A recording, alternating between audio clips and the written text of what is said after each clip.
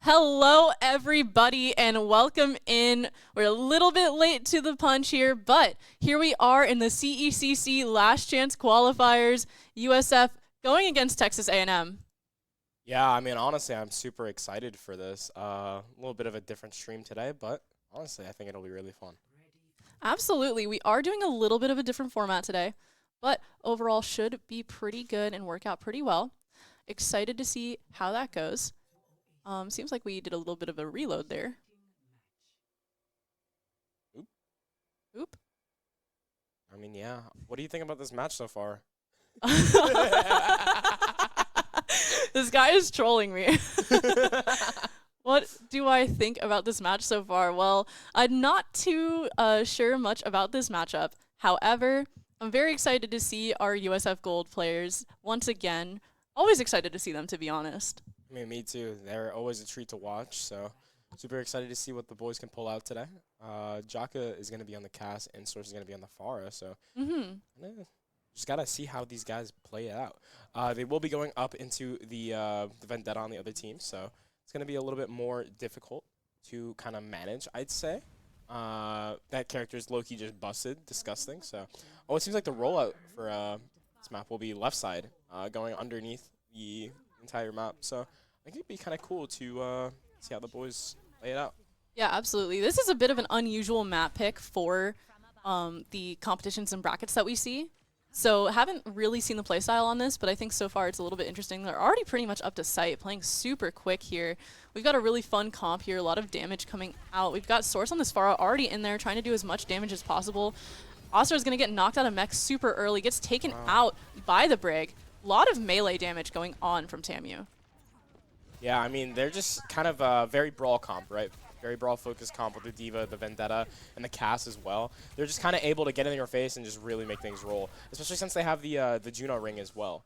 Yeah, absolutely. That just gives them all of that momentum to push forward and get up in everyone's faces, and that's just going to work out very, very well. Hakaranda's getting some good hits here, but they're going to back out of that fight just a little bit, trying to group up with the team here and get a good timing. Take some great damage off of Juno. Vendetta in a really awkward position here, but is able to get out and get some of that health back, but Astra takes them out with the boosters. Brig, one hit taken out by Source.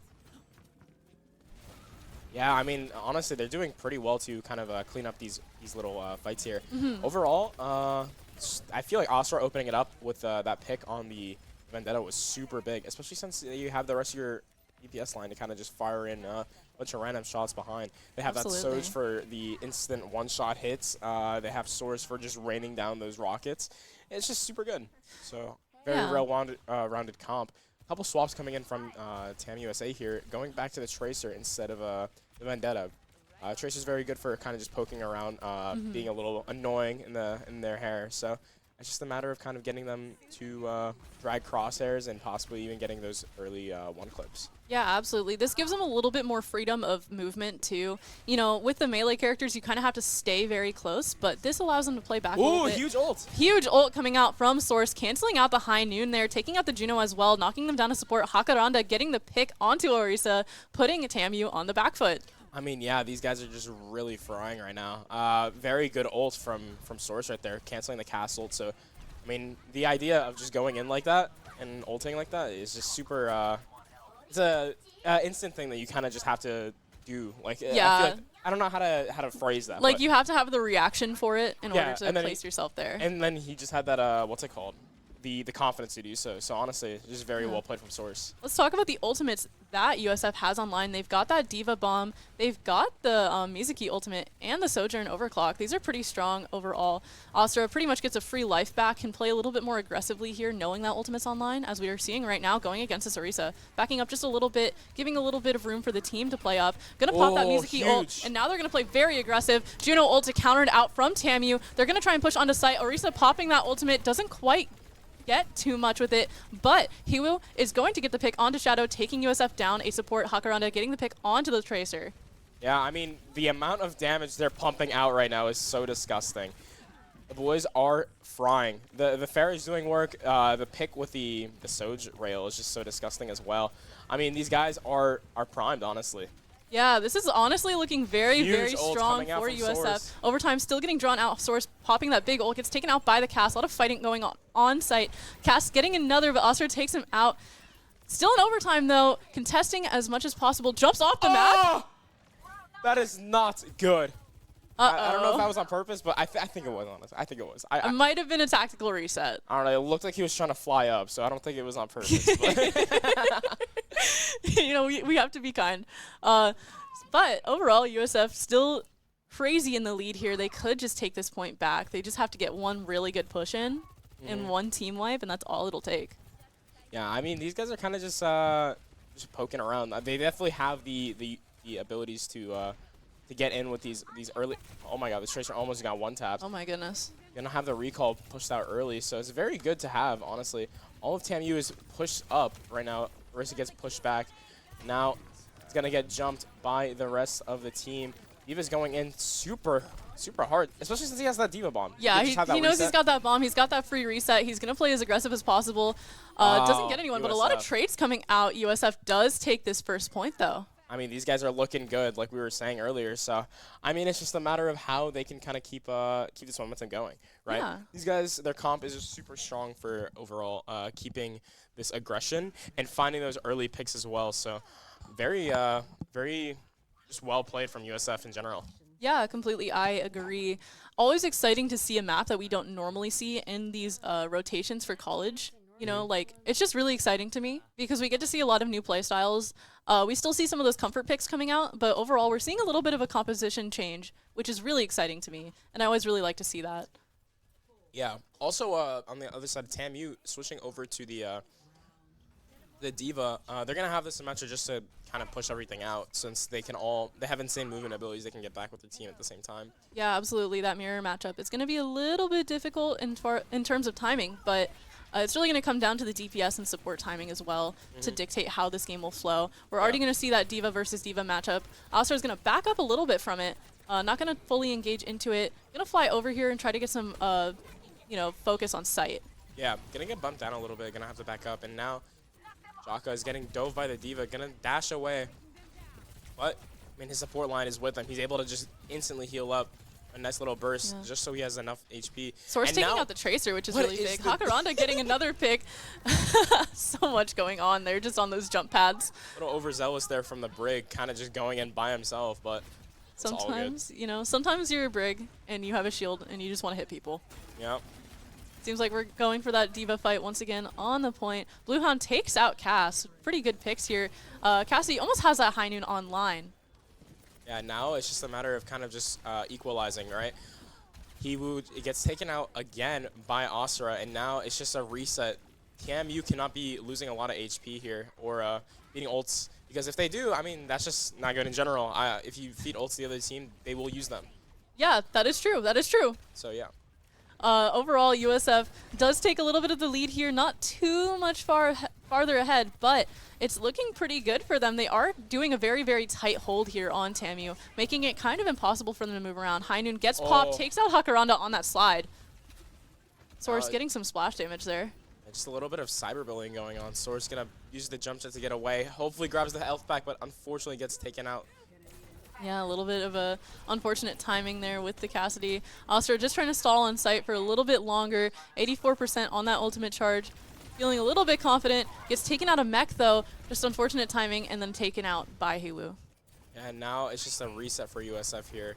Gonna lose a couple of their players, and now it's just up to TAMU to kind of just push up on the amount of pressure that they have against them, since their USF is down 2. USF though is up on all of their ultimates. They do have that Sojourn Overclock and the Kiriko Kitsune already online, which is, that's just strong in itself. Yeah. Astra gets that ultimate online, basically a free extra life. Source as well, we've seen some really strong plays, and he's in great positioning if he doesn't get taken out, but does get taken out by the Cass. We're going to see some aggressive plays into this Mizuki ultimate to try and keep that healing going on. But USF Kitsune being popped on the side of USF as well. Kitsune, a lot of ults getting popped, all the support ults, honestly. USF getting taken out a little bit, though. Yeah, USF, unfortunately, using a lot of ults just for team fight to be lost. Playbird is just doing his best to keep his keep his overzealous Brig out of harm's way, just eating every piece of projectile util that they're throwing at him. Yeah, she is a little bit eager to be in the front line. But, gotta love a confident player. Yeah. Would you rather him be scared or? Yeah. He can't have any fears. He's got to be fearless to be Overwatch, Overclock coming out, hopping over, gonna just get his entire ult eaten because Diva can do that. Crazy cancel from Source. Source getting another 2 with the rocket barrage. Taking out 3, Source! Holy moly, I missed it. Holy moly. It's okay, it's okay. We are running a little bit of a different setup today. We are also on the production side, so we are the ones picking who to spectate. So it's a little bit more fun, though, because we get to watch more of the interesting action that we want to talk about. Yeah, exactly. Get to watch my DPS players. Yay. Yeah. I went in for a little bit of a poke right now. USF just needs to stay alive. Hopefully, just get as much ult charge as possible before, and just be that thorn in the side. So swapping over the Tracer from the Pharah. I mean, he did his job on that Pharah, but just right now it does not seem it's the best course of action. Yeah, this does give Source a little bit more room to kind of move around, especially on a map that you can kind of get stuck on if you don't have the right mobility. Moonbaby is going to take out Hakaranda, though, so USF down a DPS. Have to dive up towards the high ground, but will be getting the peel of the lifetime from the other 2 players.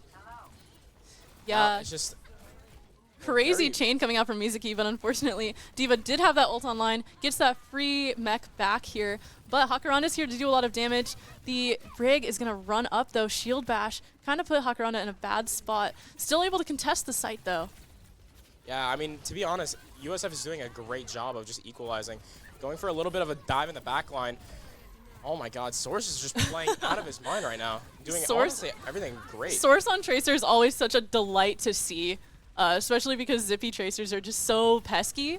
So you can just imagine TAMU is just like, focus the Tracer, You know, it's such a great stall as well. High Noon coming out in the middle of does not. No. Oh, he got that recharge. Gonna pop the ult, hopefully getting the mech back. Gonna pop on site, but now we'll be back inside of his mech. There's Overclock so coming much out. action. Gonna USF get taken out instantly, but the rest of the team is cleaning up. Now it's just Juno alive, a man on a mission, but it's not enough. USF take map 1. USF with that very clean cleanup here, taking map 1. Very exciting stuff. Overall, just great plays going on. I can move in this menu? You can move in this menu. All right. Little play of the game here coming out. Yeah, this is the barrage we missed earlier. Yeah. Actually, no, it is not. Wait, is It's it? just this little No, yeah, it's play not. from map 1. Overall, looking great. Looking great. Yeah, I mean, Source is just looking so good on this far. Just All kind right. of pivoting a lot of different pressure. Yeah, I don't know what to do now. Oh yeah, we're not used to seeing this menu. We're just gonna swap over to break. Yeah, here, we're I gonna think. cut to a quick break. We'll be right back with round 2.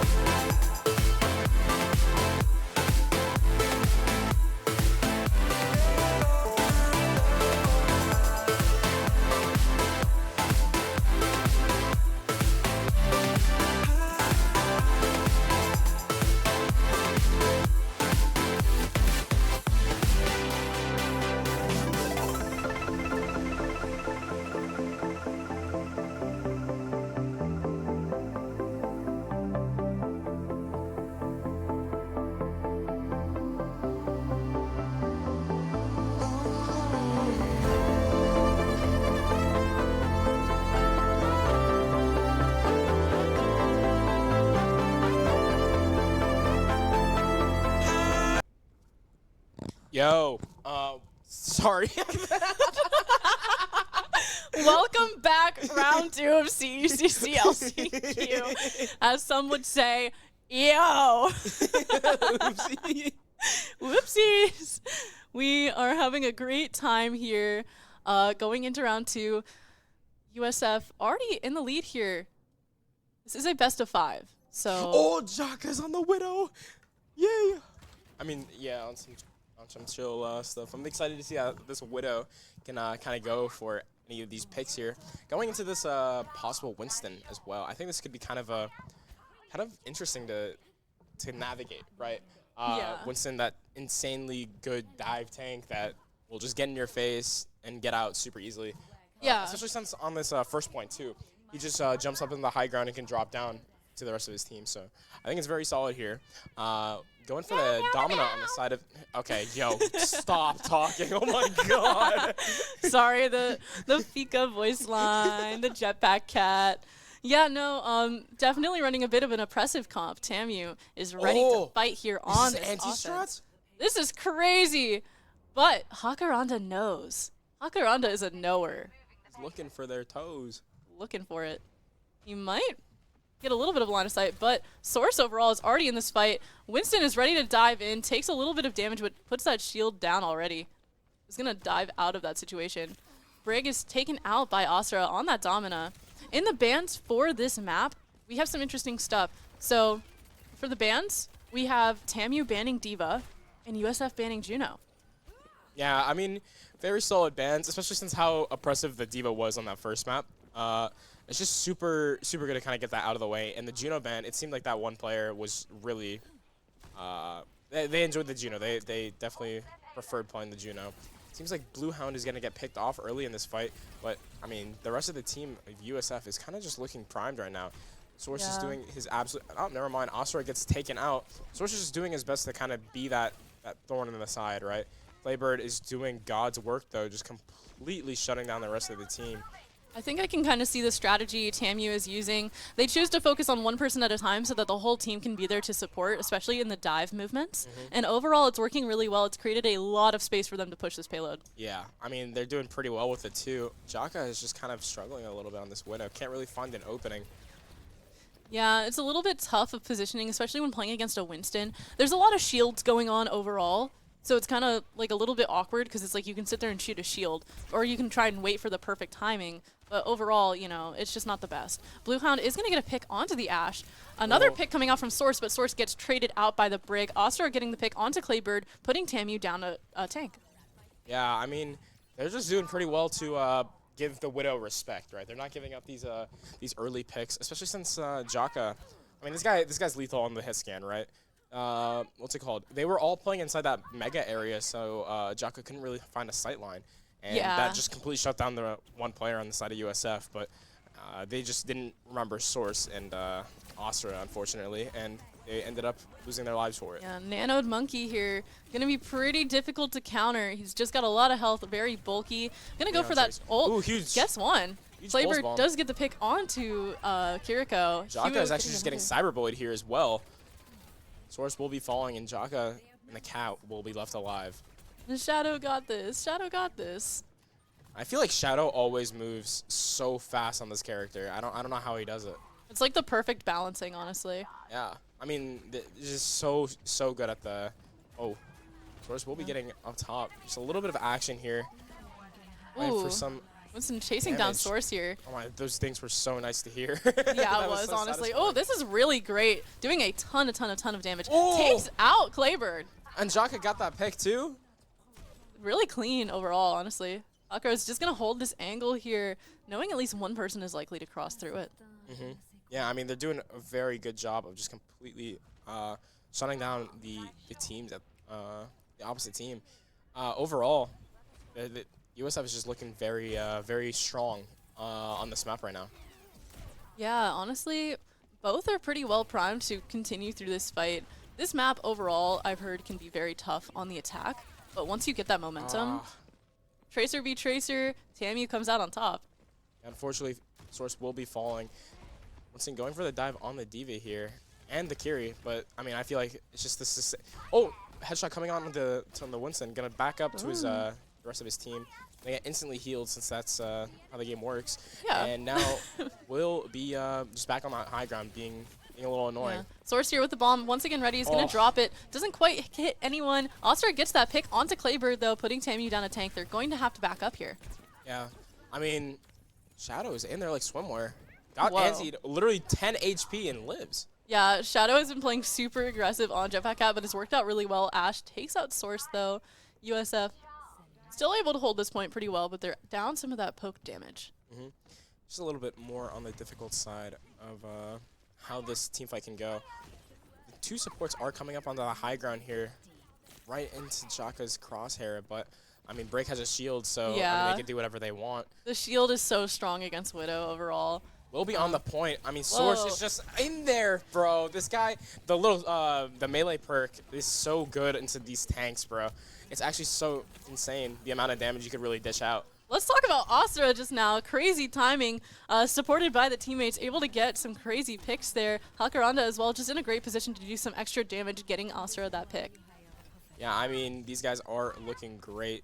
Jaka's looking for a pick on his ass, but will get dove back by Clay. Claybird is just doing a great job right now, just keeping Jaka preoccupied every single time he goes for anything. Absolutely, and that is kind of the role of the Winston in a comp like this. You know that backline is going to be pesky, is going to take out a lot of your squishies, so you just kind of have to keep distracting for now. Kitsune coming out here. Asura as well has ultimate online. The Panopticon is going to pop it here. Potential for a lot of damage coming through. Hakaranda gets the pick. I mean, these guys are kind of just doing a little bit of cyberbullying. Claybird jumps on top of Jaka and will be getting the pick onto him. Yeah, Source all the way in here, but does get taken out and punished by the Brig. Looked like Prime Brig the way he just instantly got one-tapped. Shadow gets a pick onto the Tracer, and now it's just going back into this fight here. Both supports are up, able to help out Asura, but now Winston will be getting nanoed here, and it's just a matter of playing Dead by Daylight. They need to just live from this nano Winston. The Bob comes out into sight and now takes out Shadow, but now it's a matter of playing for the second point, and now USF will fall, and TAMU will take the second checkpoint. Yeah, absolutely. TAMU in a great offense here overall, really using Winston to his fullest potential against a comp like this. We're going to see they kind of adapted to the Tracer playstyle for a minute, so Source is going to switch over to that Sojourn. They were playing, Ana and Brig together, kind of that personal bodyguard for Ana. Moonbaby does take out Source pretty early in the fight, though. Very staggered. Oh my goodness, so much damage being dished out by this this tank. Also, did you see how he lived? He was able to use the snap ability, where and he got his shields back, which, oh my god. Cat Gaming. Jumping on top of Big Cat plays. Shadow just, able to really get in there and be very annoying and persistent and then leave. Asura will be falling here. Now it's just a matter of trying to equalize. Their tank is down and so is their cast. So it's just a matter of time until they have to really hop on the point to contest. All the team is just stuck on the left side door. It's just super difficult, but the touch will come through. Shadow gets Suzu, will live barely. Panopticon comes out onto site, and now, oh my goodness, the equalization that USF need. Jaka takes out 2, and Asura takes out 1 with his Panopticon. Moonbaby jumping out from high ground will be dropped. And now Corporate needs to live. This is insane. 17 seconds on the clock. TAMU might not be able to regroup for this stall, but they might be able to send this Tracer all the way back around. Yeah, he could definitely go for the touch here, but it's just a matter of getting this momentum going. They do have both support orts online on the side of TAMU, but Tracer going for that push. They have the high noon if they do choose to go for a little bit of stall. Ult comes out. Jaka takes out a player. Will be ulting. Oh, grapple does not come out. Kitsune onto the site, and now it's just a matter of playing for this damage. Bob comes out on the site, and now it's just Asura and the cat will get stuck, and USF will fall. TAMU takes checkpoint 3. That was honestly so many colors on the screen right at the end there. I honestly couldn't keep up. That's just kind of like how that overtime fight goes. You're just putting everything into it at all times, and it works out for TAMU. Yeah, TAMU were just looking very good on that Winston, right? That Winston was so oppressive, as well as the just general damage they had. The backline of Doom, as they call it. I mean, this guy on Brig was like, y'all ladies all right? every time the Ana got dove by Tracer, and it's just completely shut down all of Source's momentum. So it's just a matter of how USF can kind of get back into this game here around the rest of their team. Yeah, for sure. Overall, you know, TAMU has shown that they can adapt to USF's playstyle. So they're going to have to get a little bit more creative. They're going to recombine a little bit, change their team comp. They're going to switch over to that Emre play on attack. Yeah, it seems like they're going to stay on the Ashe as well. Emre is super solid. I think that character is actually it's kind of sleeper, I think.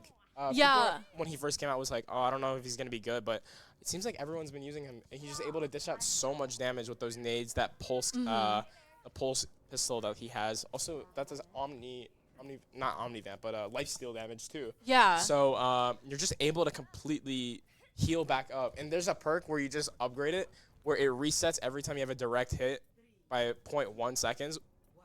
And it just makes it so you can actually just fry a tank if you can keep your crosshair on them. Yeah, for sure. I think he has a very particular playstyle, but it works very, very well for some players. And we're hoping to see that in this game here. Astra is going to go on the offense here, brought up by Shadow to play some very aggressive plays against the Winston in this little segment here.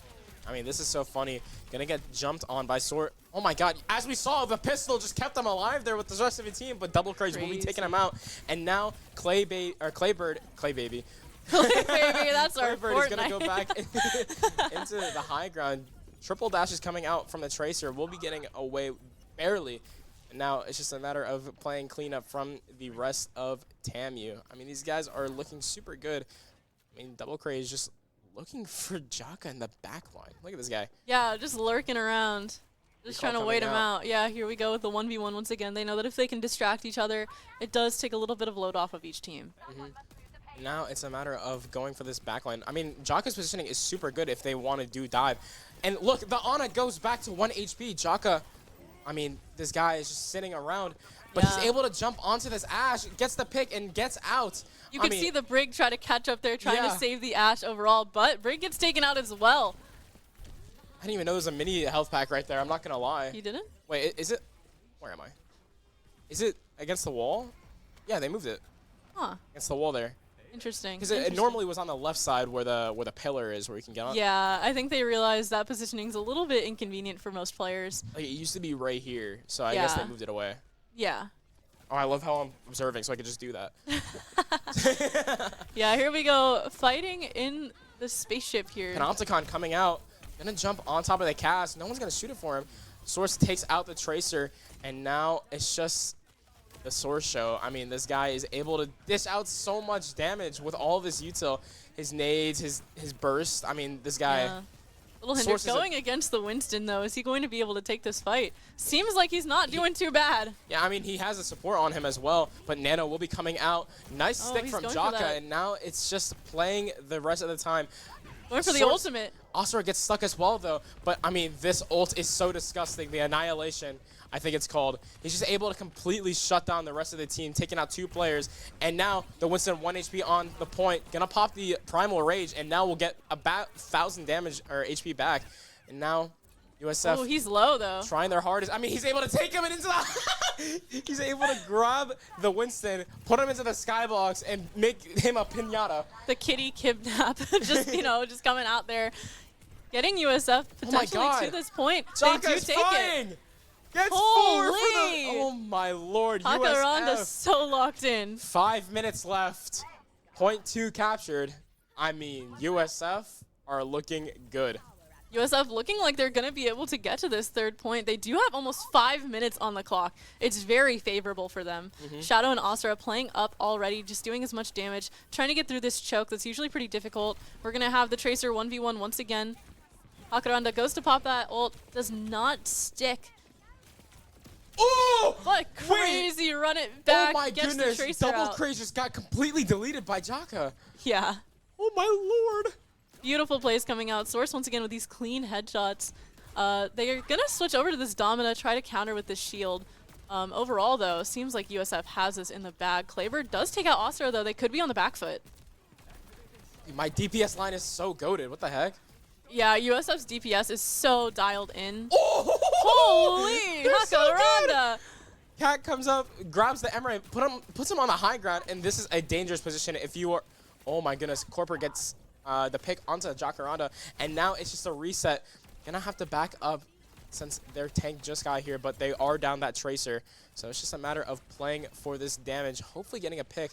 Source gonna pop the ult as well, just gonna be raining down this damage. Suzu comes out to save Claybird, but will be stunned on the high ground. Panopticon comes out, gets the backline, and now it's just a little bit of High Noon coming out as well.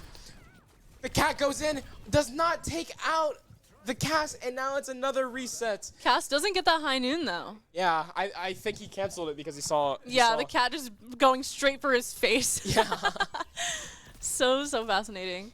Yeah, no, USF really playing very well though. We're gonna see Astra switch over to that Ramatra. I think that's gonna be a good counter, to be honest. Yeah, the Ramatra I think is pretty strong here, especially since you can kind of just go for more of a brawl play style and just punch them in the face. Yeah, absolutely. Ramatra's just overall really great playing into shields of any kind. We're going to see that Kitsune get popped. Counter Kitsune coming out from TAMU. They're really just going to try and play up here, but Panopticon comes out from Claybird. Claybird takes out Astra. Huge plays coming out from Shadow. Unfortunately gets taken out by the Cass. Cass getting another. No more supports online for USF. Wait, but... Wait. How is Jacaranda still alive Wait, this guy is in... The back cap? There's potential. No, he can't back cap, but he's definitely looking to set up a play right now. He stays here for the rest of the game. No, he definitely can. Jaka is just in a great spot right now. Gonna jump onto the Kiri, baits out the Suzu, and now we'll recall back. Another Tracer 1v1, but Cass will be ulting. Astra will fall, and now the rally will be popped, giving everyone a bunch of shields, and Jacaranda will fall as well. Earlier, I called Kiri Kitsune just because I'm so used to only seeing her when she ults. I get it. Yeah. Seems like USF is really stuck on this choke, though. This corner here is just very tough to get out of. Yeah, I mean, these guys are just looking really good right now on this hold. Basically held for 3 whole minutes. 1:47 left on the clock. Moonbaby gets taken out by Astra, and this is the momentum that they need. Astra will be popping the Nemesis form, and will be just holding the right-click button, keeping that space while the rest of the team has to back up due to his aura. Yeah, you know, it also helps them push the payload forward, get them out of that little choke here, and now all they have to do is play very aggressive and get some of these picks out. Overall, we're going to see, The Annihilation gets out, but Moonbaby takes him. Annihilation's Ramatra's ult. Pulse gets misses on the player, and now Astra is just stuck. Another minute on the clock. They're going to have to reset. Supports are low on the side of USF, but it's a matter of the wipe, and now USF have to reset for another fight. Yeah, we will see that they do have a minute on the clock, a little bit more favorable. You know, it's not impossible. Jacaranda's going to switch over to the Cassidy. Probably going to try and do a little bit more damage, you know, now that they've got that high ground positioning going on. Yeah, Annihilation is online for Asura, but he does not know. Oh, no, Source gets jumped by Double Craze. And that will just completely shut down that push. Kitsune Rush comes out from the side of TAMU, and they're going to just have to back up and respect it. Hopefully playing for their player to come back. But Astra stuck in a room by himself. Astra in the worst position imaginable right now, being kept alive. He can live. But he Annihilation comes out with the Kitsune Rush. As well. So many buttons are being pressed. We are seeing colors, shapes and colors on the screen. They're going to be able to touch here, but are they going to be able to push it up? Beat comes out as well. Brig pops that rally. Astra gets the pick onto Claybird. TAMU is down a tank here. Astra gets another pick onto the Brigitte. But now it's a matter of cleanup. Astra is just going to be the front line, just completely shutting down the rest of the team. Moonbaby put down a 1 HP, but he's going to keep punching. Punch. This guy's playing freaking Mortal Kombat right now, just doing everything he can to keep these combos going. High Noon coming out from the side. Does not really hit anyone, but he gets that kill on the Tracer. Moonbaby getting that trade, though. USF in overtime here, doing as much as possible. Lucio, the only one on point at this current moment. Source gets taken out by Moonbaby.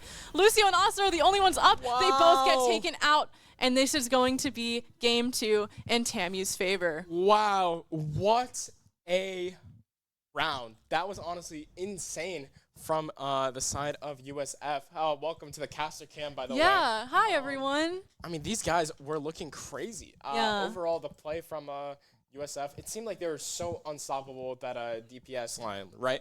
But the 5-minute hold that just happened from TAMU, you cannot discount that. They found every single opening that they possibly could have gotten early on, which made it so USF could not get a full team fight, and overall just shut down the rest of the team. So Yeah. I mean, they're just able to scale through and completely make it so USF just crumpled in the last bit of overtime. Yeah. Honestly, this is probably one of the easiest maps to really stall out to the absolute last second, and we really did see that in this game. This was just a very long game, but overall, just great plays from everyone. Super hype. That last point was just insane, like shapes and colors, and everyone's doing everything, and it was just so awesome overall. Yeah, I mean, our team was looking very solid, but TAMU looked a lot better there. Able to just hold everything with the positioning that they had, that high ground. I mean, that's why it's so good, right? You can hold due to that high ground. You just have your DPS just up there raining down all these bullets, and now it's just a matter of time for USF to hopefully get back into this match. So yeah, stay tuned. Oh, actually, are we just going? We don't really have a lot of time. We are a little bit behind schedule due to some delays, so it seems like we probably won't be going to a break here. So we can just keep talking.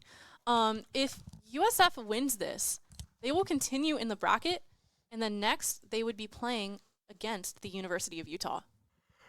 Sorry, I'm yawning. But yeah, sorry. That's not supposed to be any sort of disrespect. I'm just really tired. But yeah, Utah, I think they're a pretty difficult school to beat, especially since they had that bye the first round compared to us where we're playing right now. So they are, what's their seed right now? They are seed number 3. Yeah, so that's a little bit of a difficult match, I think. Yeah, to give further context, USF Gold is currently seed 14. So this is a crazy bracket, to be quite honest. This is going to be a challenge regardless of who proceeds forward into the bracket. Yeah. You know, best of luck to either team, whoever ends up on top. This is going to be a tough matchup. Yeah, I agree. I mean, USF can really, if either team, TAMU or USF, go to the next one, if they do end up winning, that is a crazy upset. So it's just very difficult for things to get it rolling overall. So, I mean, just a matter of what we can see from the boys, and hopefully they can also show it in the next match. Yeah, absolutely. I mean, USF has been playing really good. TAMU as well, surprisingly well.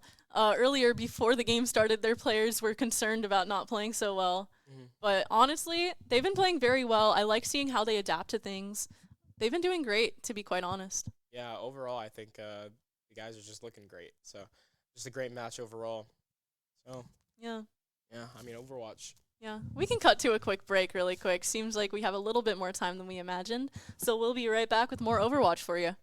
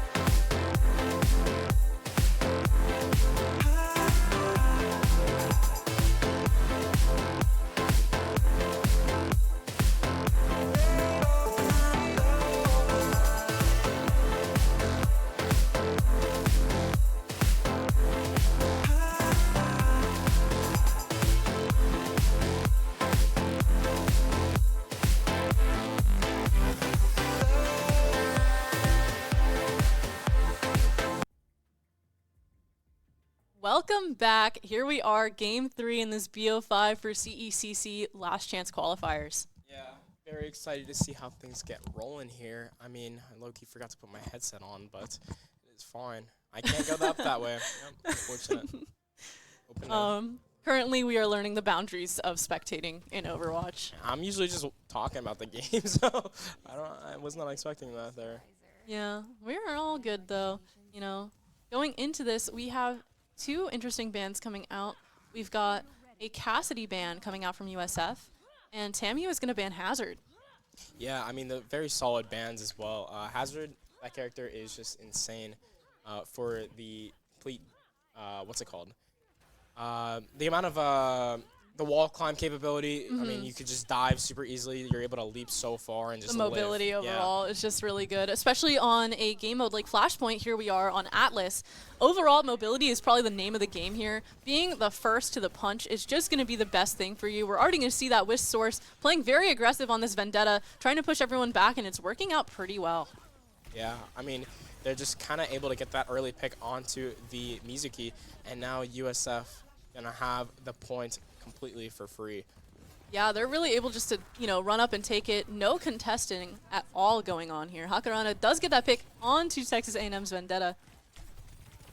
Now, just going for more damage, possibly getting a pick. Yeah. You see the two players in the back line.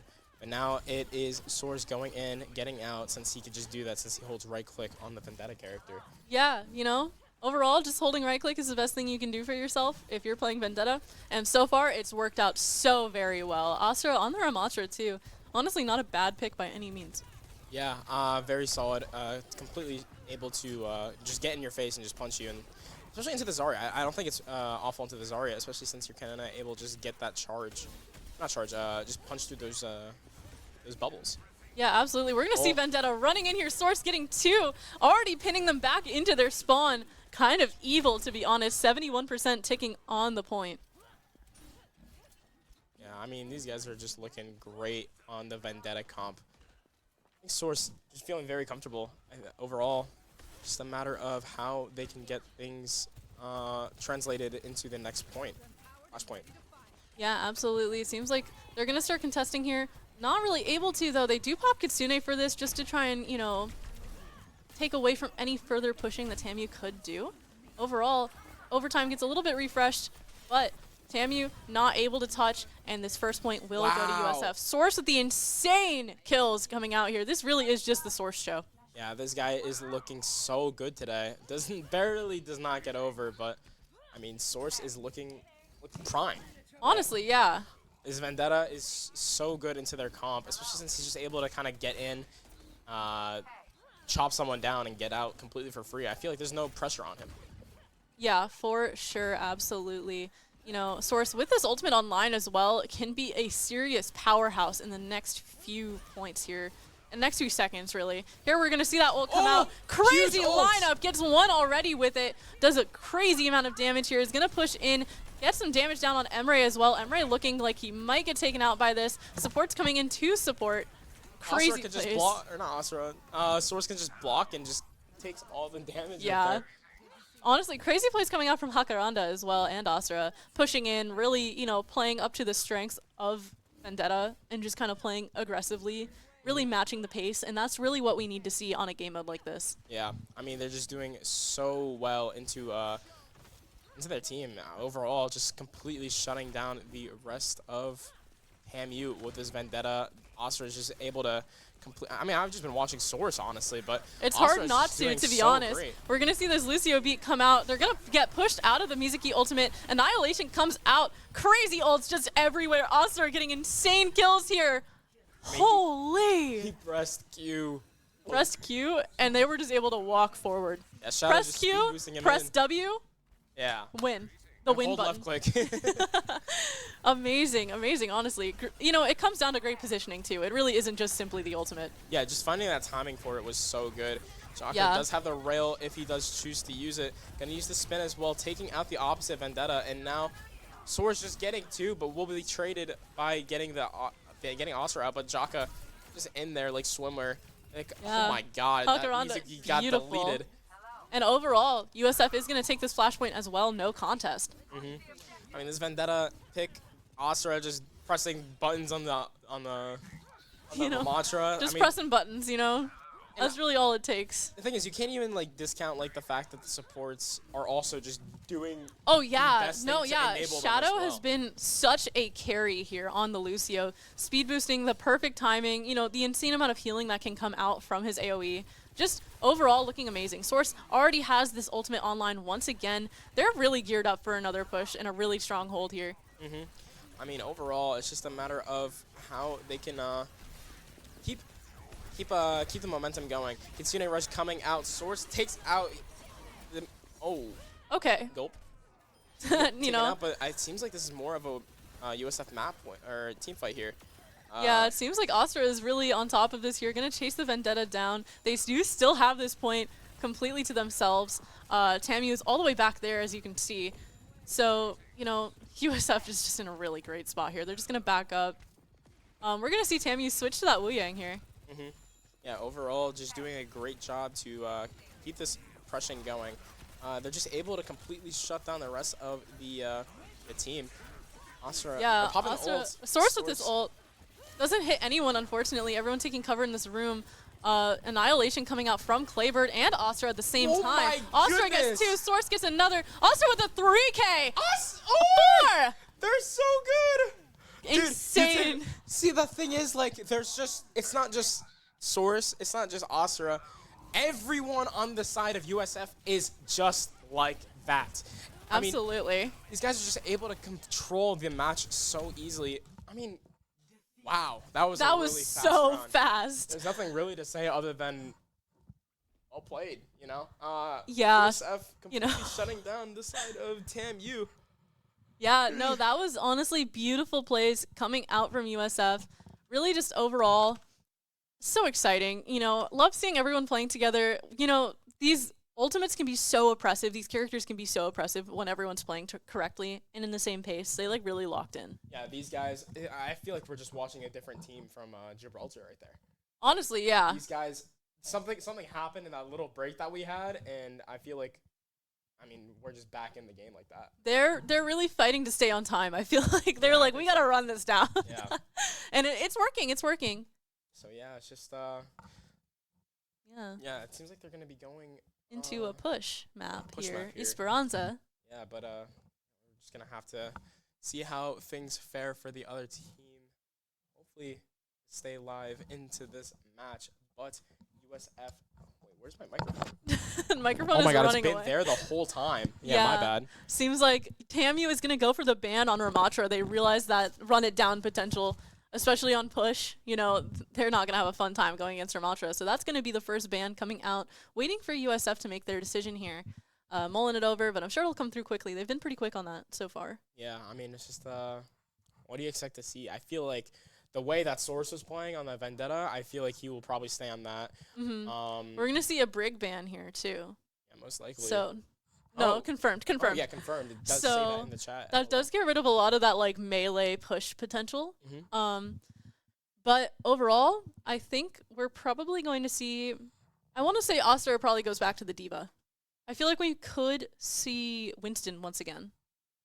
Yeah, I think the Winston could be very solid into this, but honestly, I'm not even sure. I feel like, yeah, if Diva's up, low-key, maybe just playing that. They did ban Ram, so yeah, the Diva is just a great pick here, I think, for Asura. Asura very strong on that character. So, I mean, overall, kind of competing to see how things roll out here. 23 seconds on the clock until we could see what they do choose. But, I mean, Esperanza, great map in general. I do like how what's it called? On these push maps, the momentum is such a huge factor on these maps. It's so crazy. Because if you have your tank kind of just pushing through, taking that space, you're just able to completely dominate the map, right?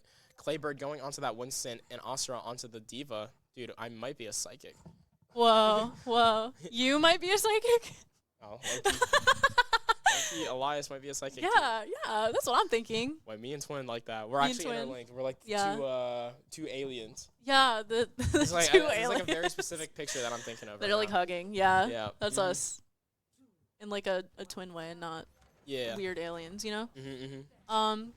Yeah, but overall, we're going to see more of that kind of aggressive push. A little bit more into the usual comp for USF Gold, but always excited to see this. Astra and D.Va is always a fun sight to see. We're going to see they're already pretty aggressive, already meeting up with each other here. Astra just going in right now. Kind of keeping that space, but Source will be pushed back by the Tracer. Source in a really bad position here. Might get taken out. No, he's actually able to stay alive. And Claybird gets punished for it. Oh my goodness, Amazing. The way that the supports can press buttons and just completely heal someone up to full HP is so good in this game. Yeah, honestly, you know, just gotta love supports. Gotta love Lucio, Kiriko, just singular Suzu. Hakuranda with the 3K4! Oh my gosh, he's nasty. That was beautiful, honestly. I can't even comment. Like, that was just amazing plays coming out from Hakuranda. Yeah, I mean, this guy is just looking super strong on this Tracer. I mean, honestly, it's fair on him why they swapped around, right? Yeah. This Tracer, if he's feeling himself on Tracer, you're going to want your Tracer to feel himself. So, I mean, just get on in there, especially with this D.Va. You're just able to do so much. Look at this push. I actually love this so much. Getting free push onto the bot, and now it's just a little bit of a reset. Gonna get the checkpoint in literally a minute and a half. Actually, less than a minute and a half. I mean, these guys are looking primed the way they're playing around. Yeah, honestly, this is looking really good for USF. They're already at the first tick, basically. TAMU is going to be able to retake, but clean pick coming out from that Source. Right click takes out Double Craze. Also, they're getting a pick as well. No more DPS online. Sagaranda really just getting in there and then recalling out. Just honestly great. These guys are looking so good. Claybird is just going to have to back up, but Source and Jacaranda are on him. Like, yeah, Astro's going to play aggressive here, has that ultimate online, really just playing with that confidence. Gets a lot of damage down, but it does get healed back pretty quick. As we said, it is Overwatch. Overall, you know, Hakuranda with this ultimate. It's not as bad as Rivals. Oh my goodness. Oh my goodness. Thank God we don't have that game. Rivals, you blink and everyone's healed, and it's just like there's no fight going on. I don't even think DPS are in that game. There is no such thing as damage, it's only support. And they're going on strike, apparently. Going in. Also, yeah, honestly, playing super aggressive here. The Winston shield is going to stop a little bit of that push. But overall, you know, he's looking pretty primed and ready to take on this fight a little bit closer. Yeah, just going to have to back up. Jaka is going to fall. And now D.Va inside of USF. Astra is just going to be in this back line. In these buildings, just playing around, flying, being that nuisance, kind of just filling in for that Tracer. But it's like a big Tracer. Yeah. Source has that overclock online. You know, just trying to do some chip damage here. Gonna let oh my goodness. Astra push up, goes through the Kitsune, gets taken out of mech, but is gonna... Honestly, did not pop the ult in time. Gets taken out by Wu Yang. And Jaka will fall too. Honestly, very good adaptation from TAMU to kind of just turn around and single out Asura immediately. Shadow will be staggered back towards the other spawn just immediately. They do have the 4 ults online on the side of USF. So when they do get that that next fight chance, they're just able to kind of press buttons and really win this coming up. Jaka takes out Double Craze on the Tracer, and it's going to be an opening. Yeah, this is a really great time. Overclock going to come out here, allowing USF to push out, play really aggressively. You know, Winston on the flank here is going to do a lot of damage, kind of offset some of that potential. Gonna pop Primal just to stay up a little bit longer. High Noon getting popped by Moonbaby. Does not hit anyone though, gets eaten by Asura. Asura takes him out. Very nice beat as well, completely saving 2 of his teammates. That very well timed, so the D.Va can dive in without worrying about. Crazy picks from Source and Asura there as well. Asura on the 2K here, really just locked in, playing aggressively. Gonna play into the shield, takes out the shield, takes out the Winston. Shadow with the boop. Anyong. Anyong. I'm LARPing. That's how D.Va says hi. It's true. It is true. Yeah, how it's D.Va just moves. A matter of how USF can close it out here. 5 minutes, 40 seconds left on the clock. So much time on the clock, honestly. I'd be really surprised if it didn't close out here. They do have the Kitsune Rush coming up in 10%, but TAMU has it in 20, so based off the timing of old tempo, I mean, USF just have They're going to pop that Kitsune, and they're just going to play aggressively here, running in to the cast, trying to take him out because that's their biggest enemy right now. Yeah. Asura gets that pick. They're going to push back here, focus on the Winston for a minute. Huo takes out Source, but 2 picks coming out from USF, putting TAMU on the back foot, another support down, and it's just Double Craze left online. They're going to push the bot up, and they're just going to have to hold this spawn right here. And now it's just a matter of time for TAMU Just trying to body try block a little touch, bit here. but they will Kitsune be moved coming up. around, tossed and turned like a salad. USF taking this series. These guys were looking so good, honestly. I mean, that's exactly what you need from your team, right? These guys are just able to completely fry the opposition, take over, and now they will be moving on to the next match. You know what's really exciting, though, for us? We get to go watch some Valorant now. Like right now. Like literally right now, we are going to transition over to Valorant. So we're going to cut to a short break, and when we come back, we'll have some Valorant gameplay for you. Stay tuned.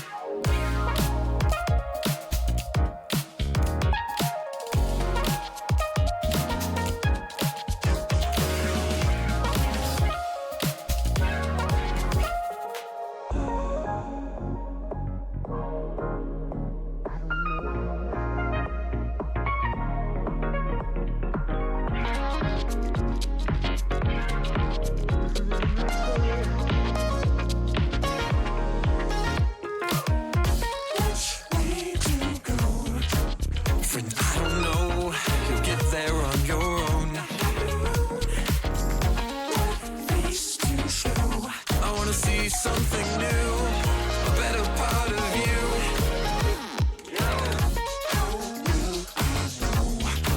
You feel it in your soul, a leap from head to toe. I'll go just alone, scratching my mind. I gotta keep asking why. Stop telling me all the time everything will be fine. I can't stop scratching my mind. I don't know.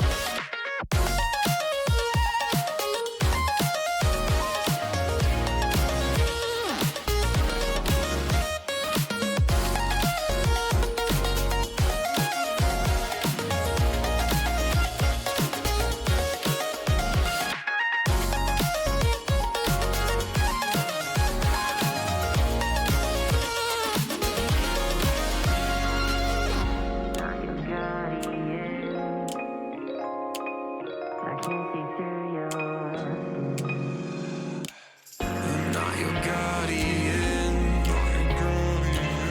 I can't see through your skin.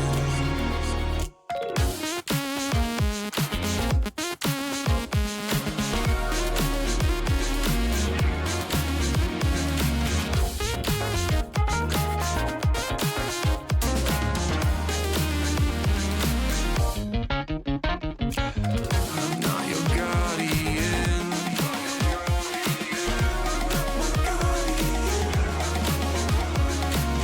I can't see through your skin. Can't see through my skin.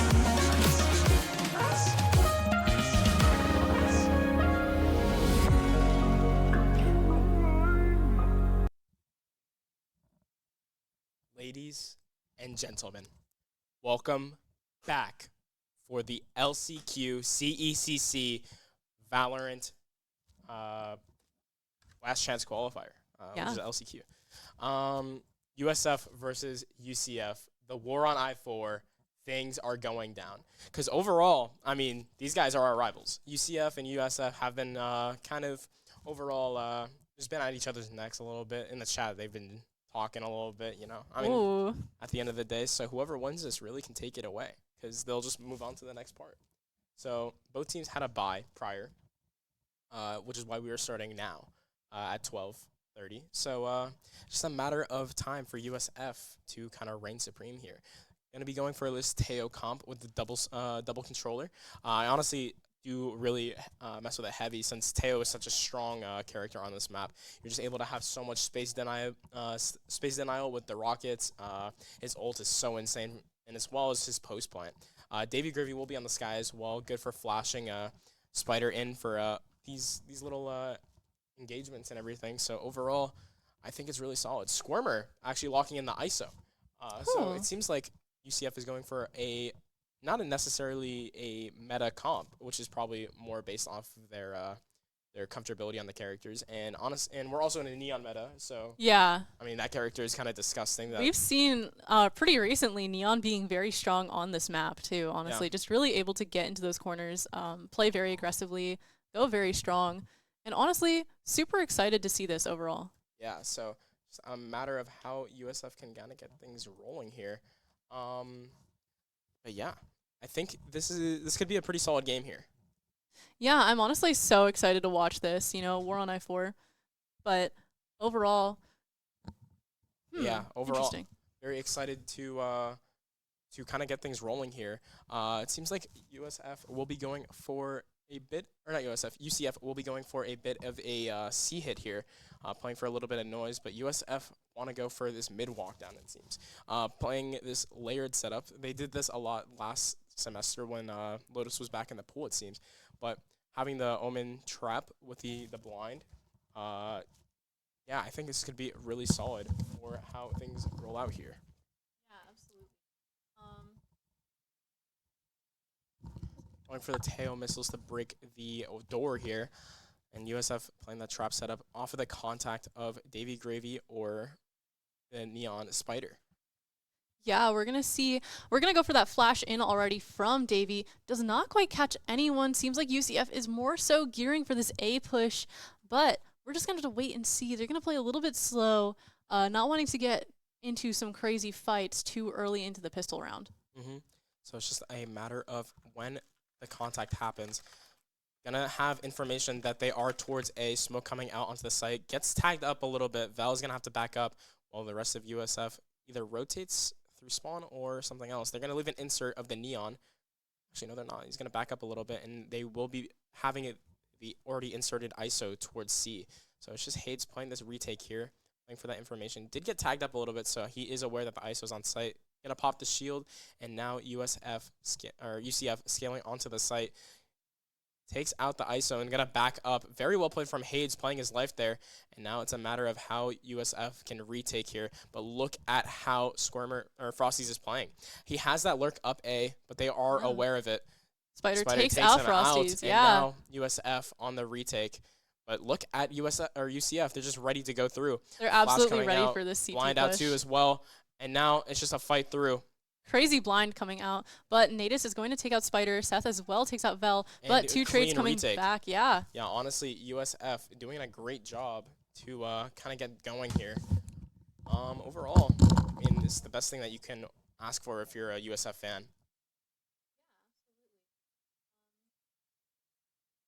Yeah, overall, USF having that momentum on that pistol round is super strong since they can just buy up and have whatever weapons they want.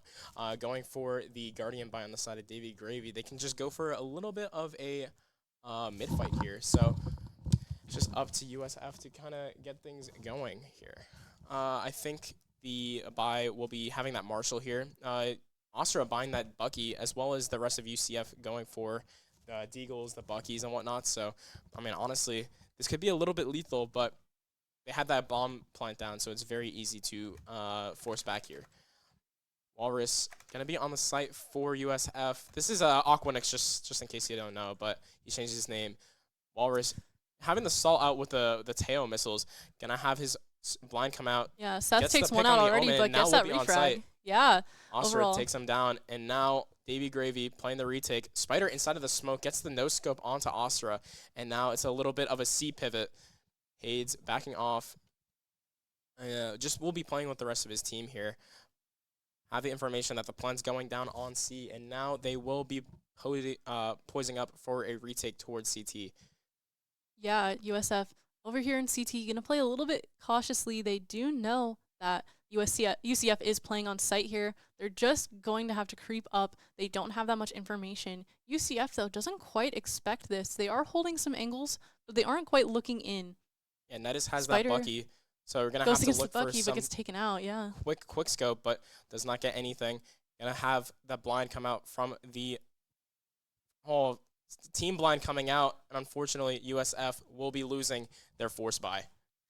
Yeah, overall, USF kind of in a tough position here, unable to win this round. It's going to be a little bit difficult for the rest of the game, but they'll be able to get through this, I'm sure. Here we go. Audio is back. Have audio. Yeah, a little bit of difficulties, but we are back. Thank you for your patience, everyone.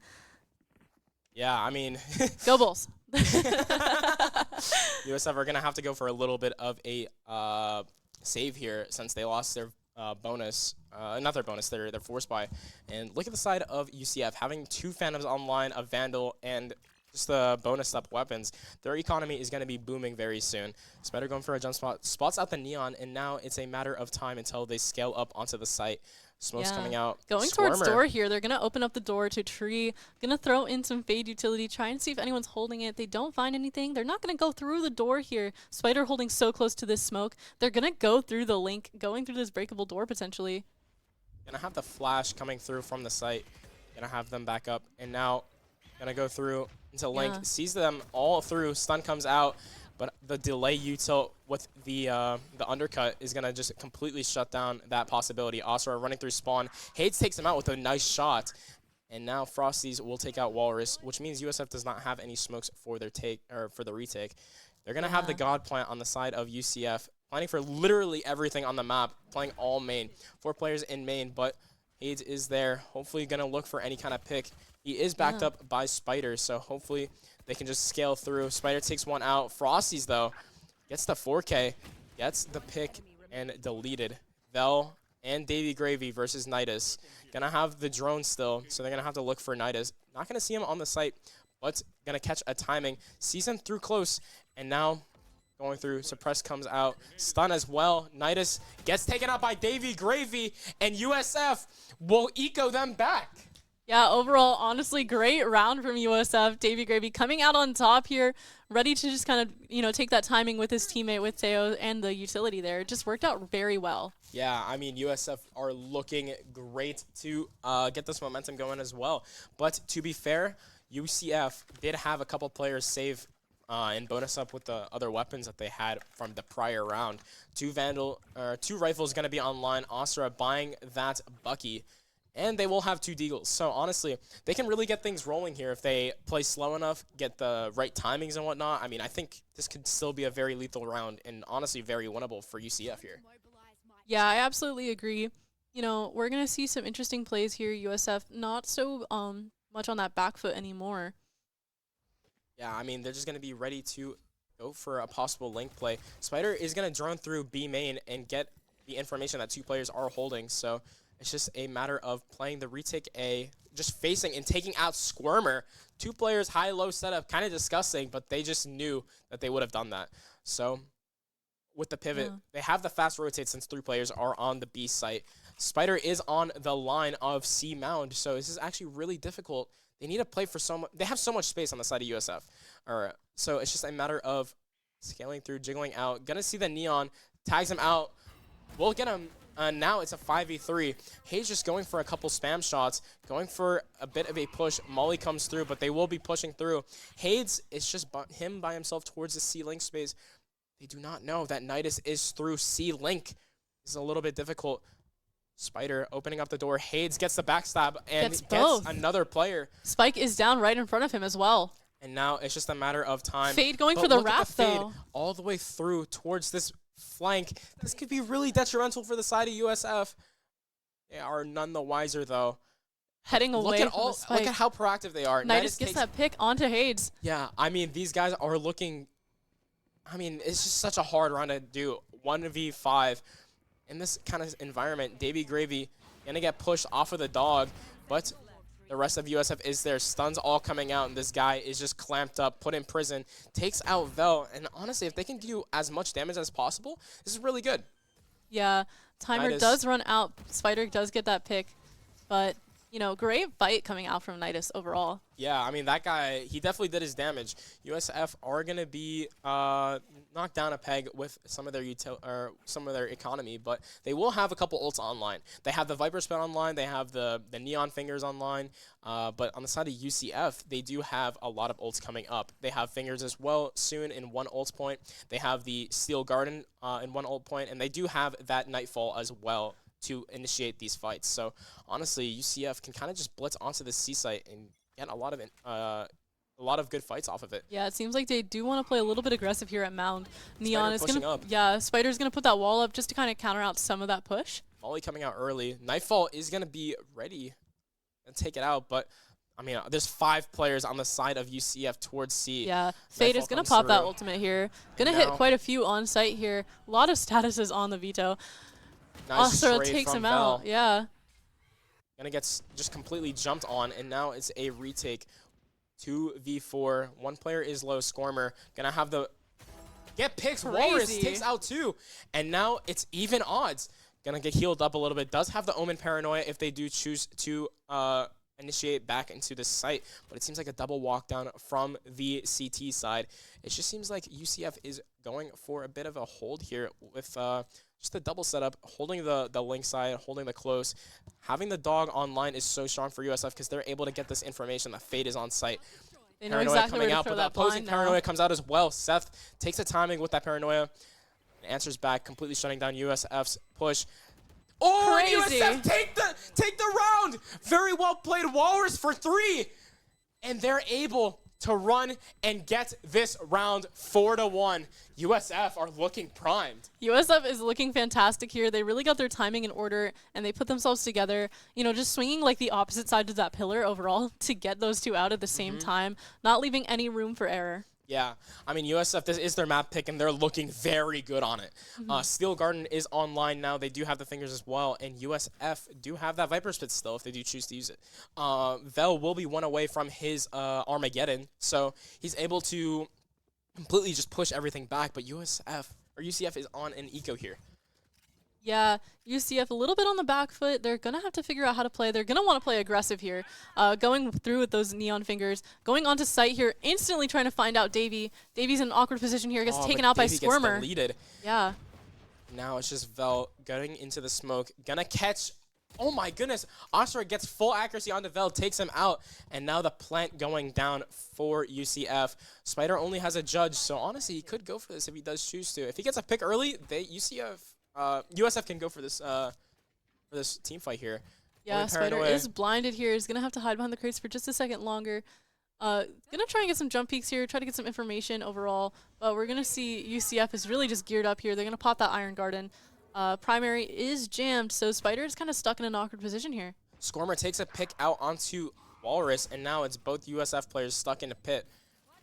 Yeah, absolutely. Spider going to dash in, get that pick onto Frosty's. Great. It's not clear default. Does not clear. Oh, and Seth gets the pick onto Hayes with a nice transfer. I mean, USF gonna be losing that eco, or their force buy into the eco round, and honestly, this is not looking too good. Vel will not have a weapon online. Possibly gonna ask for a buy from Spider here. Yeah, gonna go for this judge buy, and USF will be going into another. This battle is kind of detrimental if they do lose it. UCF have the economy to back up this team, this round win. So just a matter of how USF do decide to play it. Spider has that Spectre online if they do choose to use it. So it's just how things roll out. Yeah, a lot of utility coming out onto B site, Vel causing gets the early rotate. Vel does get grabbed in the ISO ultimate, gets taken out by Squirmer with a headshot.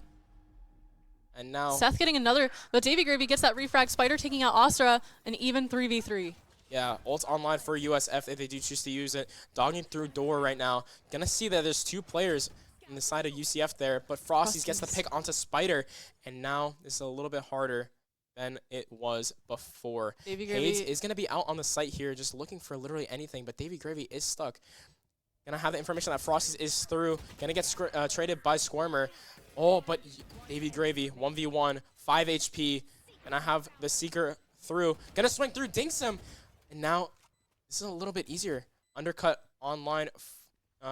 Just gonna have to tap the bomb. Gonna count down, gets the half, but Squirmer peeks at a great time with a crouch peek and one-taps Davey Gravy for the round win. Absolutely. Honestly, great timing coming out from UCF's players. You know, they did get taken out a little bit by the Sky. Like, that was crazy. You know, Sky's utility can be really strong, especially in close quarters. The amount of information that you can get just from a blind alone is really crazy. But the timing with ISO really just worked out at the end. Yeah, ISO just played that really well, that post point. His team did fall in the door, but he was just able to just secure the round, taking out Hayes, and honestly just securing the round in general. So, and this guy might be goated for a reason. Spider, yeah, absolutely. Pushing up a little bit, does have the ult online if they do choose.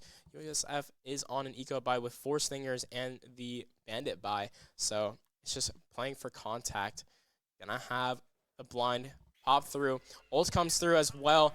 Yeah, gonna go for the neon fingers here. Takes one out. Oh, he gets getting undercut. out the neon, but gets undercut. Walrus getting a few kills here as USF. well. Holy, USF locked in.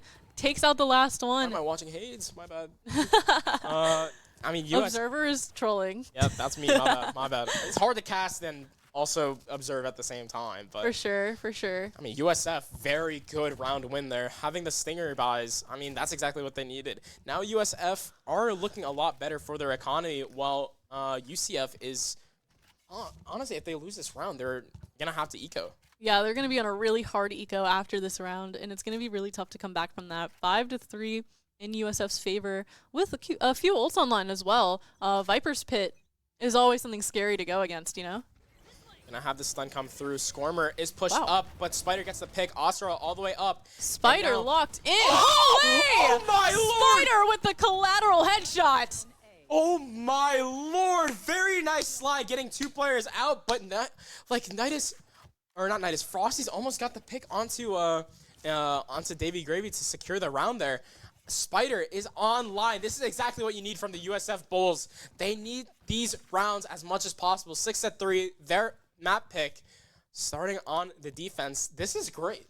That was an amazing play, honestly. Steel Garden online for the side of UCF if they do choose to equalize their weapon buy. Asura does have the force by the Phantom going for the light shield, but there's a lot of information. Spider already getting a just got pick. A delete. Control Alt Delete onto Asura, and now just resetting onto the site. They have the numbers advantage. They have the weapon advantage. They just need to play a lot safer. They can definitely play with this range as well, knowing that UCF is going to be on the back foot here. Frosty's kind of playing here, parallel to Seth. Going to peek out, meets Vel for a second, but Vel jumps back, doesn't take any damage from that. Off the door open, they just went for the slide through, and now Walrus playing towards the B site. Gonna have Vel there to back him up, but a lot of UCF are inside of this door, and Skormer's up towards B main, so they do have the control. Plant going down, gonna dog through, clear anything out towards Mound right now. Doesn't see anything, so they do not have to worry about it. USF just need to retake this. Very nice paranoia coming out to stall out USF's force through, but I mean, Walrus is in a little bit of a pickle. There's 2 players on the side of Heaven. He needs to just play his life right now. There's so much map space that UCF have. Blind comes through, and now it's just the retake. Could swing through the another door. swing coming through. Spider Swing getting through some the- picks, but UCF really geared up there, but gets taken out by Vel. The boys are back. USF are looking so clean on these retakes. I mean, that was so difficult, honestly. Yeah. The one thing that they had was the weapon advantage, and UCF had that space around the map. They only had link control. Hayes got the reflank onto Skormer there and was able to completely shut down what he was doing towards main. So, I mean, the boys are looking good. Half shields coming out from the side of UCF, going for a little bit of a save. Not save necessarily, but Seth will be having enough for next round if they do need. Asura will be forcing up.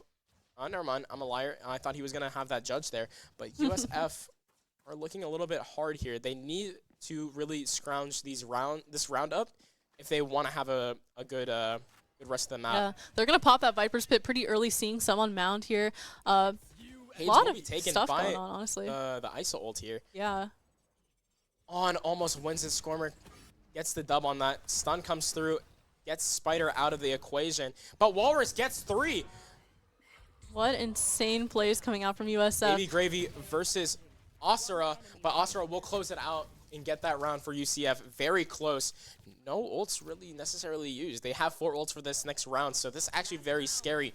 USF only really have the Omen ult and the Fingers as well from Spider. They do have Vel's ult online in 1 though, so the Annihilation could be really good for the retakes, for taking a fight, and honestly just in general, I mean, just cutting off, hits in general, too.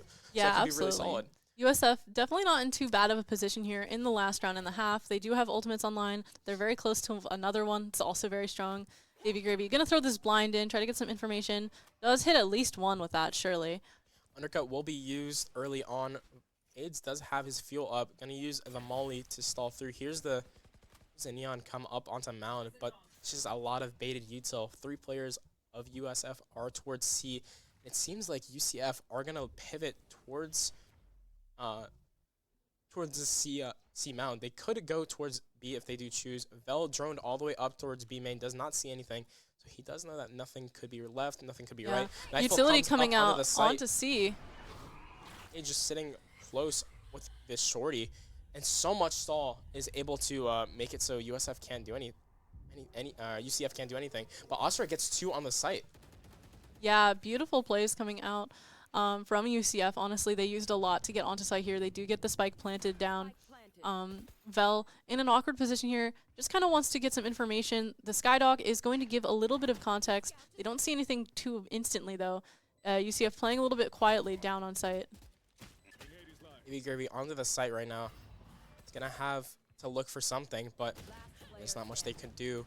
1v5, Vel does not get any, and UCF will make it a lot more winnable for them, making the map 7-5. Yeah, a little bit unlucky for USF, but here we go into the second half. Anything could happen here. We'll just have to see how attack goes. I mean, honestly, they do have a pretty decent composition for attack. Yeah, for sure. I mean, that Teo is just able to, for example, I don't know if you can see my cursor. I'm almost positive you can, but the Teo can just throw the mollies onto Ping here and then onto Bend as well to completely shut out any player that's playing on site. He can also do it on the chokes here on the retake for floods, anti-floods on C. I mean, you can do the same towards A, here. You can just clear so much, drop as well. Same with Heaven as well. So, I mean, it's just very strong to have the tail on this map. That's why USF kind of just pivot for this character. Gonna hear a lot of util come out from A main. Undercut comes through, and Hayes just gonna be playing for this lurk role. Having the wall up, but look at Asura. He's pushed up all the way on the wall here. And now USF gonna want to trip this wall. They can't. Davy Gravy just gets spammed up all the way down to 1 HP. Team blind coming through. Spider will unfortunately be eating that bird. Yeah, USF gonna push over to Mound here. Davy Gravy contemplating using the dog, but maybe wants to hold off for just a second. Gonna check on the flank really quick. Paranoia coming out, hits Spider. They do have the information that the Omen is close by towards the water. Just gonna be walking through, but Squirmer, I mean, this guy's gonna spam him all the way down to 1 HP. Davy Gravy does have the heal if he does catch up to his teammate. Gonna dog through. Actually, no, it seems like they're gonna be playing contact here, but UCF do have an idea of what USF is doing. I have to back up all the way. Heal coming through. Gonna get Spider all the way back to full HP. That's the power of that Sky full util, right? You're just able to have all this utility. Gonna have the dog as well. Gonna dog from all the way up into the site. Spider gonna be pushed up. Paranoia coming through. Stun back site as well. But Squirmer is gonna be towards drop. Astra takes out Spider. And now it's a matter of how USF can kind of pivot around this. Gets the pick onto Nidus. Squirmer gets a pick on the Davy Gravy. And now it's just trades going back and forth, back and forth. Seth in the smoke right now. But Hades gets the pick. They can't Panther anymore. They changed the map. No. Hades gonna have to look for the kill here, but will not find Asura. And now it's just the map side, or the pistol win for UCF. Gets the 4K, but unfortunately, it's not enough. Yeah, of course. You know, USF, they can still win this, but it is getting close to getting tied up overall. UCF really putting their best foot forward, just trying to take this half under their belt. I mean, and they're doing it pretty well, honestly. What's it called? That read that they were going to re-hit towards A was really good from UCF, especially since there was not a lot of information. All they knew is that they probably had some kind of dog util towards Mound and cleared it out off of that. So that's why they were able to rotate early on. Undercut comes through. Going to have to back up. Hage just inside of the smoke, possibly looking for something, but Asura is sitting outside of it with a judge. So, I mean, they have this A space for sure. They do know that everyone's going to have to be it's going to have to be stalled out here. 4 players of the side of USF going to jump through. Does not find anything. Frosty's going to just pacing. Gets a pick on a Davy Gravy, completely shutting him down. But Squirmer is on the site. Has the god angle on the site. Nice, takes out Hades. And going to pop the stun. Oh, very good stun. Takes out Squirmer. And is USF back in this? 2 picks going in the way of USF, but Asura is able to just play Neon, slide in, and take out 2 players with a judge. I mean, honestly, if you're USF, you're not mad about that round whatsoever. Yeah. It's now evened up. That was their force buy, so a lot of players that's out of UCF, 3 falling. Honestly, that's really solid if you're a USF fan. Yeah, honestly, UCF looking great. You know, they're really locking in. They tie up this game. This is looking great, to be honest. I don't even know what else to say. Like, I'm happy for them. because this is just really exciting gameplay to see, knowing how good UCF's players are, and just being able to see that in this gameplay. And it's still like very close. Like it's been a very tough game for both parties. So overall, very happy with how this is going. Having a great time watching. Okay. Yeah, overall, I mean, just going to take this A main space of your USF, and it's just a matter of possibly playing the retake. They do have that judge online, so Astra, they have that wall as well. Bird coming up, going to just spam through, but Spider takes him out. Does not get any damage at all either. Spider, I mean, that is exactly what you need to get the space back. UCF are going to have to give it up, and now it's a matter of how they can get things back into it. I mean, Yeah. this is great. USF do have the map space if they do choose to go towards A. They're going to open the door, going to have the dog come through, the drone come through, going to spot out the Omen, and now just have Spider look for any kind of picks coming through. Yeah, just trying to hold some of these angles, get a little bit of intel, looking at Link to see if there's any fast rotates going on. Yeah, They're going to clear it, and they're going to go for it. Yeah, aids towards the main space with Omen, so going to have the wall, pop the wall here. And now it's just a matter of the retake for UCF. But the thing is, they do not have the weapons to kind of go for this. Scormer gets put down all the way to 1 HP.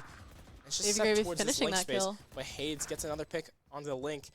Spider going to go for a fight on the Nidus, but Nidus shuts down Spider. And now it's just holding for him. Wait. That was actually kind of scary. Nidus was looking a little primed up there, getting 2 picks towards the main. But Davy Gravy going for the trade.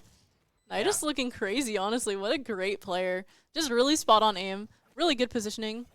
You know, overall, just, you know, great retake attempt, but USF does have it on lock. Yeah, I mean, they are just doing exactly what they need, but Astra will have the operator online.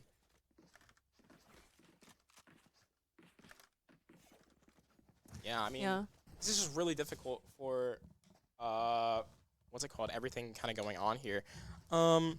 Overall, USF gonna have to go and equalize to this C hit here. Gonna have the lurk smoke onto the C site. Yeah, Davey gonna go for this like orb. They're gonna drone in, try to get this information. Yeah, they don't want this information. Val is gonna go onto site, doesn't quite see anyone. Davy Gravy gets a spam onto Astra, but Beautiful. Frosty's gets another spam back. Both duelists on the side of USF are gonna be cut down, and it's just a matter of it's just a matter of defaulting back around. They do have the ISO online for UCF, but Seth is in a great spot right now. This guy gets a pick onto Vel. Holy. He's going to be playing around right now. It's just him alive. Davy Gravy gets the trade after 2 players fall, but they are going to have the rotates on over towards the site. Davy Gravy and Walrus on the retake. Nightfall coming through. Gonna have to try to dodge it. Only Walrus gets hit by it. Gonna go for the plant here while Davy Gravy pushes up since he did not get tagged. Square popping the shield. Gonna get some damage onto Nidus right there. Gonna have to fight through. But the drop makes it so USF cannot do anything about it. UCF is so strong in their timing and what they do. And it's really just a little bit tough for USF to, you know, counteract. And it seems like they're just going to keep tying up this game. It's going to stay very close, I think, right until the end is what I'm going to hypothesize for the rest of this game. You know, a lot of great utility coming out as well.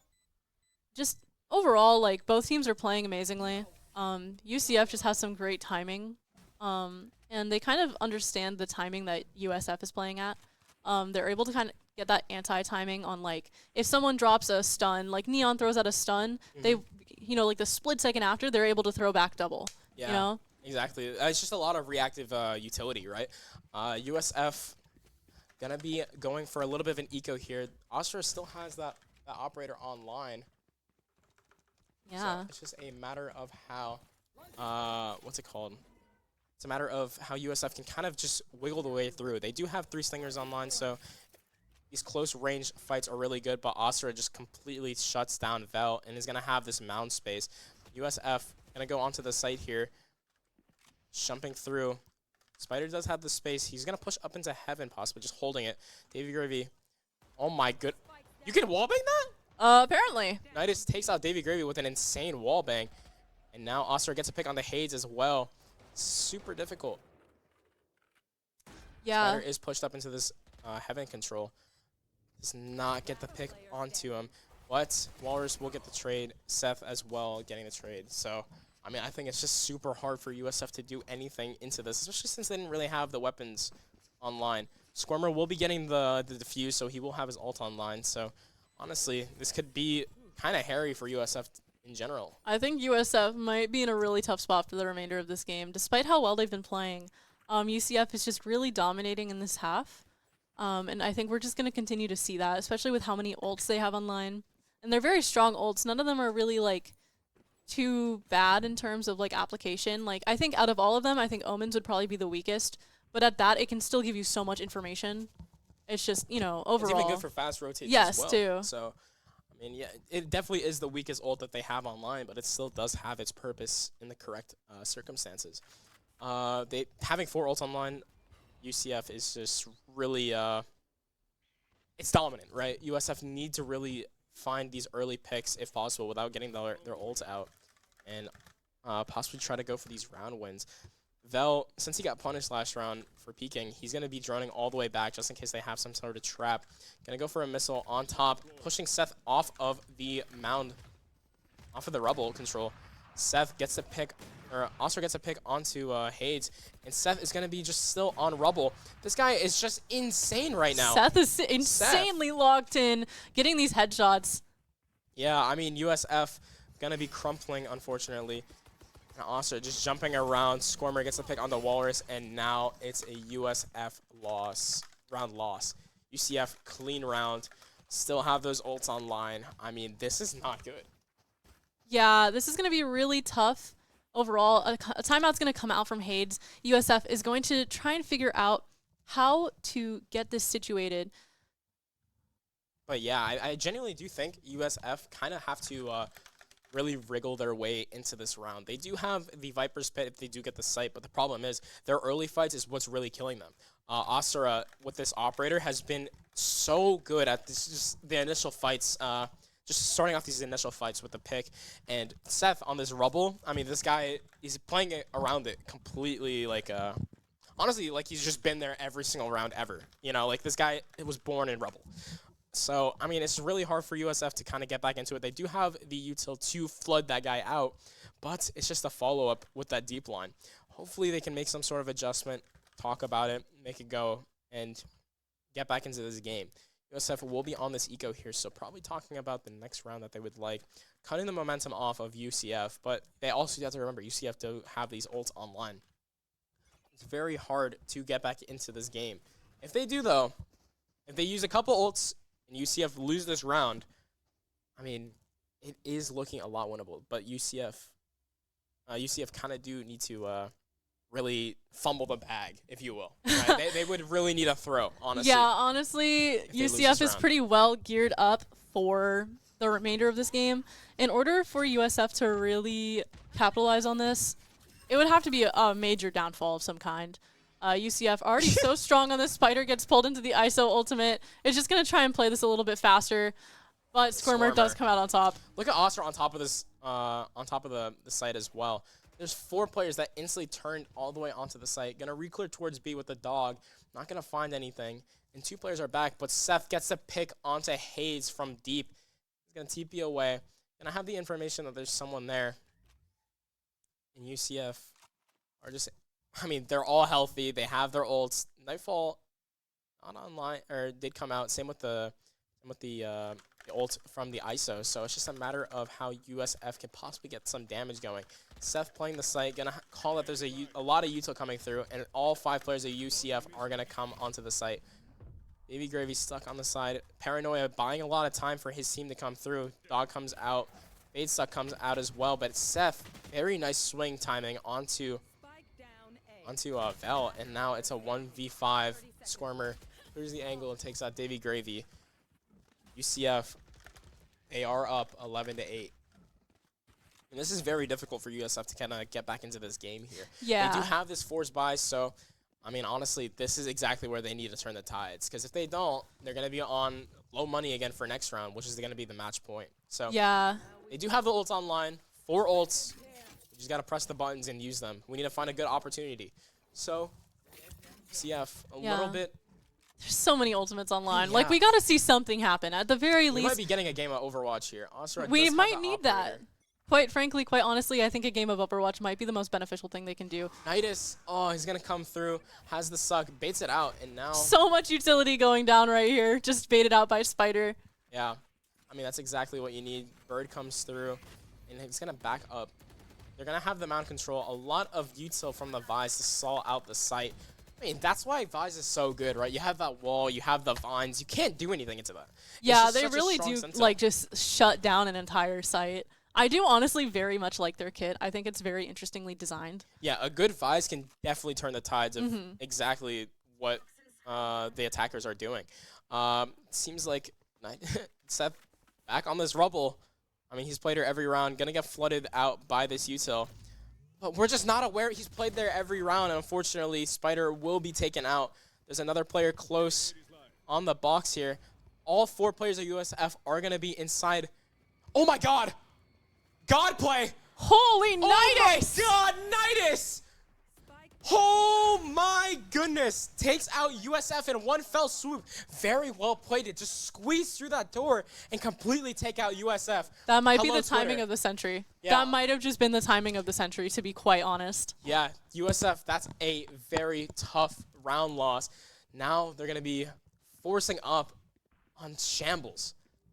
Yeah, I mean, USF. If I was on USF right now, I would not be feeling good about that. I mean, it was an amazing play. There's not much they could have done, but you watch that and you're just like, oh, you know? Yeah, I mean, it's just super hard to kind of get back into.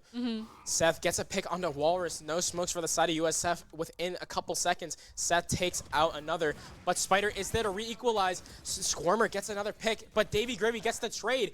And now it's just him and Hades against Nidus and Frosties. I mean, all online. Steel Garden, if they do choose to use it for the retake. Hades does have that Viper's Pit as well.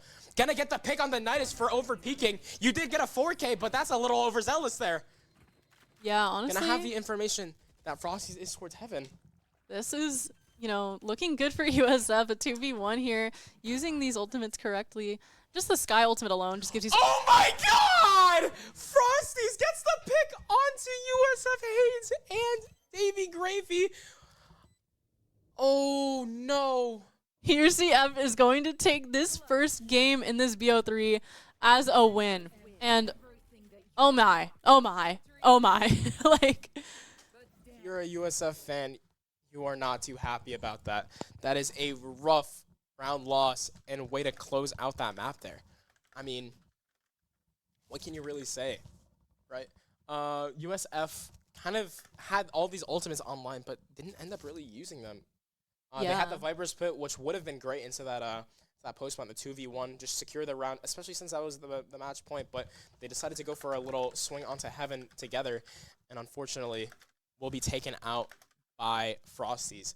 I mean, that guy is just looking primed up on that clutch there. And if you're USF, you're a little bit down in the dumps. But the thing is, there is always another map to be played. There is 2 more.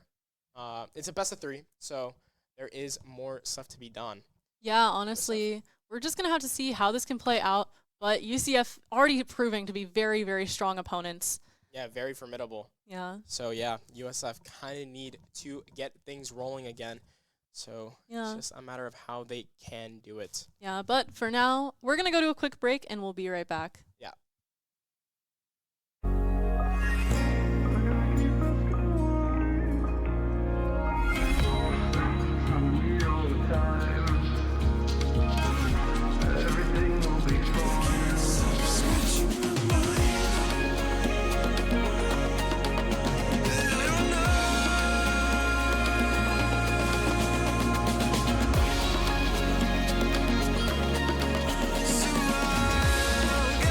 So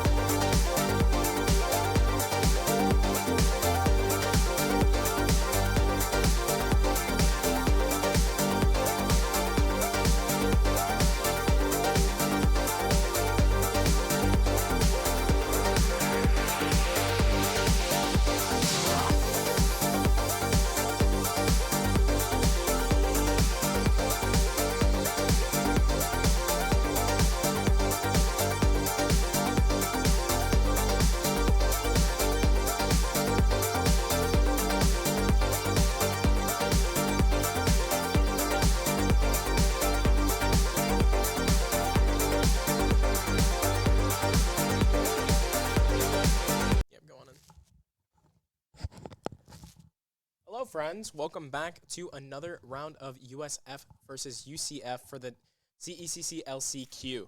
I'm excited to tell you that this is going to be Bind, which is UCF's map pick. UCF did, in fact, win the first round, so USF really need this map win to bring it to map 3. Overall, it's a little bit more on the difficult side due to, what's it called? The upset that, or what's it called? The comeback that UCF did last round, right? They were just able to get, string together all of these rounds and really shut down USF's momentum that they had on their attack side. So UCF going to be going for that chamber with the waylay, double smokes, and USF going for the double smokes, double duelist, and Sky. So honestly, this can go out either way. I do like the chamber pick for the defense. They have that the passive information with the util. Going to go for a pick back off, and now USF and just be back in there. Asura takes out Davy Gravy, just completely deletes him. Fell's going to be inside of showers right now. Going to use the bomb buddy to go through. And now it's just a matter of how USF can kind of get back into this round. Yeah, USF a little bit on the back foot here, kind of smoked off from sight. They're going to push up, try to keep an eye on U-Haul a little bit. One is going to push out a little bit, get a little bit of information. Oh my. Seth with a very nice shot onto Spider. And now they're just going to be going for the plant here. Sight smoke coming out from the side of UCF. And now it's going to be Vel going up onto... Hayes gets a 2K. Whoa. In the smoke. Vel running into Seth, and it's just a 1v2. Vel, a man on a mission. Going to get mollied off. He's going to have to go the other side of the site, but it's just going to be Nidus covering for his teammate, and Nidus will be closing it out for UCF. Nidus, once again, being a very strong player, really great utility. These smokes are going to make it very difficult for USF to play. Yeah, I mean, that side smoke that they had was very good for the UCF to kind of stall out, kind of get back onto the site, especially since that's where they're playing, right? So they're able to take all the rest of the space around default. So they're able to take triple, they're able to take back site and towards shower control and just go for an isolated fight there. But, I mean, Hayes just played inside of that smoke and kind of shut down 2 players right away. Davy Gravy going for a dog here towards this main angle, and now it's just going to be for a stall. The double dash and takes him out. Spider's going to be inside of U-Haul with that shorty. But all of UCF going to be backed off. Yeah, UCF kind of getting a little bit pushed into the center of sight here. Spider in U-Haul. Could get pushed by Asura here. Yeah, shotgun differential. A little bit of a heartbreaker there. Double dink coming out from Davy Gravy there. Ooh. This guy's classic is really insane. I'm not going to lie. Frosty's going to be on the angle, but oh my goodness. Deletes USF Hades right there. And now it's a 2-1 or 2-0 lead for UCF. UCF looking pretty good early in this game. It is still anyone's game, but overall, like, their gunplay has been really coming out to play. Yeah, this chamber's 5-0, right? This That's guy crazy. has been frying. He also is just taking that shower control every time, so he's able to grab those orbs. Going for a little bit of a tech pause here. But yeah. Yeah, I mean, just a little bit of a tech pause. Gonna have to wait. Bell DC'd, so I mean we can go to our caster cam. Yeah, we can go back to our caster cam. Yeah. Not much that we can really do right now. Just gonna have to wait to see how the boys can get back in onto this lobby here. Bell probably his game crashed or something, or he's been lagging. But USF going for a force buy here, right? Yeah. UCF, they're on that little bonus. They have an Ares, a Judge, a Bucky, and a Deagle. So honestly, it's a little bit difficult to win this round. I think probably Frosty's could force up since we were talking about how he's 5-0. Yeah. So he definitely has that money racked up. Could go for the force, but also could go for an op the next round. Could go for an orb and a kill and just have Tour de Force in this round. That could be insane, honestly. But, like, it would be a little bit, high risk, high reward. He's probably just going for the save here, so he has that op on defense early. That too, yeah. Yeah, that could be pretty solid too. So, I mean, USF going to be forcing up on this round. I mean, it's 2-0. It's finally their bye, so if they lose this round, I mean, UCF is kind of just set. Yeah, it kind of spells bad news. Yeah. Overall, USF is gonna be. Jinx. Whoa. Bro, chill. Whoa. Yeah, no, UCF really in great position here to continue winning throughout this half. Still waiting on this tech pause. We'll just have to see how this plays out. Hopefully, Val can reconnect soon and everything will go working peachy keen. But for now, we wait. Yeah, it's just a little bit of the waiting game. How are y'all doing today? I'm doing pretty well. Yeah, you know, I hope chat's doing well. We won't be able to see it for a few minutes, but you know, I hope y'all are doing hope it's quite good. dandy. You know, I'm sure it is. Ideally, you know, but here we are with our Valorant. Yeah, we're low-key just Valoranting. You guys are missing the Yeah, Bell's DC'd and Davy Gravy's just jumping up and down on his cam right now. But yeah, just a little bit of a Davy Gravy cam. Or no, that's Spider. Whoopsies. oh yeah, it is Spider. Spider bad. cam. Spider-Man. Spider-Man, Spider cam. Oh, Bell will be Lakers back, in 5. and now it's just gonna be back in. Yeah. So I think it's just Yeah. based off of if UCF is also ready. Yeah, they're gonna be ready. So All right, going back to the game here. You know, excited. Here we go. for a bit of a B hit here, very difficult, very good. Honestly, pop here since it's the weak side, but they do have the Viper wall. They have the Molly. They have the stall. Especially they have the Judge here, or not the Judge, the Bucky and the Hookah. So it's gonna be a little bit more difficult. Information coming out from Squirmer towards Octagon. And I also have the opposing. Hayes oh gets my a God, pick Hayes gets onto a pick. Asura. Yeah, I mean, you're just not very happy. Judge in the Squirmer. corner. Gets taken Davey out by the Gravy gets dog. the bite onto Squirmer. Squirmer types in chat, GG. After getting hit. Yeah, Hayes getting another Hayes one. is just doing so much over on USF the looking good on their opposite side. bye. Oh, Oh, but no. Nidus is just there with the Ares. And now USF 3-0. No, 3-1 right now. Nidus is probably just going to look for a gun and go for a save here. Yeah, I think that's probably the best course of action here.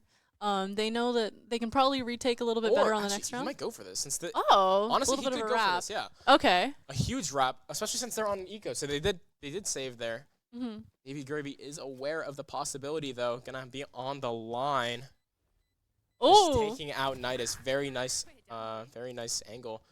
These guys are so funny, bro. They're friends with each other, so they're just like typing to each other in chat, bro. It's He so goes- funny. Squirmer types. He's in CT. As he peaks at the same time. Yeah, like right at the same time. So no that is BMs so here. funny. 2-1 here, first round for USF. Could this be the change of pace that they need? Yeah, honestly, USF looking pretty solid into this. Tour de Force is online for Frosty, so he's Oh, gonna that's scary. pop this right away. Yeah. Frosty's gonna get this line on to Showers. And it is pop. You just have to go for a peek here. But Hayes is pushed up. Walrus gets a pick onto Squirmer immediately. I mean, this guy, very nice shot onto him. Yeah. And now It's a really big early pick, honestly. for a little bit of a backup. Molly comes out onto site. Gonna have to back up all the way. But Spam comes through as Vel also entries through the Molly. And now it's up to how USF can kind of equalize through. Shots coming through. Walrus takes out the... Oh, my God. Nice Whoa, little the no-scope close coming up. through. Yeah. Close up Tour de Force shot takes him out, making this a 2v1 with Hayes stuck in this smoke. Yeah, that's just timing. really hard. The timing Wow. in Asura's favor. You see the double side smokes right there that Yeah. that UCF threw, so the rest of the team could flood through. That was so good from them. They were just able to get in and just completely shut down USF's push. And since they were all backside, they're able to kind of just get through into the smokes and play around them. I mean, Frosty's also with that no scope. I mean, Yeah, that was so good. that was clean. No diss. Honestly, UCF is just in really good shape here. It is pretty early into the game, early into this half even. Not Yeah. even quite at halfway through. So anything could happen. We're gonna see Hayes watch this orb. Takes Oh. quite a bit of damage here from Frosties. Have to back all the way up. Look at how USF is posed around the map. They're just going for a little bit of a default, but look at how Asura is pushed up. This guy's clearing every angle, pushed up all the way from Shower. Asura is so far into This is so much information. They just know that they're going to be towards the B site. So if they do want to, they could send some rotates. Asura's going to be up short, not going to find anything. So it's just a matter of how. Yeah, he's going to call, hey, guys, I have short. Just leave. So now it's going to be 4 players on the B site for USF to hit into. And now the site hit comes through. Yeah, USF gonna put out a lot of this utility. The Brim Stim to get onto site. Oh, Blind insane coming pop out. flash. Oh my goodness. Wow. UCF just really locked in. Frosties with the This guy 4K. is looking primed right now. 10-1. Someone sign him. Yeah, I mean, this guy, that's exactly what you need from Frosty's. Especially since he was on that Vise, right? Yeah, I'm pretty Still sure, on the Vise, yeah.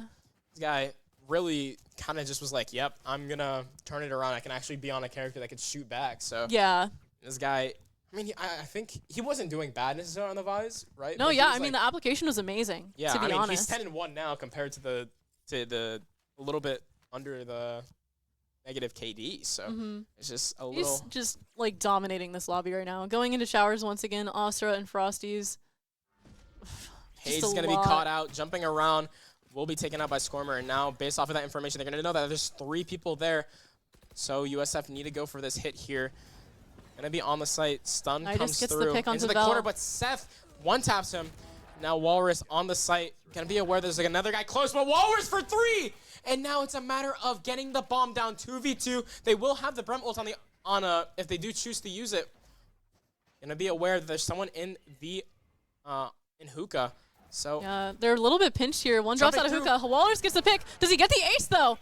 no! Skormer with an insane pop flash and running gun, so Walrus cannot pull it out. But Walrus, I mean, this guy just showed some life. That was beautiful, honestly. Even though it didn't go in USF's favor, really great plays coming out overall. Yeah, and look at USF. Their ult economy is insane. They're Yeah. gonna have the Viper's Pit. They're gonna have the Orbital Ray. They're gonna have the Showstopper online. So they could really get back into this round. They have a lot of they're going for a little bit of a force here. Gonna have what's it called? Have the Stinger online, Stinger by with 2 Yeah, Vandals. seems like they're going to go for some aggressive closer corner plays here, especially trying to go Skormer against pushing these. up by himself. Yeah. Dog is Dog. going to come out from Davy Gravy. They're Trying in to clear. close, not gonna see anything, and Vel is just gonna run at him. Whatever works with that Brimstone, honestly. Yeah, I mean these guys. Look at Hades as well. He's pushed up all the way, gonna call back the rotate after hearing them run away. Insane, Gonna honestly. break trip, have the U-Haul control, and now just getting onto the site. But look at how Frosty's is positioned. He's gonna Frosties is swing able to off of the drop ult, out of heaven here. taking out Vel and Spider. Both duelists on the side of USF are down, Beautiful. but will be taken out. The rest of USF falling to the other players, and now it's just Davy Gravy versus 2 on the side of on this map here. Also out of with a showers. nice shot onto Davy Oh. Gravy, and USF will be down 6-1. This is looking tough for USF. Yeah, this is This very is- hard. Yeah, I mean, this would be tough for any team to come back from. This is just, like, you're really far down, you don't have that momentum, and there's really only so much you can do. They have these ultimates online, but they're not quite getting the most opportune times to pop them, especially because they're kind of forced into more aggressive plays often. And overall, like, the utility has been good, but UCF's utility has just been so much stricter, especially with these sky flashes. Tour de Force coming out from Frosty's, and Ostra's just going to go for a walk-up. Can he get Hades? Hades gets taken out by Ostra, and Frosty's gets the pick onto Vel. USF Oh are my just goodness. falling. USF already kind of breaking apart here. Unsure how they will proceed with this because they're just already in such a tough position here, a 3v5. Ostra pushing up onto Spider. Nice pick onto Ostra there with the Bucky. But look at where Nidus is. Not Yeah. Nidus. Where Frosty's is. Frosty's gets a quick scope onto Walrus, and Spider gets the trade, but numbers are in favor of UCF once again. That flash timing, I don't know if that was... That was so unfortunate. Yeah, that was Yeah. Davy Gravy's flash. At a very small timing. Yeah, this is going to be really tough. Seems like Davy might go be for a little bit of a close. save. Doesn't know. Oh, Nidus takes his gun out. Gonna pop the ult. Gonna be aware that someone's close. Both players of UCF are close. Davy Gravy going for a deep fur flash to bait out the turnaround. Seth on the angle, crouch down. Gonna have the information. Seth gonna have to back up. But Davy Gravy Seth is hit. is usually good for these clutches. Seth gonna have to back out. Molly coming through. I'm a believer in the Davy Gravy cause. Gets the pick onto Seth. but 4 look- HP. Gonna have to go for the bomb plant. Not gonna find him. This guy's already rotated, Oh my coming god, back. Davy Gravy does not know where the sky is, because why would he ever go to the opposite site? Skormer all the way back in spawn. What an insane timing. Oh my goodness. Just like, You would never expect someone to fully rotate off Yeah, I in that think situation. What Davey Gravy was thinking is that why would that guy ever ditch his teammate to go Well, to the that's opposite exactly what side? I would think too. So- I mean, I can see like why UCF Sky would think potentially, just kind of like, oh, maybe he's gonna get that kill, run into TP, and just run onto B site. But yeah, I mean, he just honestly kind of outbrained him in a way. It's like the double later and outplay. Yeah, overall, still goes into UCF's favor. Walrus is holding that ult just in case they TP up, but not gonna go for it. Osra gets the pick onto Davey Gravy, and this team is just falling apart, unfortunately. They have 4 ults online if they do choose to use them. They've had them for a while. Seth going for a walk. Here down goes for the towards main. showstopper. And now Hades will get the pick.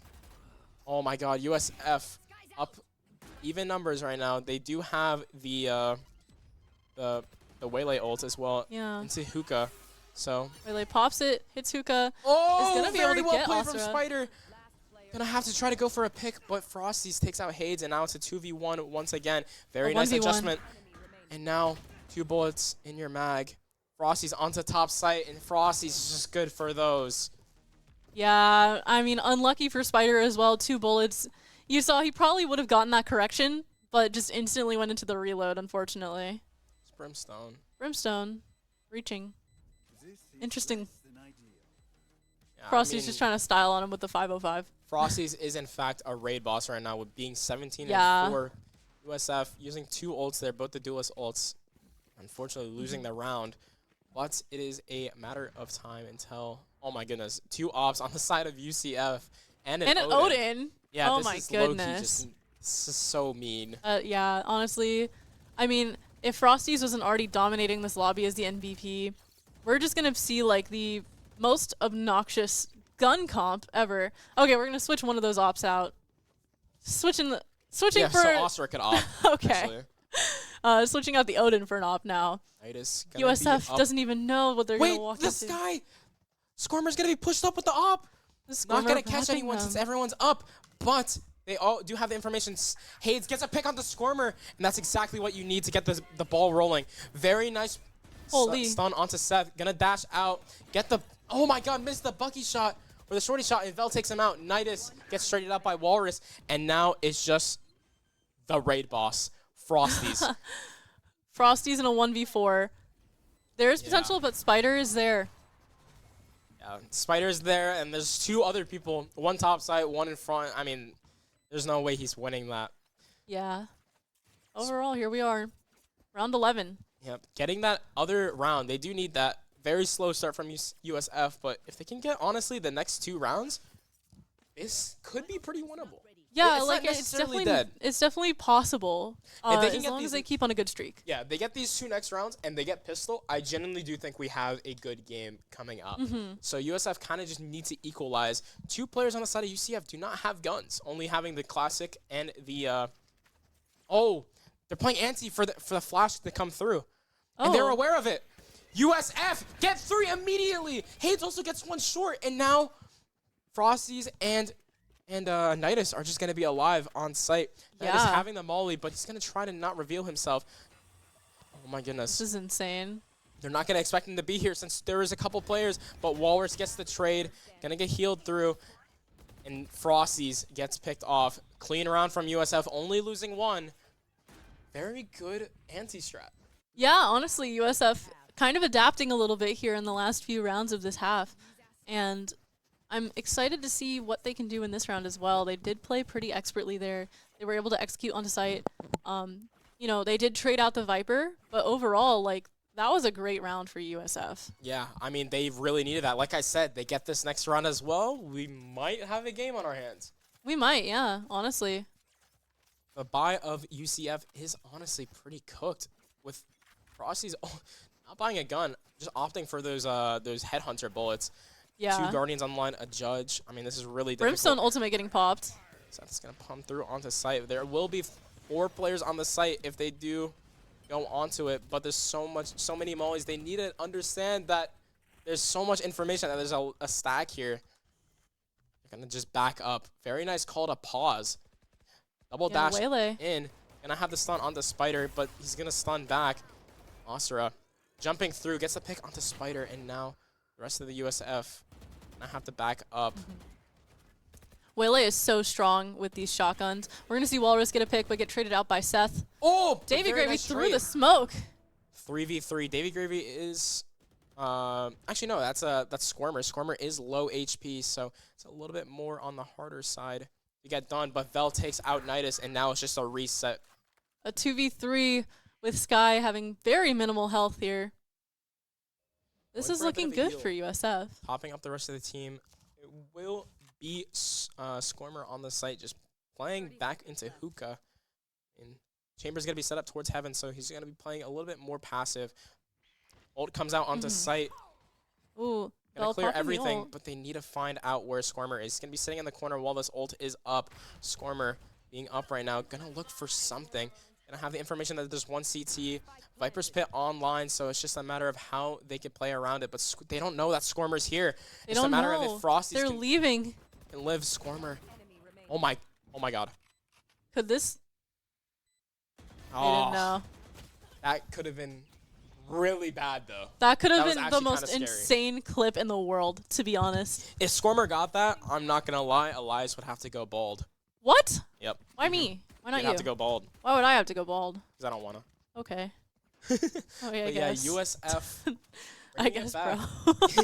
get in the last 3 rounds and a half after it looking Yeah. after it being so grim. And Get now, this pistol and the bonus. We got a game on our hands. USF on the defense here. This might be a little bit better for them. They've got that Viper. They've got the Brimstone. They've got, double smokes, and they've got so much intel. Like, they get so much information from Sky alone that, like, it gives them enough aggression to, like, play forward as they need. But it also gives them the room to kind of just play back and, like, know who's where and just play with that information. Just how can USF do against their stack? Gonna have a lot of information with the Bird come through. Bird not gonna. Oh my god, Asura. Asura just deleted Spider, and now it's just playing back. This might be a little bit tough for USF, but I think they've got this. Frosty's just immediately running in with Headhunter to clear these corners. They're just clearing up everything, and look at where Asura is. He's just right Asura on on this top box. of this crate. Yeah. Not gonna know where anything is, but flashes do come out. Crazy trades coming Oh out, my but UCF God, comes out on top here. Everything happened so fast. I I couldn't know. find out who was who, and Yeah. that was insane. It gets to a point where you just have to look at the kill feed, A gnarly overstim from that round. Honestly. Yeah. That was kind of crazy. Overall, UCF taking the pistol round under their belt, but USF not out of the running just yet. There is still potential. Yeah, there is more rounds to be played. USF going for just the save here, having 2 shorties, a bandit here. So there could be some damage done. Vel having that shorty inside the spawn. Oh, they're playing the 1-1-3-1. Just having the 3 players off of information go towards A. Dog coming through. It's going to be cold, and now there will be a stack on the A site. Yeah. It's going to be on the site. Vel playing oh so my close God, with Squirmer. Frosties deletes. Wow. Oh my goodness. Squirmer. 3K with the judge. Baby Gravy, if you win this, bro, I genuinely don't know what I would do. Go bald. Crazy headshots coming out so far. Pop flash, but Seth gets that headshot, taking him out, leaving UCF 10-4. Yeah, that is a rough one. But to be fair, that was their save there. That judge just put in so much work in U-Haul. That's so crazy. So, I mean, USF 10-4, down 10-4.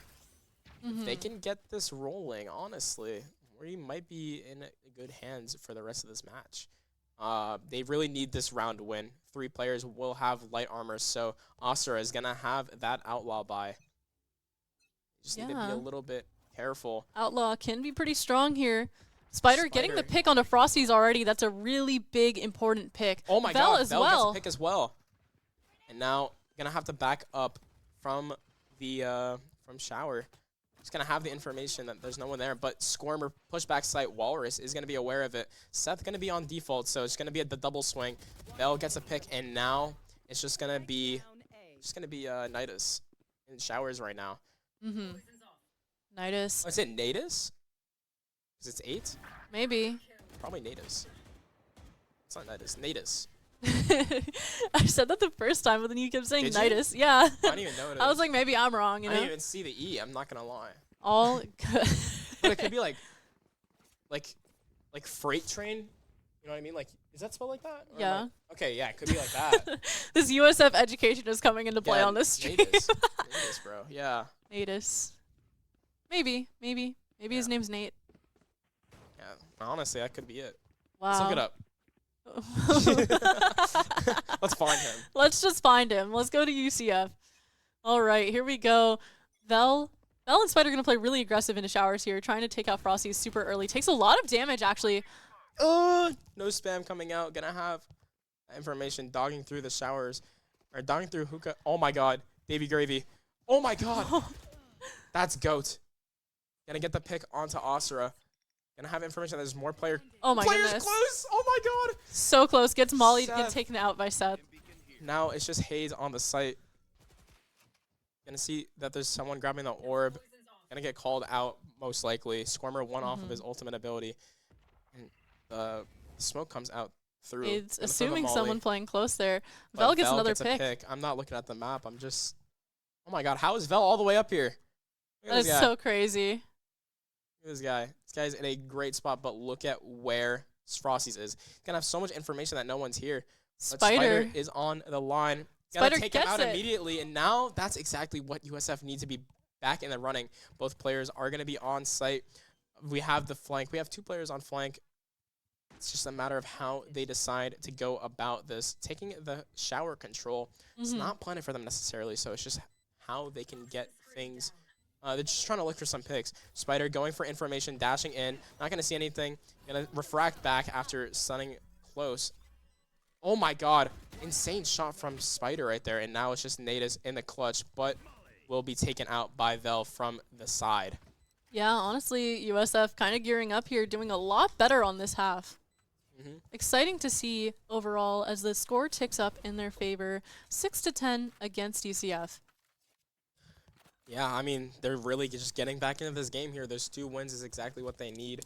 Baby Gravy has the ultimate ability, the Seeker's online, but the thing is, Seth and Squirmer have theirs as well. They have the opposite Seekers. They have the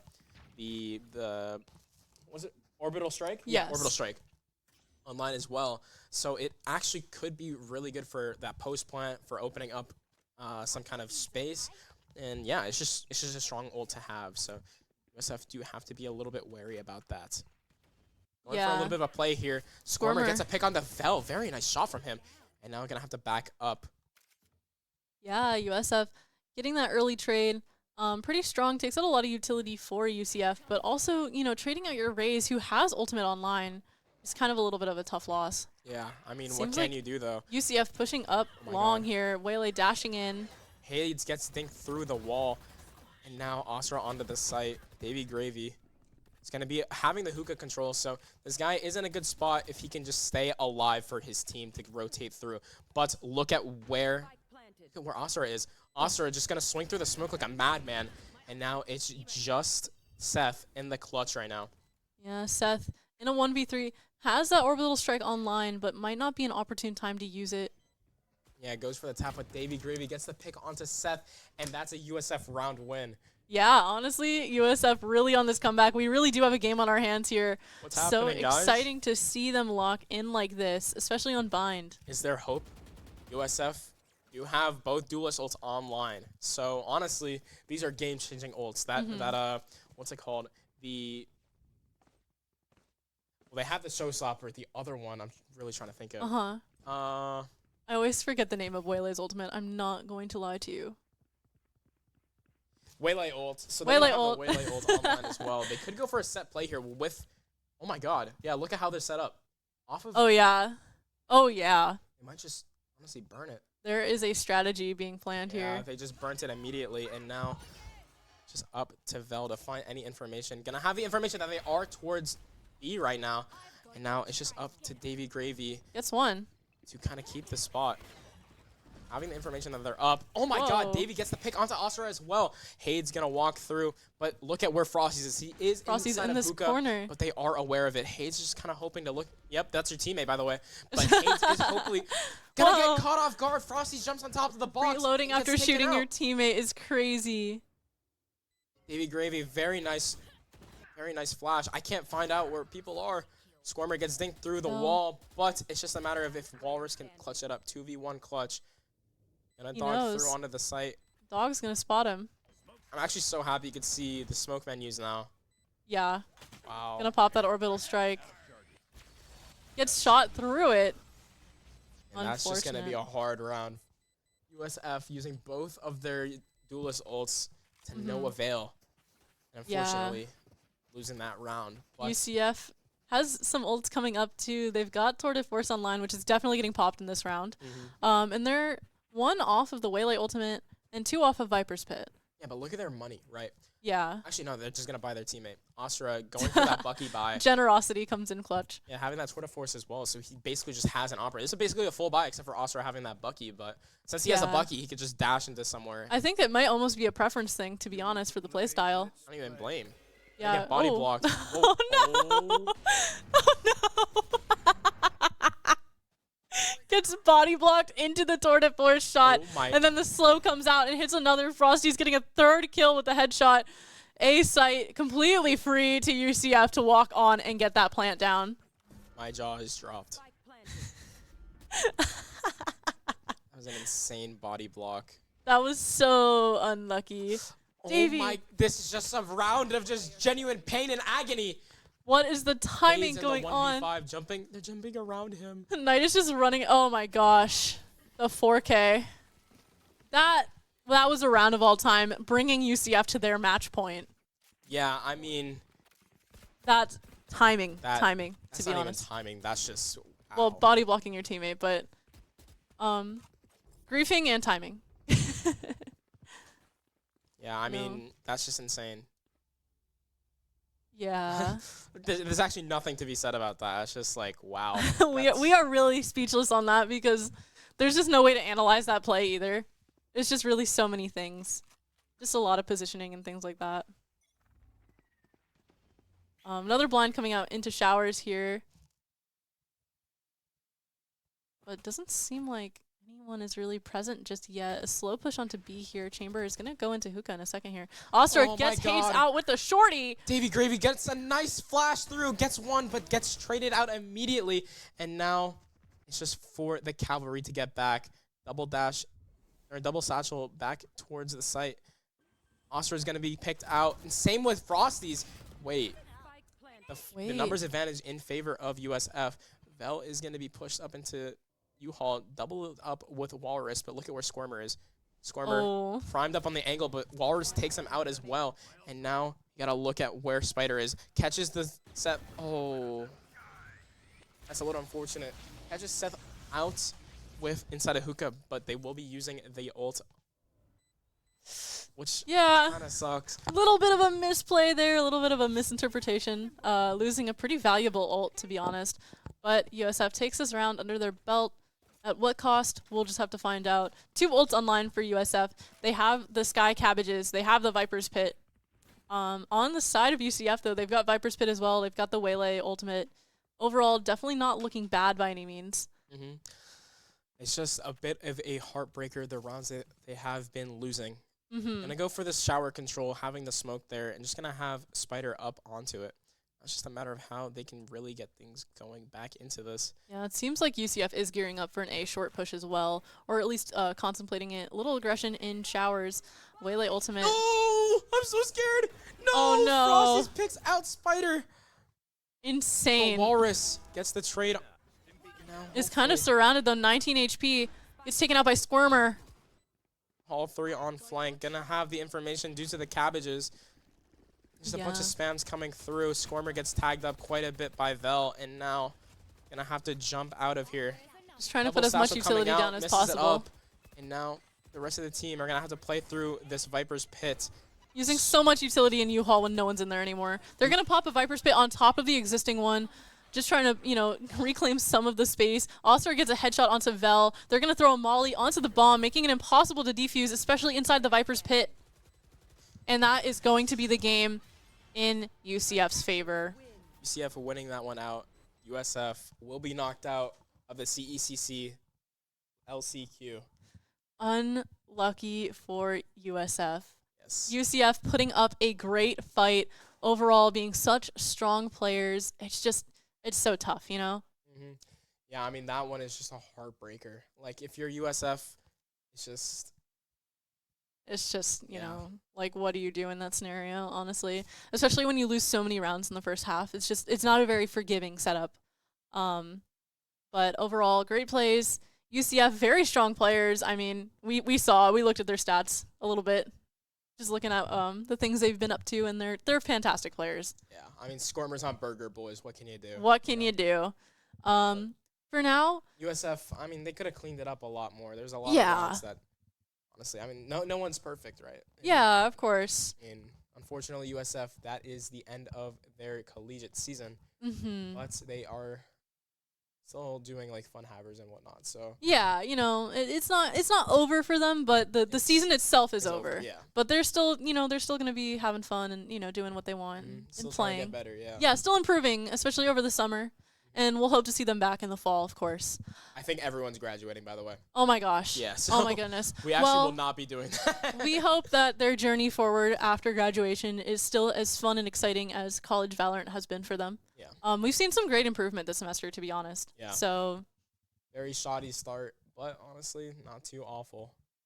Very, very good improvement from the boys. A great journey. I'm still proud of them. Yeah. So, yeah. Alex is going to start crying on the mic in a minute.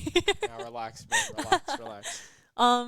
As for the updates on the rest of the stream, we are waiting for a Super Smash Bros. Ultimate bracket to start. That will be our next feature, and that is, I think, expected to start at 4 p.m.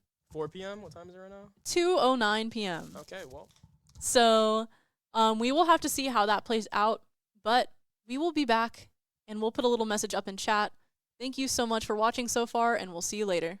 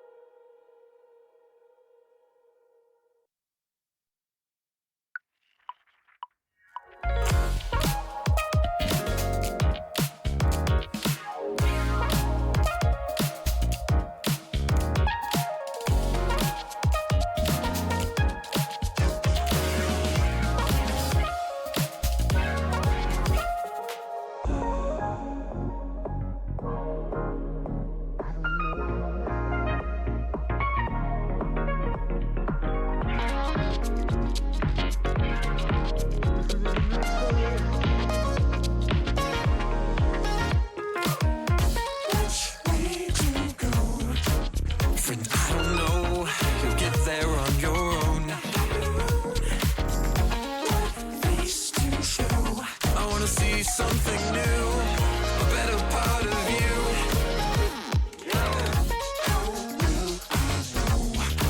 You feel it in your soul, a leap from head to toe. I'll go just alone, scratching my mind. I gotta keep asking why. Stop telling me all the time everything will be fine. I can't stop scratching my mind. I don't know.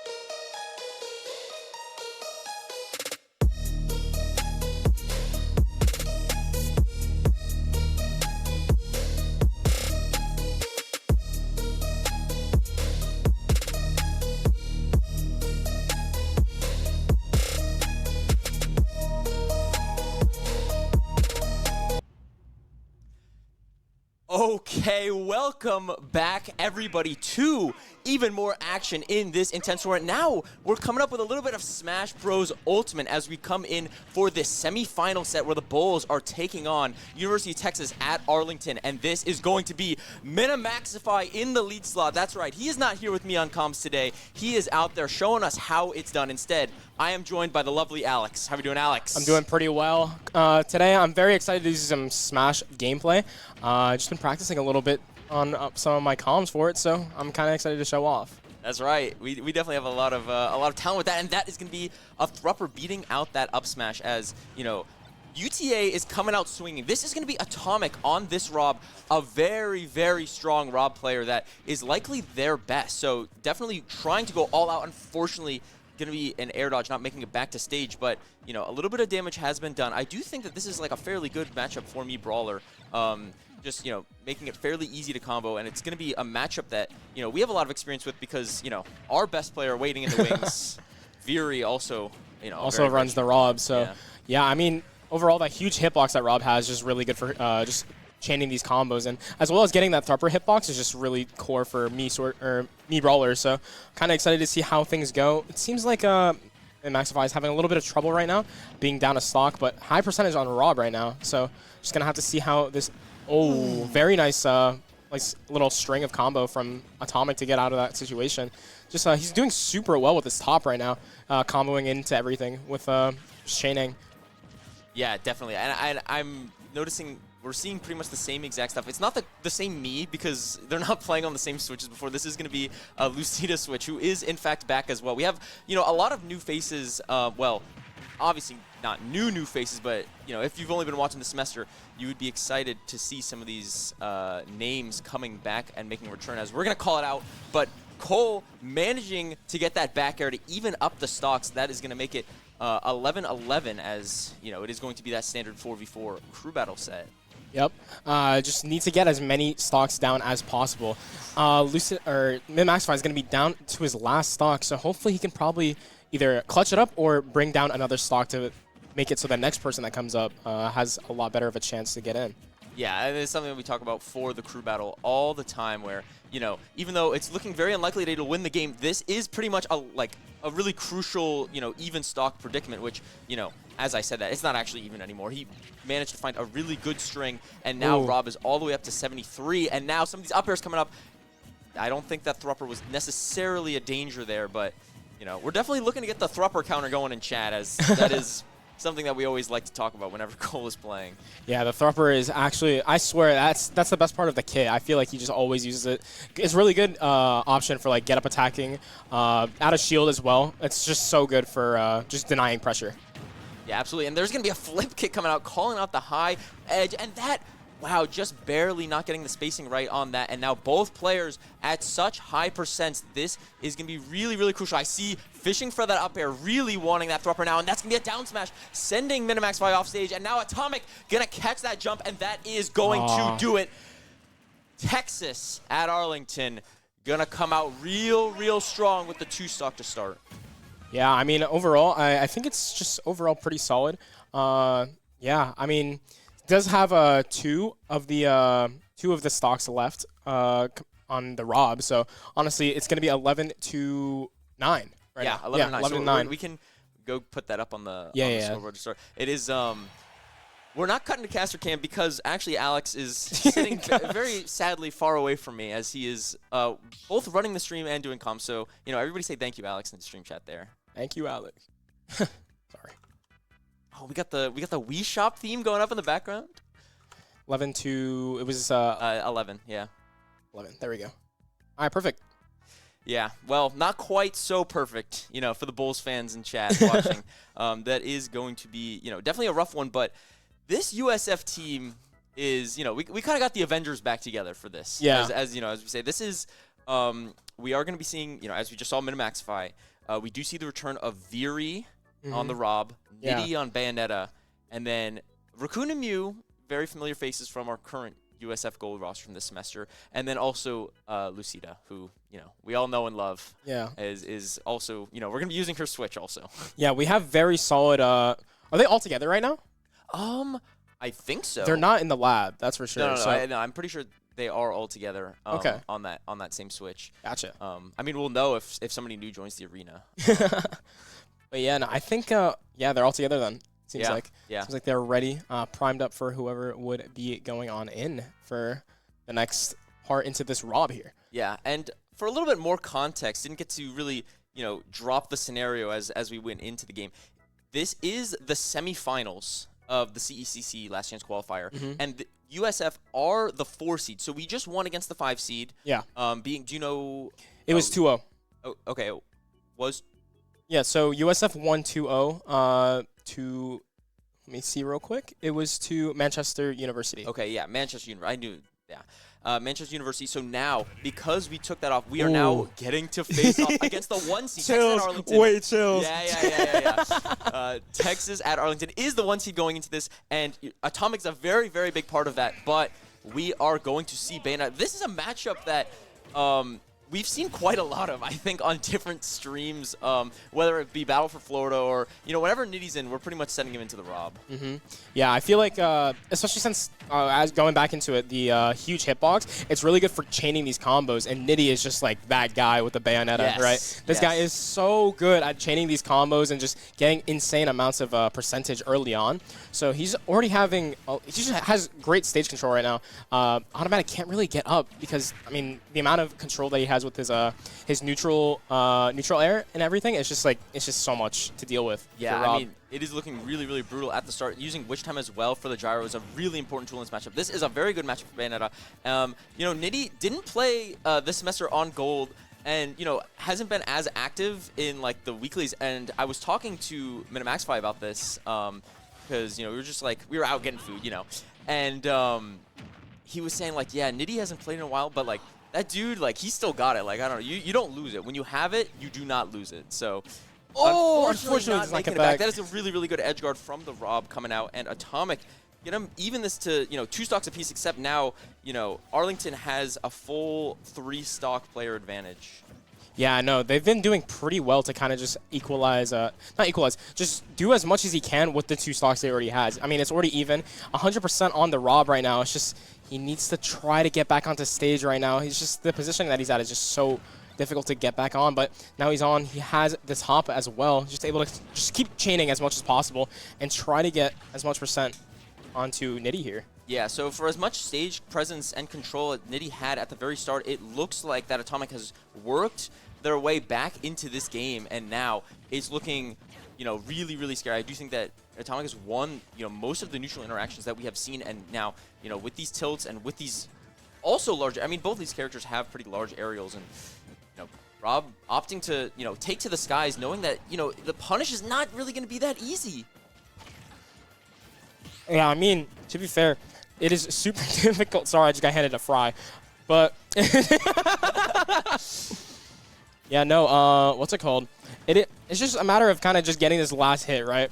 Everyone's pretty high percentage, so I think Nitty, if he can chain this combo, he can get Rob out, but Rob's just going to be playing lower on the ledge here.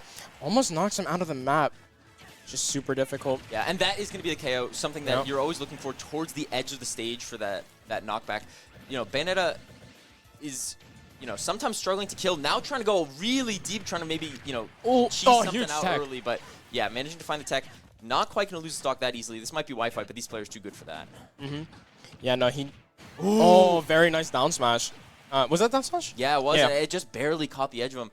Is just, all these confirms that they know. And now we're down to a last stock situation that, you definitely think that USF absolutely needs to win. Atomic has already taken 5 stocks. Anything more than that and allowing him to make progress into USF's 3rd player would be super devastating. So Nitty now, with a sense of responsibility, already finding some of these openings that I think he's been struggling. Yeah, I mean, Atomic, very nice little, what was that?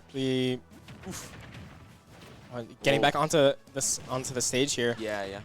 Oh, very nice dodge right there. A little combo coming in from Nitty here.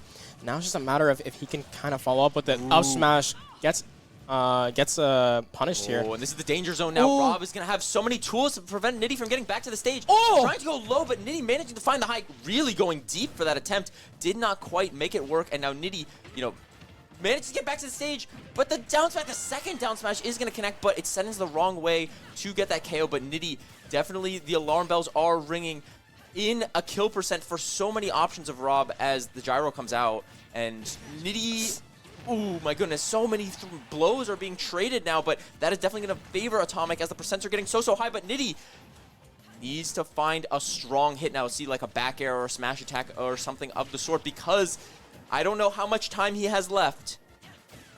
Oh, it's so scary. I feel like just any kind of hit onto Nitty will just knock him out completely. 122% on the Rob. So, nice little back air and sends him away. Nitty clutching it up just with one stock. But to be fair, the Rob did in fact, Atomic, right? Yes, Atomic. Atomic did in fact take 5 whole stocks from USF. So it's very, very well played from Atomic. And honestly, it's just kind of up to Nitty to possibly try to re-equalize into their second player here. Yeah, absolutely. So, hello everybody. Welcome. We're actually here back now. Hey, shout out to Laum who came in clutch, came into the director chair. Oh, he saved me. Yeah, he saved really me. did. But yeah, so we're sitting in a position where, sure, a lot of damage has been done, but, you know, by our scouting report, that is UTA's best Goat. player. That's so their that goat. is going to be, you know, it's a little scary, but especially because they have a lot of good players remaining. Like this is not. It's not like there's a raid boss and then like you know a bunch of like minions or something. Like we got like we got a raid boss and then a bunch of other bosses too. So it's right. like it's the thing is they're the #1 seed for a reason, Absolutely. right? These guys are monsters. So it's a matter of how USF can kind of counteract into this. So Nitty's going to be having to stay in, only 1 stock remaining. So they do have a couple different options that they can go for, right? So on UTA, they have a couple picks like such as Snake, Wario. The Rob just got taken out. The Bowser could come out, Game & Watch, and they also have the Mii Sword Fighter. Which is a character that you don't see that frequently. However, the players at USF will be very, very familiar with that matchup because we have Aliastar, who played on Gold and managed to, you know, do really well for herself on the season. So, you know, also does well at our locals. So and you know, who's to say that they use the same moveset? Because you know that's it could be completely different too. That's the cool thing about these Mii characters, and especially Sword Fighter. I feel like is everything's pretty viable. I'd say. Yeah. And a lot of Mii Sword Fighters opt for the Tornado neutral B, but that's not what Aliastar does. So it's a very, very different game whenever you're playing her. Completely different moveset and everything. So honestly, kind of excited to see what USF can, not USF, what UTA can kind of pull out here. I honestly, what would you think would be the best option into Nitty here? Yeah, and you know what? To be honest, I don't really know the Bayo matchup chart as far as these characters are concerned. But what I will say is a lot of the time, when a character is left with 1 stock left, you're sitting in a position where, okay, I don't need to worry too much about this matchup because we should win. Yeah. What I want is a character that does well into the what I know is rest. remaining. Okay, yeah, and is going to be a neutral, just strong, solid pick that I think can put in some damage no matter what. And it is going to be big damage coming out on Noah coming out with this Bowser. Yeah, the Noah going for the blue variant as well. Or it's not Noah. That's it might be Noah's switch. It's going to be UTA's Bowser coming out. And, you know, this is actually a matchup where I'd imagine Bayonetta does well.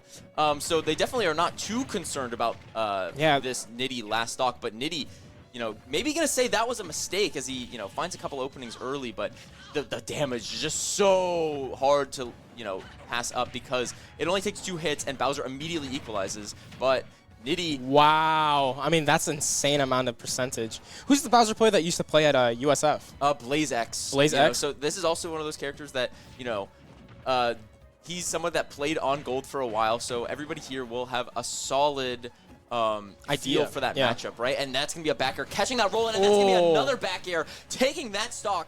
Really, really well done. Nitty not even at a kill percent yet, even for Bowser, and already taking up the entirety of the stage again and winning so many of these interactions. That's going to be a jump gun, if I'm not mistaken, and that is going to be maybe another. No, the jump was still in, but the witch time. And that's going to be that was so disgusting! That is a 0-2 death to even out this game, and Nitty is not even done yet, threatening a 3-stock now. Oh my goodness, that was an insane nice clip from Nitty right there. Just completely shutting down that Bowser. Nice little Wow, I cannot believe that that back air did not connect from Bowser, and that's going to be, you know, American Air Touch gone wrong as Nitty is still finding this string of combo. The Bowser has nowhere to land, it feels like. Wait, is Nitty just him? Like, Okay, bad timing on that. That is a really great find for that forward tilt for the Bowser, minimizing the damage. That is something that, you know, when you're getting comboed by that much, it's definitely easy to, like, kind of freak out, whatever, but the Bowser managing to calm it down, take that stock, still manage to move on, and it's going to be a lot better. Bro, why is my name Dark Lord Faked? I mean, is that not you? No, bro. That's so dumb, bro. Oh, my goodness. But, yeah, no. Oh, all right, let's just bring it back. Okay, That's okay. cool. There you go. Yeah. But, yeah, I think overall, Nitty just did exactly what he needed to. Yeah. Completely making the score, believe it or not, 6-7. Yeah. Yep. I knew you were gonna say something. You know, sometimes if it's me and Cole, I'll feel like I have to say something about it. But Yeah. with you, I'm not that worried. But yeah, no, overall, very well played from Nitty there. Kind of just bringing it back for the Bulls here. Yeah. So it's if you lose that one stock without taking any, then it really becomes super, super difficult for the last two players remaining. But all in all, given the players that have come and gone, and knowing that it is going to be a Bowser coming up on this last stock, I think USF are going to feel pretty good about it. You know, take this next stock without losing any of your own, and then UTA will still have the counter pick advantage. So once again, we're in a position where we're not thinking too much about this matchup. We're thinking just the next one. I want to go into, like, I want to bring a character out that I know can't be, like, hard counter picked by something that you have. Because I know, like, you know, UTA has some, they have some high tiers sitting in the back. You know, Snake, Game & Watch especially are the ones that I'm looking at that I know that some of the people at USF are maybe not happy to see that matchup. So they're going to be thinking ahead to that. Yeah. What would you say USF would probably go into being the, what's it called? Like a possibility of the Snake or a Game & Watch? Game & Watch. I feel like that's, I feel like I would love to see Mew come out, but it could also just be a Veery angle. I mean, honestly, I think any of our players like would be all right. But I'm especially excited to see like Veery and Lucy as like the players that didn't play on Gold this semester, just so we can kind of get a feel for you know, how they've been. You know, since it's been a while since we've seen them on the big screen. And speaking of, this is going to be Veery on the pink Rob coming out for USF and really needing to take this crucial stock from the Bowser to, you know, prevent the damage from being a little too great. Yeah. You were saying, I think you said this before, but Veery is also one of our really good players as well, too, right? Yeah, this guy's kind of disgusting. Yeah, it's a Tampa PR mainstay, and, you know, when he's playing at our weeklies, he's always going to be on the USF, like, the #1 on, like, the USF student power ranking. And right now, we're already seeing that as Bowser's taking so much percent. And I think he forgot about the gyro there for a moment. And, you know, just so many openings. It feels like he's always going to find a way. But this is going to be a huge string. Now you have to be a little bit worried. Bowser, one of these characters where, you know, a smash attack at this percent might just take the stock. But the gyro. Yeah, the gyro finding so much value early. And, you know, Flame Charge coming out. I mean, this game is quite even despite all of the openings that we've seen. That back air would have taken it probably, but, you know, Veery gonna find another back air from across the whole. No, okay, I was gonna say Bowser's huge, but that's gonna be a really big snipe. Oh my God! Veery with another. Last time Veery was on stream, he had a crazy snipe. He is keeping up with that streak going now. Oh my God. I mean, he knows that better than any Rob I've seen. I mean, I can't pretend. Oh my, I mean, I've seen him more than any other Rob, but it's just absolutely unbelievable. That was disgusting. I cannot lie. That was actually vile. But, I mean, he keeps doing it. That's sending a message, bro. That is sending a message, for it to be the laser first, setting up for the gyro, like Kobe downtown. I mean, it is just absolutely unbelievable. Or, wait, no, Bam. He's hitting the shot like Bam. But, yeah, no, honestly, if you are UTA, it's evened up, right? Yeah. So they had that huge advantage that Atomic gave to them. Yeah. But now at UTA, it's kind of just you're seeing a little messed up your now. advantage back gone to away. Easy. And you have the back counter to normal. pick. Yeah. Right? And you have the counter pick, but it's Veery. You know what I mean? Like, that So guy's kinda- you're sitting here like, Yeah. oh my god, how are we going to manage to find something into a character like Rob, given what we have left? Now, they definitely have a plan. There's no doubt about that. They definitely did their homework. I also assume they also have reps into a Rob matchup too, because their top player is Atomic. Yeah, So exactly. I can imagine that they would be like, Oh, okay, they this know it is so a well. comfortable matchup. We would be not completely out of it if I had to go against this Rob, because they do know what could be some possible tendencies that Rob players have and stuff like that. So kind of excited to see how they adapt into it. What do you think they would go? As far as what's left, so we know they have a Snake, we know they have a Wario, and Game & Watch and a Mii Sword Fighter. So I think any of those are fine. I'm thinking of probably Snake. That's what I was like. I feel like Snake would be, because it also is good for like zoning with your Yeah, you have so many items. explosions that are going to come out. Not that items. Yeah. Well, I mean, it's yeah. kind of an item. I guess, yeah, you just throw their nades and stuff like that. Yeah, But and it just is get off me tool. Yeah, it's just one of those things where anything that I was talking about before in terms of, I'm thinking about like matchups going up, whatever. Like it's kind of out the window. You're down both teams down to their last 2 players, and you're gonna want to send out your best. Yeah, it's sure. there's no beating around the bush. This is a super crucial moment now coming out. If whoever can find the advantage here, whichever player wins is going to be good enough to do damage into that last player. So coming out now, it is actually going to be Skits on this Wario coming out for UTA, and now Viri gonna have to find okay. So shout outs to Lipton, who is a Tampa regular, goat, no? and is a very, very strong Wario player. So, talking about matchups that we know, Viri will not feel particularly Out of place here. Yeah, no. Yeah, it's definitely something that he has reps in as well. So for this being their answer, it's actually kind of probably the best possible outcome that they could have had, no? Yeah, I mean, in terms of us knowing matchups, I guess we would know the Rob matchup better, but okay, wow. The combo ended up getting dropped, but just managing to hit that move again is going to be really crucial. Wario stalling the recovery well to prevent the down air from Rob connecting, and that's going to be a really big forward tilt as this gyro's going to set up for an edge guard, and the ledge trap rather, and that is going to be a beefy back air coming out, taking that stock, and 70% bites coming out. What? Ew! How do you even hit that? That was so vile. Viri is kind of just goated on these.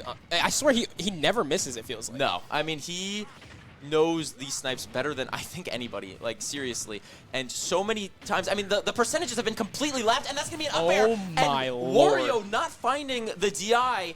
I mean, I don't even know if you could have DI'd that, but whenever you get hit by that move, they call it a Mario Party minigame. Like, you have no idea which way you're going to get sent. And, Viri managing to get the correct hitbox there and bring USF super, super close to, glory here, as even more percentages are being tacked on. Can we see the 3-stock? He's off stage. Can the snipe come out? The gyro managing to get blocked by a really smart forward air from the Wario rather. But, I mean, the percentages are being, like, it's adding up very, very much, and we're almost seeing a complete lap in percent, and this Wario finding that back air, so important, preventing the 3-stock catastrophe that was being threatened. But now Wario has Waft online. Really would love to find something else here, and this is going to be a combo. He has the gyro. What can he find into the Waft? Because this stock is going to be really crucial now, and that's going to be a few moves coming out. That's going to be up air. Okay, still going to be in it for now. Viri has to play this so safe now. Nice little back air, kind of having that last second hit. Hopefully Skits can... Oh, there's up air. What's he gonna see? coming? Oh, I'm so scared, bro. I'm not even playing. I'm terrified. Yeah, if that up tilt connected, I do believe that would have comboed into the Waft perfectly. And there's going to be a bite, and this is looking really scary. Rob is sitting really high up on the stage, which, is kind of where Wario wants him to be, but a falling up air. 172, and that's going to be a back air. No Waft today. Florida. Wow. Going to take the lead here, 5-3. Need that. Need that. It's their last player. That would have been, if that Waft had managed to connect, and Viri would have still had the lead going into it, but it still would have been kind of hairy. 4-3 is one of those things where it's easy to lose that last stock, and then we're sitting in just a one 5-1, right? And you're just saying like one match, decide all marbles, whatever. At 5-3, I would put money on Viri at least doing a little bit of damage. Yeah, for sure. To make it easier for the Bulls. This is a very, very notable advantage now because he managed to avoid that wall, which was looming large the entirety of that last stock. But, Wario did really well to fight it back in, but it just wasn't enough. Yeah, no, Viri set himself up so he can definitely at least okay. I'm not gonna lie. If they have some kind of like Thanos guy on the bench just waiting for it to be the anchor and takes out Viri, that could be kind of scary. But the thing is, it's still a 1-1 at the end. Yeah, it's still a 1-1, and we get counter pick. Yeah. But the thing is, like, it's Viri. It's Viri, bro. It's Viri. Like, that guy. I'm so happy that we get to see Viri out here again. It is just so much fun to watch this man play. And it's also one of the things that I want to mention is Skits was going to be their counter pick going in. That was the plan. Yeah. That's something that, like, that's the number one rule of, I guess, any competitive game. But things are going to go wrong. Yeah. You know what I mean? And in Smash, when your first counter pick doesn't go to plan, I think it is a lot worse than in some other games. Just because you're thinking, oh man, like that's who we were gonna use as the counter pick. So now, what do we have? Yeah. Like on the bench that can go in and be our anchor to not only take out Viri, also whoever USF has in the back. So, it's looking pretty good, but you absolutely cannot put it past UTA just yet as the 1 seed. They have been, I think they've been cruising. Yeah, they're the 1 seed for a reason. They've been cruising, so it's going to be something that they've been in this kind of position before. They're not going to be feeling the nerves. It's not new. It's not new untreaded waters, right? Yeah. It's like they've been here before. They have the composure, surely. Yeah. I mean, they're the number 1 seed for a reason. They probably have come back from this a couple times before too. So I mean, it was a long season. That's so the crew that's battle. Yeah, that's the crew battle format. For you, it's one of those things where the 2-stock lead. There's always going to be 2-stock leads one way or the other. As we close into the last couple players, that's when we find out what teams are made of, what players are made of, and now we're going to see what Kyle is made of on this Snake. UTA down to their last player as Viri. Going to try to do a little bit of damage here. Dropping the mine on top of the top, it's just going to be a little bit more difficult, but having all these nades, it's just going to be so insane for zoning, right? You're able to do so much with kind of just pushing him back with the little grenade he puts on the ground, and on top of that, the mine, right? The C4. The C4 is such a good ability to kind of just... I mean, this is actually low-key annoying. I was going to say, it's been 30 seconds. Like, this is definitely, like, the slowest start that we've had to any of our games thus far. This is going to be, a stall fest, and both players, it's like a chess match, right? Both players not wanting to make a large mistake because so much percent can come out, and that is going to be a gyro set up there, which is going to allow Viri, just a little bit of percent. We're not looking at anything too drastic just yet, but that is pretty relevant going into this, as that is a really important parry because the gyro setup was there once again. So I guess that's what Viri's going to be fishing for here. Yeah. Try to get the gyro behind, get some of these down tilts in, and, we'll do a couple execution tests, and if you mess up any of them, you're going to eat so much percent. Yeah. I think... And wow, nice little up recovery is so slow in, like, its trajectory now. He has a couple of options out of it, but the up air going to manage to catch it and bring UTA down to 2 stocks left. Now, it is 2-2 on this player, on this specific game. And, USF with a whole other player in the back going to be looking real good. I see the attempt there at that up tilt from the Snake. It was just not enough there. And, Viri's going to be a lot more content to kind of run in and trade percent with the grenades out, right? Because he's up. Yeah, he's up, and when you have a lead and you know that you have somebody in the back. You can play as risky as you want, honestly. As long as you could possibly get some kind of fruit from your labor. You can play as hard as you want. You can be like, all right, I'm going to go for this. This would, I feel like, give me a possibility for a KO, which he's kind of just looking for right now, right? Yeah. And now he's not going to want to do anything too crazy and just kind of try to take this stock. I think once this, this Snake stock goes away, then Viri will feel a lot more comfortable moving in onto it. Yeah, I mean, I feel like what's it called? Yeah, honestly, this is, like, annoying. This sucks. Like, you just have to play so defensive into this. He's just kind of throwing all these nades into him. It's kind of just hard to find an opening. But once he does, I feel like, just like that, you're able to do so much. Like I feel like every single one of Rob's abilities are a kill move. I feel like Yup.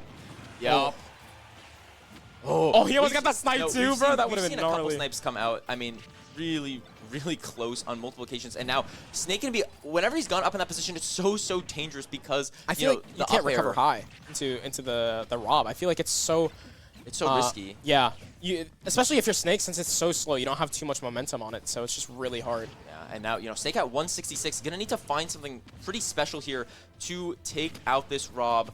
As, Viri just content to kind of throw out some of these large hitboxes that at this point are pretty much gonna kill. 174, the gyro coming in, and that's gonna be a down throw. That's gonna be a barrel, and that's gonna be a stock. There we go, The Viri Bulls. doing exactly what we needed him to do. Yeah, 2 stocks, that's your job. I mean, That's your job and more, I absolutely- feel. Yeah. Oh, I mean, like... How many did he get? I think, like... No, and more given what happened last time, because that's gonna be 5 stocks, equaling what Atomic did and the lead. Viri comes up strong for the Bulls. Is Rob busted? Yes. That is just like, yeah, that is, But we don't say it if they don't have a Rob also. You know what I mean? Yeah. Rob might be OP.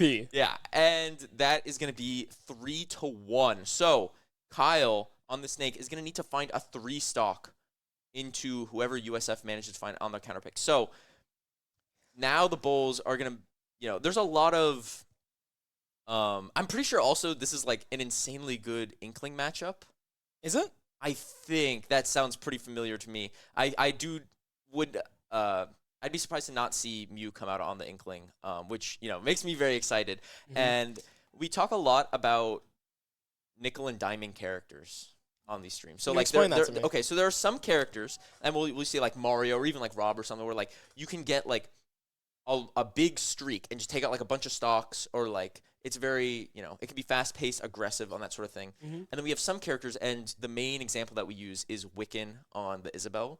Where you kind of play more slow, like You annoying. play slow, and you may not get like 5+ stocks, but you're going to get at least 2. Mm-hmm. Like even if you lose your 3, like you're going to get some damage every life, because you're just throwing out the projectile, keeping things like that.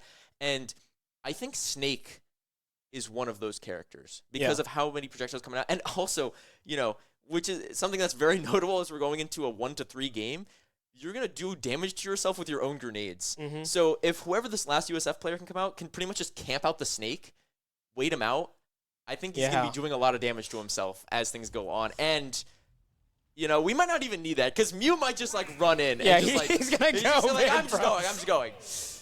I mean, okay. For some reason, I was just fully ready to see him just like run it down the moment. Yeah, I and then was like, too. wait. Okay. Crew battle rules. Yeah. Okay. And yeah, this is gonna be it. Game number 1 of this barn burner of a set is going to be decided by this match with Mew on this Inkling versus Kyle on this Snake, and already It's already even. Like, yeah, but it's not even the evenness. It's the percentages are Oh mattering my God. so much. And wait, he's already, in there like swimwear.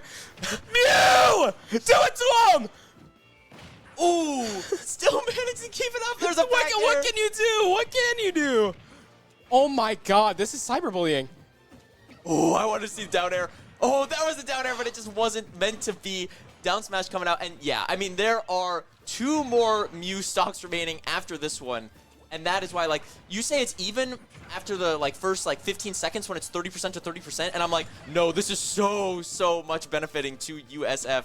Yeah, that's what I meant. I was like, it's even already, and he Yeah. has 3 stocks. So it's Yeah. like, it's, Yeah. oh my goodness. So, I mean, now we can set up for a roller. We can just wait for a bomb. I mean, really, I think this is like a very atrocious matchup. And that's going to be the up air. And that is going to be USF making big moves. 3-0 is a very,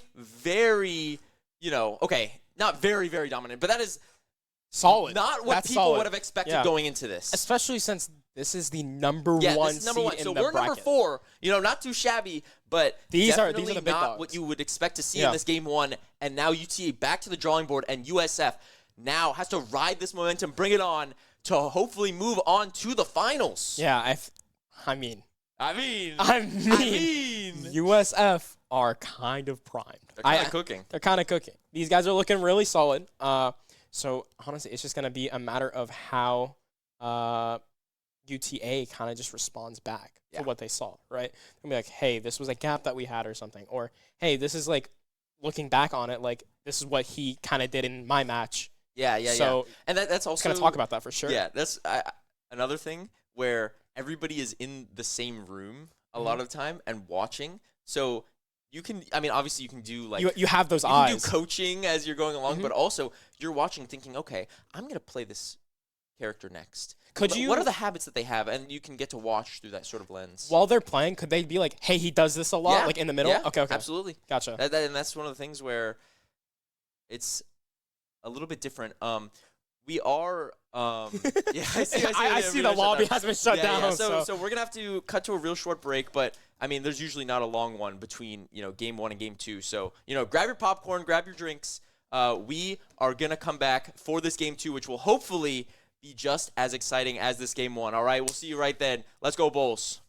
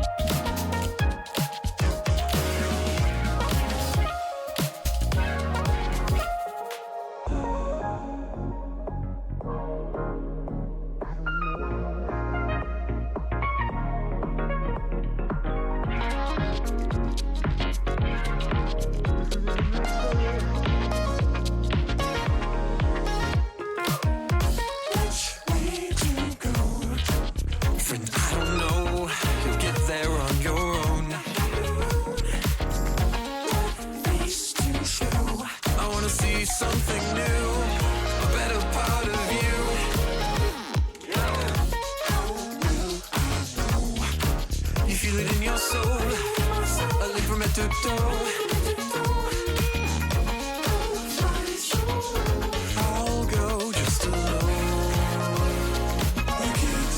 Scratching my mind. I gotta keep asking why. Stop telling me all the time.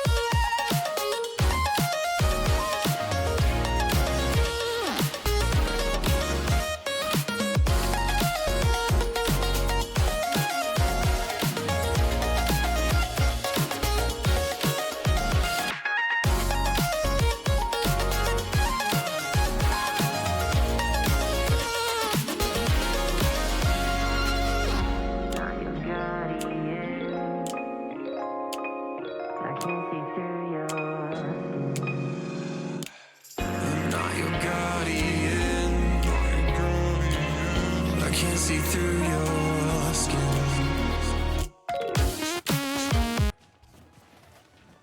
All right, so these players did not end up going for a button check like we expected for game 2. So missing the first opening seconds, you didn't miss much. Okay, except It looked like a button check for a solid couple seconds. I cannot lie. Yeah, because they were just kind of clicking moves. But yeah, so this is going to be Nitty and Skits coming out on the lead slots. Both teams deciding that they want to mix it up. USF deciding, you know what, you let Atomic, so I want to go Nitty to catch that lead, but you know, UTA deciding, yeah, we don't want to be predictable. We just lost game 1. We want to try something a little bit different. So even though I think their lead matchup worked out great, they're probably going to have him on the anchor, honestly. Yeah, I would not be surprised to see that, but it is now going to be a totally different ball game coming out, as this is a matchup that we did not yet get to see from game 1.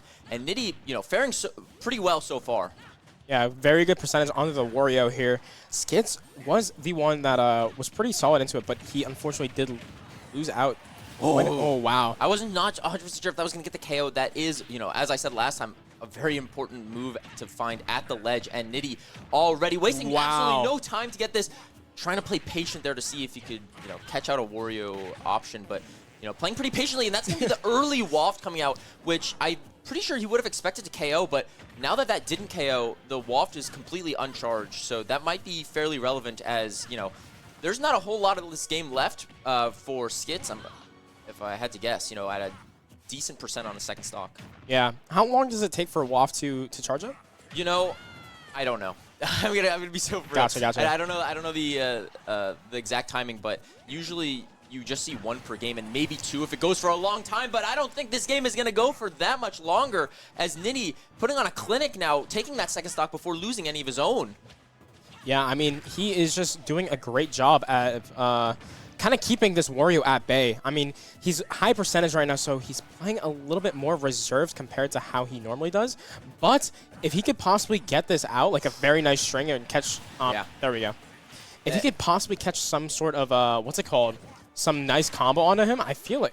Whoa. It was looking a little scary there for a second. Yeah, I mean, Wario's combo game is nothing to scoff at as well. I know Bayonetta's might be a little more flashy, but, you know, Wario absolutely has that in the bank as well. And, you know, I do think that we might see, like, a small waft get built up again. Probably not one of the big ones, but as we approach, we're hitting the red HP music coming out as, you know, last stock for Skits, but, you know, Nitty at a high percent. This is going to be, you know, it would be really, really huge if USF could take a 2-stock lead, but right now, Skits not looking like that. I do think I just saw that small waft get charged, and that's going to be a back air. Can Nitty make it back? You know, Skits going in with this ledge trap. That's going to be a witch time. Very nice. Couldn't follow up with it, though. Yeah, it was so close, but not managing to do it, and getting distracted by the bike and allowing Skits to give a little slap across the face in the forward tilt. Yeah, I mean, Nitty just needs to get this last stock if possible. Already high percentage, but, I mean, Wario hit him twice. He's already now at 40, the waft so. is online. Waited too long after, you know, first and second stock went away pretty fast, but now the waft is online, and we are definitely at a waft kill percent. Can Skits manage to find this complete comeback now as the bike is out and Nitty off stage? What can we see? Oh, waft miss! Yeah, wow, and that is going to be a really, really important tool just gone now for UTA, and now Nitty is going to need to find some of these openings that there we go. he was finding at the start, but where's the kill move? Oh, both at pretty high percentage, over 100 each, so they do have the Rage activated as well, so they will be ending up doing more damage. Just it needs to... Ooh, there it goes. There it goes. Yeah, really good patience there, finding that air dodge out and sniffing it out just well enough to manage to take that game. Yeah, I mean, that was just really well played from Nitty right there. Kind of, he's just so patient. Like that... Yeah. It's like riding a bike, you said, right? You don't forget it. This guy might be him. Yeah. But yeah, I mean, overall, I think Nitty has just been a great addition to this roster here. Definitely. I mean, this guy is him. I think it would have been one of those things where if we were to lose that match after being up 2 stocks, it would have been really bad mentally. But now, you know, it's not 2 stocks. You can't hope for a 2-stock advantage. You know what I mean? That's something that's an outlier when you're playing these battles.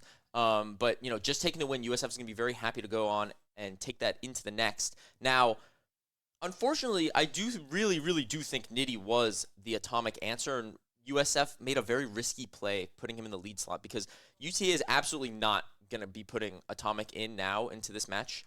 And that means that USF is not going to have that tool for when Atomic inevitably does come out. Yeah. I think, dude, Atomic is like actually like do you that. think we'll see Atomic versus Viri? If that's the That case, might be what happens now because that of might that be league kind of matchup. cool. Yeah. I mean, I think that would be very entertaining. I'd get lost for sure. Yeah, but which Bob is which. 'Cause Yeah. sometimes a lot of the skins look like exactly the same, so sometimes one of them will like swap to like the dark blue. Or like I hope they do that because Please, I pray they do that because that'd be when awful. both are hitting like side V's into each other like Beyblades, and you're like, Yeah. I mean, I think that, what's it called? Yeah, genuinely, I feel like if they had, what's it called? Inkling good into Rob? I'd imagine it's fine, and it's a matchup that Mew will know. So I don't think a lot of these things are like so awful that there has to be like you absolutely cannot do this, whatever. The only matchups that I can think of that are like that is like Bayo into Rob I and feel like Inkling into Snake. I think are those two where USF actually has probably the matchup advantage in terms of just the rosters. I feel like Snake would be pretty solid into Mario, no? Oh, probably. Yeah.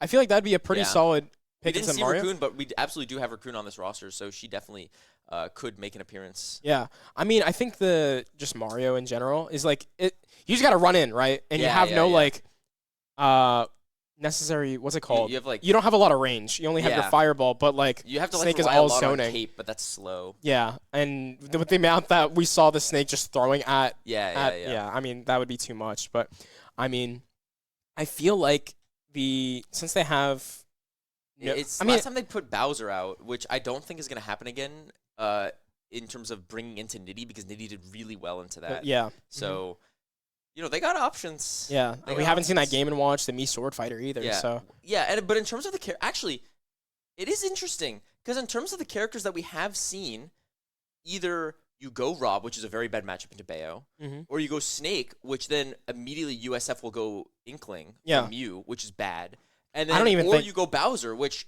Bowser, Rob, both bad characters. So I would not be surprised to see a new player come out for UTA or Atomic just says, you know what, screw the matchup being bad. I have 3 stocks, you have 1. Like I'll back myself to win this. yeah, But again, if I'm gonna be honest, I think that's why they're taking their time. yeah, I honestly don't even think they put the Snake back in, to be honest, because they have that Inkling. Yeah, unless Mew has already come out and gone, I do think that's a very risky play. Yeah, I think otherwise they're just gonna keep Mew on reserve just in case for that, unless it's like obviously the last bit. But Yeah. ooh, it seems like we are going to have the Sword Fighter. Yes, so it's going to be a new player come out. This is going to be Donald on this Mii Sword Fighter. I like the drip quite a lot. The Oh Yoshi. my, this guy looks like a Dark Souls And, boss. Yeah, we're going to find out soon enough what sort of a moveset that this Mii Sword Fighter has, because this is something that I was talking about where we have experience fighting against Aleostar, and it is going to be that Shuriken coming out on the neutral B, which is Aleostar's choice. So already, and this is looking like a mirror of Aleostar's moveset so far. I actually have never seen what Mii Sword Fighter can do. Yeah, I mean, and you're not alone. There are good players that just have like no matchup experience, but actually it is interesting because I was gonna say USF does have experience because of Aleostar. Nitty might not be one of those players just because, Because he hasn't doesn't played- show up. Oh my. And that's okay. That is a different up B than the one that Aleostar uses, and that is exactly why offering much less recovery prowess. And that is going to be a super early stock Nitty getting the Gimp and allowing, USF to absolutely strengthen their lead. And this game is still going. Yeah. What's it called? Having this kind of... I mean, if Nitty Loki could get another one... Oh, yeah. Wait, which... Oh, Loki so much 67%. damage. I'm tweaking. Yeah, and so much damage. And that's going to be another setup into this back air. And now, Mii Sword Fighter, going to be off stage. Nitty really covering so many options. That can be... Oh, I thought the up air was going to be it, but... Nitty completely whiffing. Yeah, and that's going to do it. You cannot whiff. It looked like both players had a bad whiff, and in the end, UTA going to take full advantage of that and minimize the damages. Yeah. So, honestly, to be fair, Nitty did get one off took of 4 that. stocks. So, that is really good. Yeah. You should not be mad about that whatsoever. But the thing is, USF do have that counter pick. Yeah. Right? So, it's just advantage on advantage. So, what do you think they go into this Sword Fighter? Especially since they know the whole matchup. Or not matchup, kit. Yeah, they They know the whole kit. Right.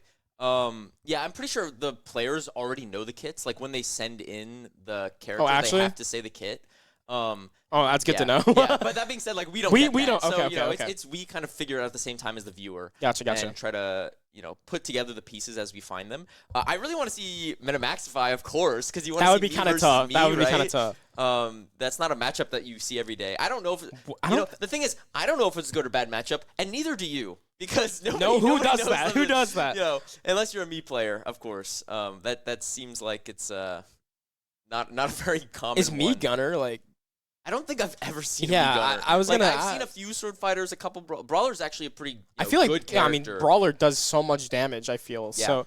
I feel like Gunner. I've never seen before. Well, we said Aliastar, who usually obviously plays me sword fighter, ended up going in one of our crew battles, played me Gunner to allow Pooby, who usually plays like Piranha Play and Steve, to play me because she also plays me sword fighter, and you can't have two players play the same character Okay. in a crew battle, and that was a really weird. Did they end up moment winning where that we one? Yes, we won Okay. that game. But I think we were already winning because, yeah, I think that Pooby me sword fighter is not bad, but it was not. It was very unorthodox. Let's just Yeah. say. Wait, so you can't run me Sword Fighter and me Brawler at the same time? No, you can. You can't. Okay, run okay. It's just the same character. Gotcha. So Aliastar got forced off of her main to allow Pooby to play. Gotcha, Which okay. is definitely that's a little bit of a suspect choice in general. But I mean, hey, it worked out. Yeah. But in terms of the me sword fighter matchup, I'm sure we have Answers plenty to of it, tools. yeah. And I'm sure, yeah. The thing is, Mew is probably good into this as well, but I don't think they should you put him save, in. You yeah. save Mew knowing 'Cause that I feel like- Snake is in Yeah, the deck. I feel like the Snake is such a. It could be oppressive. Like it really can be. I feel. This is a very character matchup oriented crew battle. A Mm-hmm. lot of the time it doesn't really matter, just mattering who feels good in the moment. Everybody's matchup's kind of even, whatever. And this, it definitely feels like a game of chess. And I notice it with the amount of time that the teams are taking to think about their counterplays. Because I think we could be into game right now if we were in a regular season match, but recognizing the weight of the importance of the semifinal match and recognizing the importance of making a wrong character call could really be very punishing into the Yeah, end. very so, detrimental for yeah. the state of the rest of the crew Yeah. battle. So, honestly, if I had to guess who they probably would put in, I'm saying Minimax. You You say think that- Rob? You're gonna say Viri? I feel like it would be Viri. Yeah, I want to see. Yeah, I mean, honestly, I I feel like that's just a good answer. Like yeah. a good answer, and then it's Viri, so that guy's probably gonna Yeah. Dude, You'd expect solid him to into do it. work and then move on, doing work into the whoever to was the next left. one. Yeah. It's a tough call. Yeah, It's a really very tough tough. call because USF has the lead, does not want to squander it. Now, at this stage of the game last time, UTA was on a tear. They won the first game, 2 stocks Yeah. to their name, and Minimaxify, really did not do the work that, he was supposed to do because they got caught out by that atomic lead. Yeah.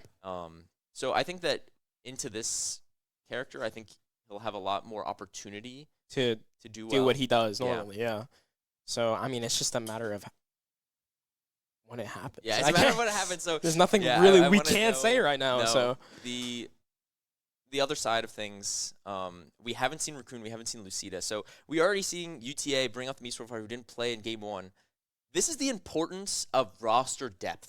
yeah. You know what I mean? And this is something that we've seen in USF Gold's regular season matches all the time. We had so many players, so many different combinations of people coming up between games. Going And, in. oh, okay. So, showing okay, so It's roster depth not being happening. shown, but it is going to be happening. It is going to be me versus me violence coming out. My And- guess is that he was making the me. That's why it took so long. Wait, low-key, this is a different me than last time. I actually think you're right. Okay, I didn't see if they left the arena, but there's a very good chance because, on Lucida Switch, I guess he wouldn't have, every combination of Brawler, and already... Oh my God. Oh, he's coming Ew! Oh still my managed to God! I find thought it, that but- just killed, bro. I was about Yeah. to start tweaking. No, I cannot believe also another notable moment. Oh, and there you go. That's the blaze kick and the shot put coming. Oh, wait, another snipe. It's not gonna find the kill. Viri, you know, maybe giving a little bit of a guru advice to Minimaxify in between matches, showing him how Is Viri on the controller? Be real. Like, come on. Oh my lord. And the other thing, we didn't see that Thrupper kill, but it was very close, very early. I cannot believe that UTA allowed Minimaxify to play on Battlefield. This is like Kind of disgusting. his favorite map. Especially since, you have that high platform, which is really good for getting his Thrupper, right? He can just kind of keep comboing upwards and then keep resetting his jump so he can just get all the way up in that skybox. Yeah, and now at 167%. Yeah, that's going to be surely a forward throw. Yeah, he doesn't really have any kill throws, but what he does have is a Thrupper.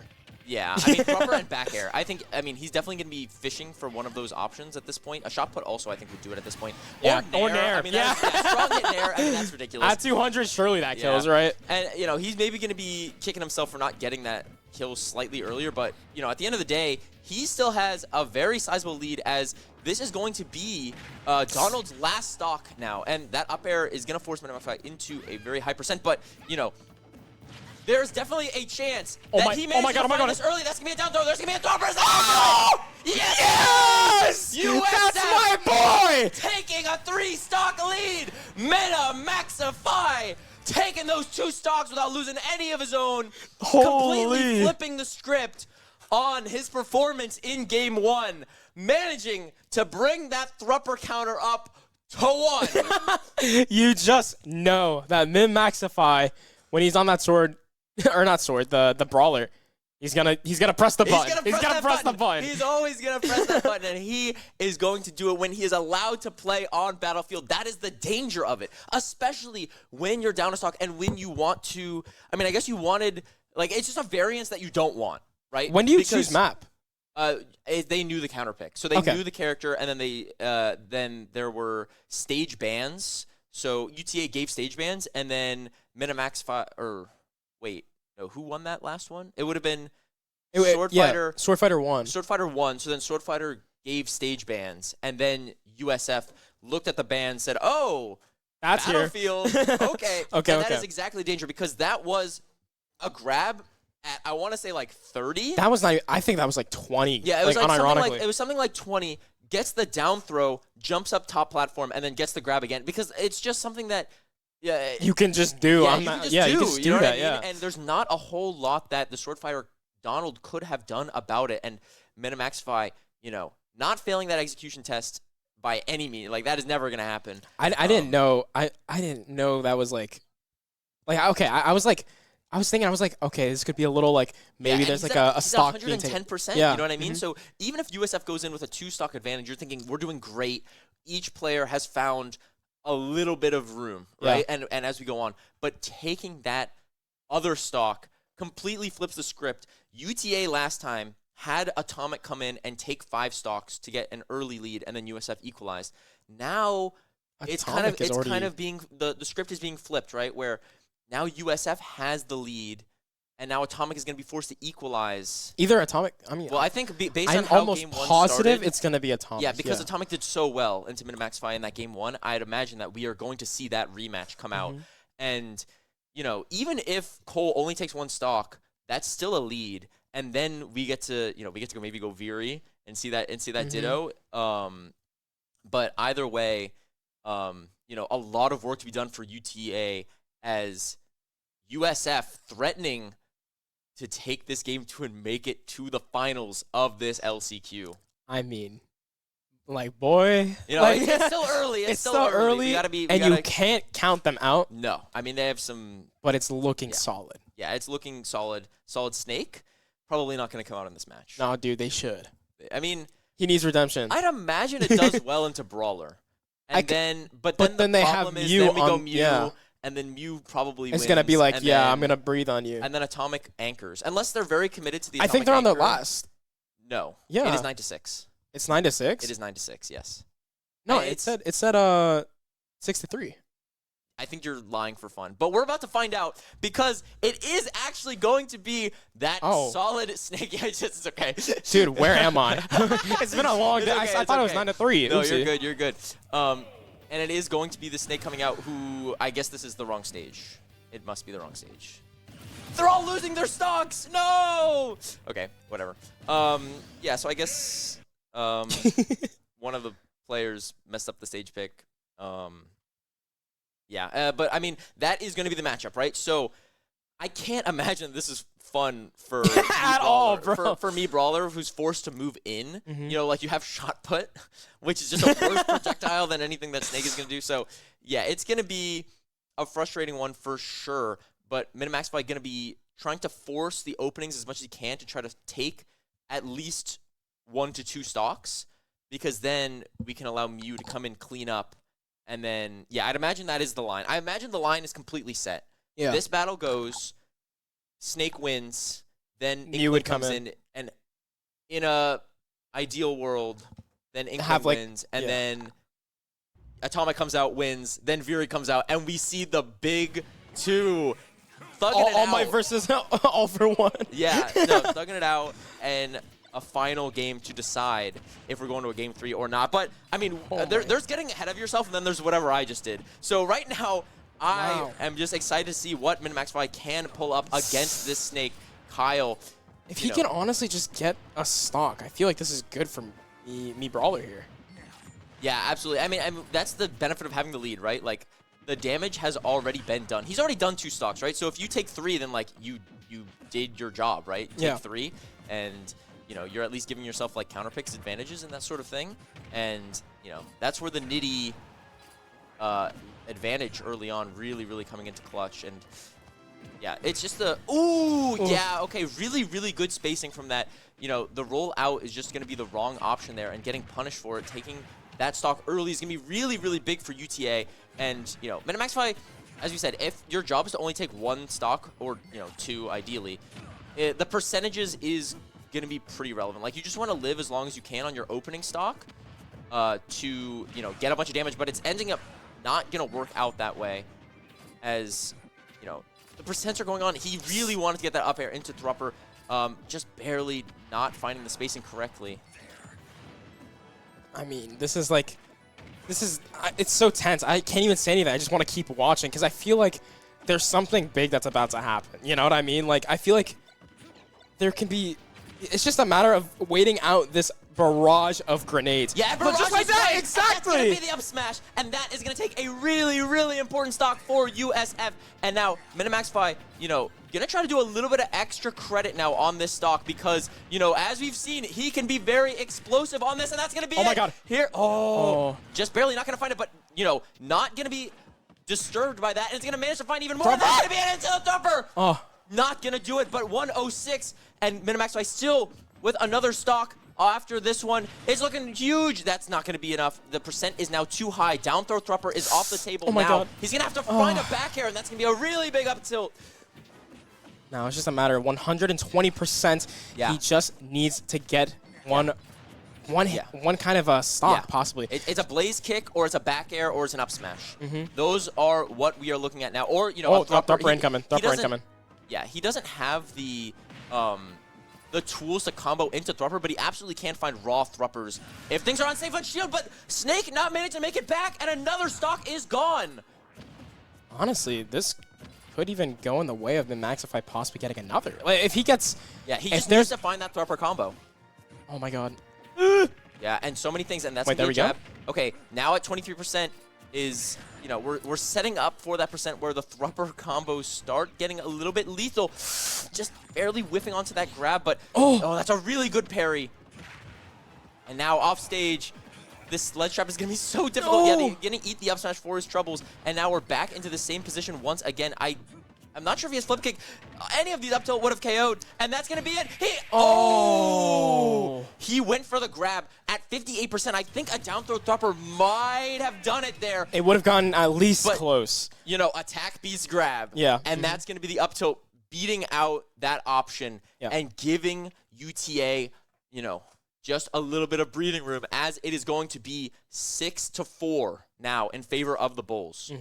Very well played from Minimaxify. I mean, he did it. He got 2. Both characters, both of our players so far, Nitty taking 4 stocks, now Minimaxify taking 4 stocks. And, you know, it doesn't feel like, you know, when you say like, oh, it's just a 2-stock lead, like, when you have the players of the quality that we have in the back, of course, last time Atomic took 5. So we have 6, and Atomic took 5. So, you know, It can happen again. But the math thing telling is, you, he hasn't gone against these people. no, and that's exactly it. And I really, really do. I sense it in my bones that we are going to see this Viri versus Atomic matchup come on and out, which, you know, I don't think it could get any better than that, to be honest. But in the meantime, into this last Snake Stock, it is one of those things where I think it has to be Mew, just because I really could just trust Mew to Go take into that other stock. people too. Yeah, and he can take that stock probably without losing any of his own, just by nature of the match. We saw how that matchup Dude, went that last matchup time. was brutal. I I'm mean, not gonna lie. That Had was so many openings, and it was literally the exact same situation where it was 3 stocks to 1, and you know it just went away super fast. So if Mew can take his stocks and bring them into Atomic, he just has to do a little bit of damage. Yeah. You know, like get one stock. Yeah, I mean, that that is the current playbook. Yeah. You know, and He if gets- you can take 2 or more, Bro, that's excellent. I feel like the matchup, especially since he has experience into it too. Yeah. Into the Rob, if it does come out, like for all we know, bro, we could see Game and Watch. Like we could see some That random would stuff. be- That would be gnarly. I cannot that would lie, be but crazy. that would be a choice. But like, I don't know. Like, what are they? They're gonna be like, yeah, let's just switch it up for fun. You know? Yeah. I mean, you know, You never know. But like, I genuinely do think, what's it called? I feel like the experience that Mew has into a Rob on top of his character, like the nature of his character, could be really good into a game, Game and Watch, or not Game and Watch, into Rob as well. into Atomic. So yeah. I feel like it is very high chance Yeah. that he could possibly even get 2. Yeah, and Mew is not like a stranger to being forced into the top dogs. Yeah. Like This a lot guy's of the been fed into the matches- wolves a No, lot yeah, of the really, one we're that just I've like, seen. We're like, oh, this player's so good. All right, Mew, you got that. You got that. Go, go. He's looking like, what? I actually love And Adam he is so up for that good. ch- He's He is so always up for goated. that challenge. Yeah, I mean, I think, yeah, I mean that guy's, I Yeah. think it could do pretty well. I genuinely do think Mew's a very solid player. So Yeah. I mean, he's very comfortable on that Inkling, as we saw earlier as well. He knows his matchups, he knows his capabilities, and I mean, he could even go for a little bit of limit testing too. Like, Yeah. for all I we know, we think- could see something crazy. Yeah. And in the meantime, though, with Kyle on the Snake remaining, what kind of takeaways, like, that first match you had, sure, okay, you lost the stock, like, pretty instantly, 1-3, but the difference is, I think when you're anchoring, it's a different kind of feeling. Yeah, Because you have to more s- pressure. You have to swing for the fences because you're like, I have to 3 stock, or else it literally doesn't matter. But here, He I has think he has fallback. I think he'll be a lot more disciplined in the sense that, you know, there's not pressure to get all the stock. Because that's kind of how you have to play when you're anchoring, like, Yeah. and you're down by so much, and that's not his fault. But now you're thinking, I just got to take 1. Yeah. If I take 1, we're good. If I take 1, I trust Atomic to come in and take 5 again. Like, that's the UTA playbook. I was talking about the USF playbook. UTA playbook. Yeah, that's starts kind of their with- win con. Yeah, it starts with Kyle taking 1 of Mew stocks, and that's definitely going to be something that they're talking about in the back room right now, trying to plan for, you Mhm. know, because Yeah. it is definitely no small feat, but it's definitely something that, you know, all of these players here are very, very good and very, very capable of swinging the match on their head. You know, it sounds like we have all the answers and we have it all set up, but that is not going to be the case. Now, I know it does look like both the characters were just revealed, but I think they're going back, selecting the map, which has actually been more impactful in this crew battle than I think it usually has been. Yeah, I mean, they got Min-Maxify on Battlefield. That was, I mean, come kinda on. it. That was That'll do it. So, I mean, I do think, I don't know, I think this is win percentage wise, I think right now, unironically, it's probably looking like 80-20 in favor of USF. in terms of this particular stock game. No, I think in general. Oh, okay. Yeah, okay. I think in general. I mean, you're an optimist for sure. I don't know. Okay, I can never. I just cannot know do my that with boys. Atomic. I know my boys. With I know my Atomic boys. waiting in the wings, I don't want to say anything like that just yet. But I definitely would say it's looking favorable for us right now, and I think 60-40. you know. Hey, I Is like he that. really that guy? I mean, Is Atomic but that guy? Viri's also that guy. Yeah, I mean, so, you know, like I it's- know my guy. I know my guy. Viri is him. Like, Yeah. I don't know. Like, yeah, I didn't see Atomic hit those snipes. Yeah, You know, I saw Viri do it a couple times actually. Yeah. We need like a Minimax fight. We have a Minimax fight Thrupper counter. We have a Viri snipe counter. We have like a raccoon forward air counter. Mhm. I don't even think she uses it that much. Like, Yeah, I don't. Let's just count everyone, bro. No, I don't think. But it won't hit the same as Minimax by Thrupper. Dude, you know, I mean, nobody Thrupper gets else. too hyped, bro. I feel like whenever he hits it, bro, it's like you feel it. Yeah. You know what I Yeah, mean? yeah, Like, yeah. I feel like whenever he hits that Thrupper, like, he hits it, you know? Yeah. So it's like he's doing an IRL, I feel. Yeah. I Like think when they he just wins, he jumps up. He's like, yes, and he hits like the, you know, like the, you know, big- the post I'm talking about, Yeah. and like it freeze frames. Yeah. He goes like, He's stuck up there. dude, another thing, I like watching, like, the actual players when they're playing Smash. Like, you can see how locked in they are. Yeah. You can tell whenever, I don't know, like, a crazy amount of, like, okay, you can be like, oh, he missed this combo. A big emote that Minimaxify does whenever he misses something, he goes, Oh, he's like the FGC nod. he goes, Oh man. Okay, hang on. Can I expose Cole for a sec because he's not here on the chair? He can't say anything. He'll just be like IRL things, and he'll FGC nod. Like you tell him something Yeah. like that's gone slightly like not like he expected, like on shift or whatever, and he's just like, yeah. I love it so much, bro. Like, and then he looks up. He's like, There's like a couple things. yeah. I've called him out for it a couple Yeah, he's times. very expressive. He's very aware of it. Dude, I actually love it. Oh. Yeah, Oh. and the FGC nod. Oh. What's a oh? Oh, that's a oh. It is not going to be Mew. It's going to be Raccoon coming out. So this is a God concept. bless America. Yeah, okay. This is a concept that I was talking about in Game 1, which is the idea that for as good as that Inkling into Snake matchup is, we're actually more concerned about the Rob matchup. Yeah. And we have decided that Raccoon is a better option into this Rob than Mew.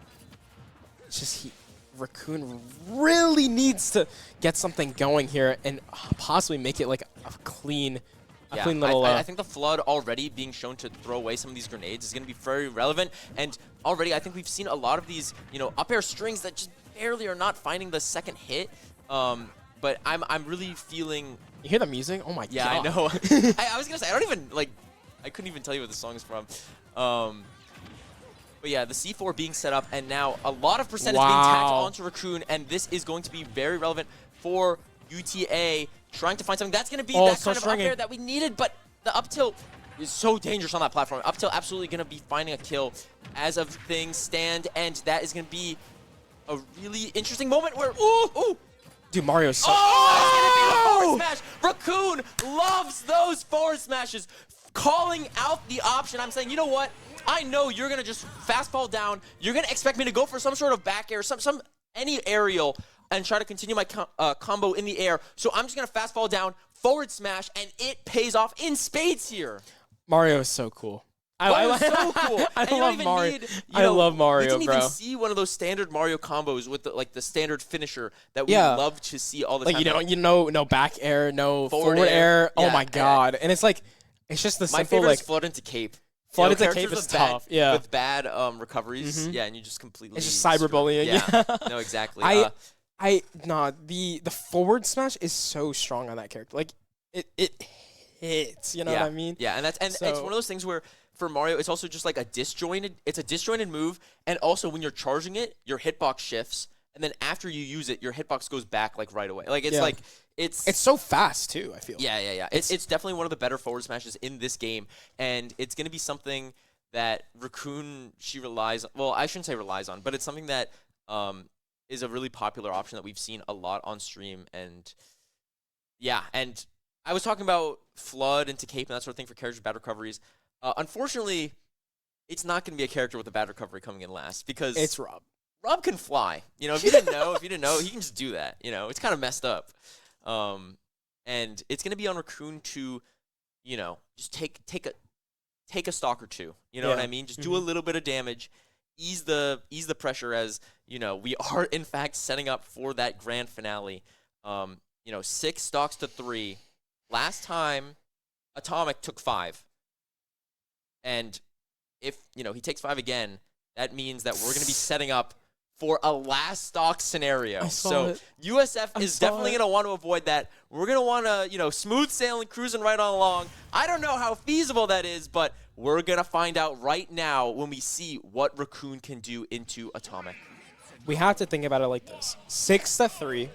Raccoon this was the matchup that was Preferred. kind of preferred, right? So Raccoon feels more comfortable on this Rob, it feels like, and I agree kind of with it, because Mario's a very heavy like combo setter, right? Rob's hitbox is big. Yeah. You know what I mean? And that's Like, going to be it's exactly huge. what we're going to see. Oh my and god. it just barely was not enough. The hitbox is going to be the wrong hit, unfortunately. But, I mean, the damage is relevant, right? It's something that we talked about. Oh, dude, that up air is kind of gnarly. I cannot lie. That up air is so dangerous. And when the percents are both getting high on both sides, when you're in a position like Raccoon, no way! DIing probably the wrong way. Nothing that, you can really do about that. And, 57% is, not the most of what you would have wanted to see for that first stock, especially when you almost got the entirety of the stock itself out of nowhere. Up air. Ooh. Yeah, and you know what, Raccoon? I really like. Oh, going for the second one, I do not mind that at all. And I like the, the patience there to wait before going for that up B, and just allowing for that percent to stack on. But Atomic looking really dangerous with these up airs. I mean, this is. It's getting a little spicy as a backer comes out, and that's another stock. UTA now Raccoon down to her last stock, and that's gonna be it. Oh Off my! To the side B. Oh, DI. And Atomic finishing it. Wow. Up, and we are even here. Wow. No, you might be right. That Atomic fella is low key kind of goated. That was brutal. The entirety of the lead vanished in a trace off of what we wanted to be the matchup. Was that a 3-stock? That was, in fact, a 3-stock. And off of that forward air, which was definitely pixels away from hitting that strong hitbox, which I think would have gotten that kill. Or I guess Rob can fly. So, but I'm pretty sure it would have happened. It would have been pretty solid into it. Yeah, and that is such a huge swing, because even if you just take one, you're thinking that's fine. But now the momentum is coming out, and the pressure is building now, as Viri is gonna be relied upon now for USF and not have any help done. So it's just gonna be one game, 3 stocks to 3 stocks. My best player Rob versus your best player Rob, and we're gonna go at it and decide if USF is advancing or we're moving to a game 3. Head to head, this is what we live for. Yeah. This is Super Smash Bros. This is, ultimate. I think Atomic is favored on paper, based on, their records and Atomic being, like, a very top player. Top player world or country? I could look it up. But Let's I look do it up. believe he's one of the top players in NA. I'm curious. Yeah. Atomic is, I mean. The Smashers app. You have the Smashers app? There's an app? Yeah, there is an app. But anyways, regardless, Viri's not going out without a fight. Yeah. This is going to be one of those things where I've seen Viri take on other Robs, other strong Robs in regionals, and it's just going to be one of those games. It's going to be one of those games. With your school relying on you, it cannot get any more pressure than this.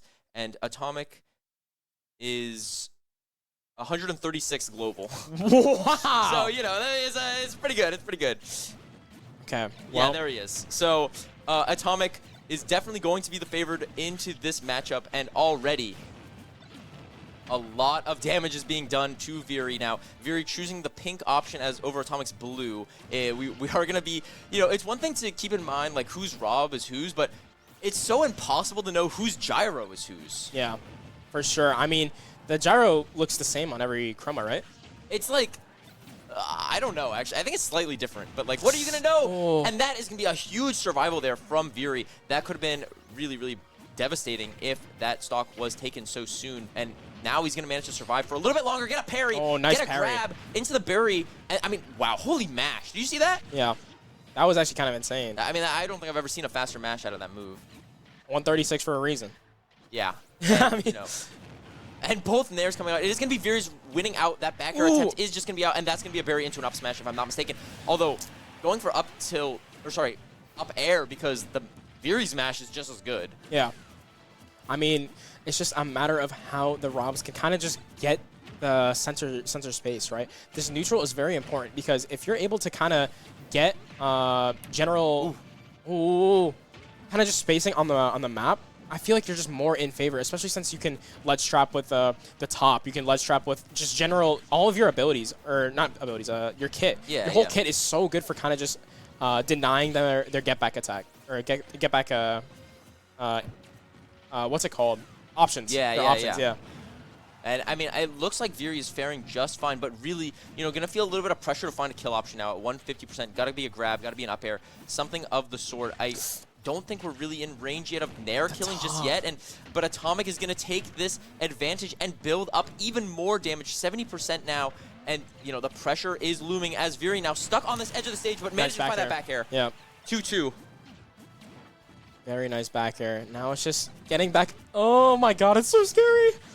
88% onto Viri here. It's just he needs to look for some kind of string of attacks, but unfortunately could not get more off of the 2. So now just got to be so careful around the honestly, when Rob's in air, it's really scary. Yeah, I mean, you've seen like what happened to Raccoon last match, especially in that last stock. You know that Rob can take a stock at the tip of a hat, right? And even though, this stock is looking very much in favor of Atomic, Viri, the tops are different colors. Has the ability to, turn it around at any moment if he gets a good string with, a gyro or something. And that was so close. The back air coming out would have been massive, but it ends up being Atomic whose move wins out, but the damaging blows are being traded, and that's going to be a huge string. What is that combo? What can Viri find? And the up tilt. I mean, that mash is insane from Atomic, and Viri's going to need to adapt.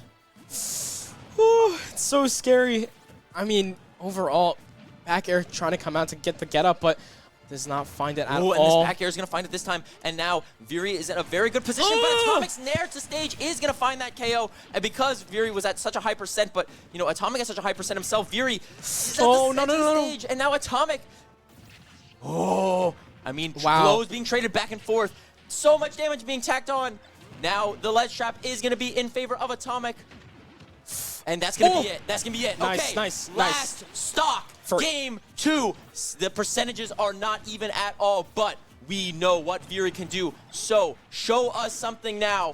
But the percentages are going even further into the opposite direction because Atomic has his gyro, has the stage control. Viri needs to go God mode here, genuinely. 19% to 110. This is not one of those matches that he was expected to win, but managing to stay with it the entire time. All it takes is one combo now. At these times of percent, it's going to need to be something really, truly special, though. Atomic throwing out a lot of his options, managing to get Viri off stage. A lot of the resources burned on both sides, but Viri closing it back in well. Now it's going to be the shield is getting super low. There's the down tilt. What can he find? Atomic managing to make it out of the close, and the percentages are so high, and that's going to be, no, not quite the gyro, not going to be enough. These charge slashes are flying both sides. The percentages are so high. No! Oh my God! USF advance! USF advance! They're going to the finals! I'm lightheaded. Oh my God. Taking out the globally ranked player on the character Ditto. That is what we are made of here. This is USF Esports. Oh my Lord. Just needing to stay with it. Keep it close. Keep it close. I trust myself. I know if I keep it close, dude, I can find that blow. The comeback, literally 0 to 110. He could not get hit. He could not, I mean, he was at such a high percent at the end. The rage definitely, definitely took over there. And that is just such an insane play. Lord. When, especially when you're going from 6-3 to 3-3. The mental damage that does to teams, to the room. I talk about read the room. The mood when Raccoon gets 3-stocked. You're thinking, crap. That was the playbook because we needed 1 stock. We even set up Raccoon in instead of Mew because we wanted, and it just didn't work out. And that's what players like Atomic do. Yeah, I mean. But then Viri is not one to back down from the challenge. Not one to be nervous. Not one to be saying, "Oh man, my team should have gotten a stock."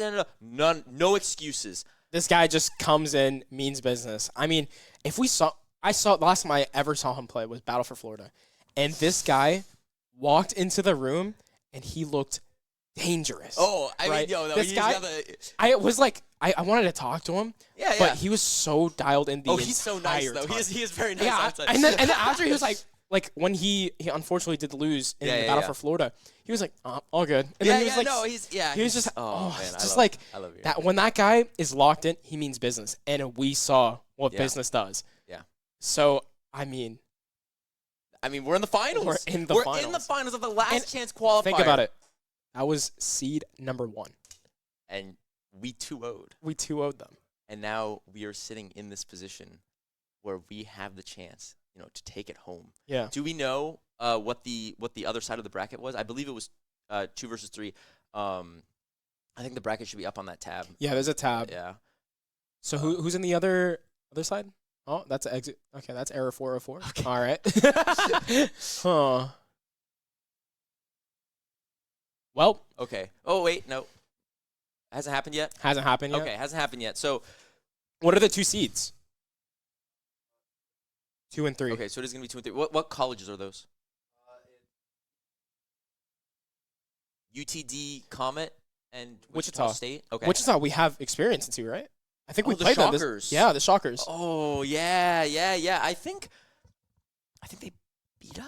It was very close. It was I think. close? I mean, We're on it. We're on one right now, no? I'm trying to remember. We're definitely on one. And this is a different roster than what we had for For our the regular original season match, yeah. For, this. So This is the dude, this is the Avengers. this is the Avengers. So We have Captain America. That's Viri.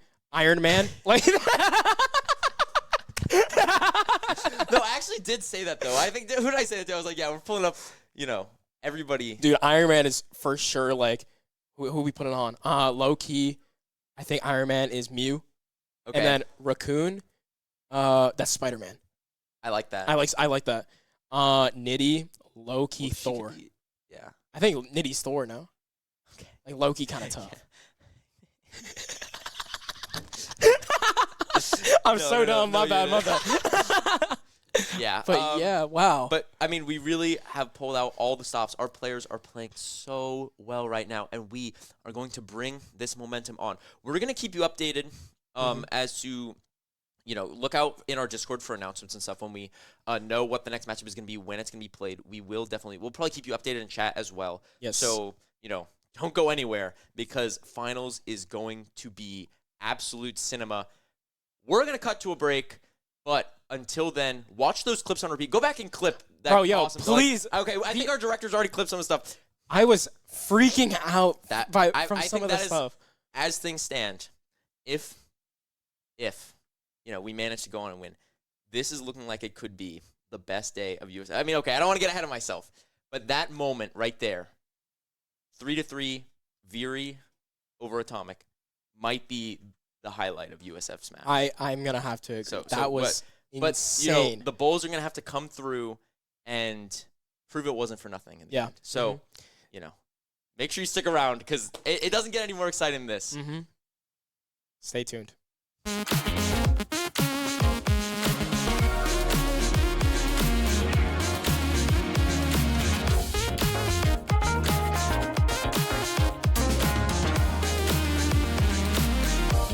I'm not your guardian.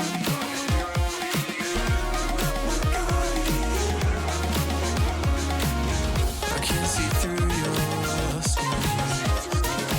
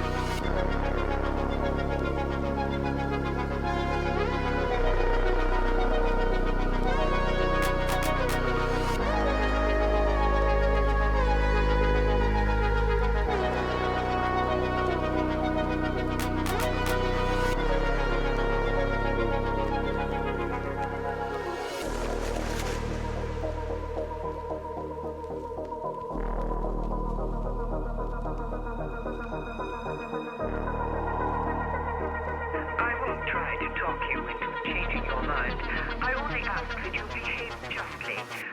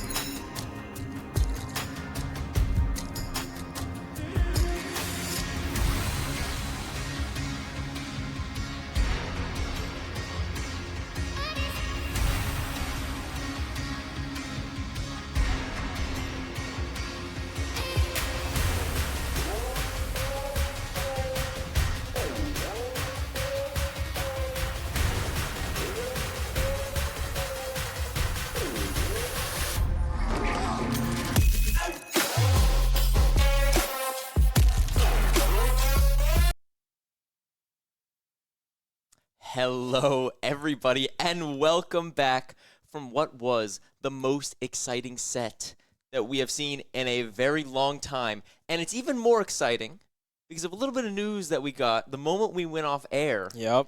Is this last chance qualifier. You did not have to win to qualify for LAN. You merely had to make the final. So congratulations. USF is, in fact, going to Texas. Congratulations to them. Give some love in chat. I mean, really, it couldn't be any more deserved than it currently is. It's been so special to watch that run from the last game to that last game was crazy. There were so many hype moments that, like, you can... It's like pinpoint. Every person really, had something cool. Exactly. Yeah. I couldn't agree more. Every single player, did their part. And now, we are celebrating a little bit, but we can't celebrate too much yet because this last chance qualifier still does, in fact, have a final. And it is really important because of the way the seeding, right? Seeding works. So if we win this next match, not only should we win the last chance qualifier, which is, it's a trophy. I mean, not a physical trophy, but that is a really good accomplishment. We do get to be, I believe, either the 1 through 8 seed in this LAN. So eat this Mega Smash. Eat this Mega Smash. So we are fighting UTD, University of Texas, at Dallas, and it is going to be Clue on the Snake on this lead. But it looks like we've sniped that lead pretty well. Yeah, we were talking about it earlier, where Mew, his Inkling is really good. Is a really good matchup into Snake.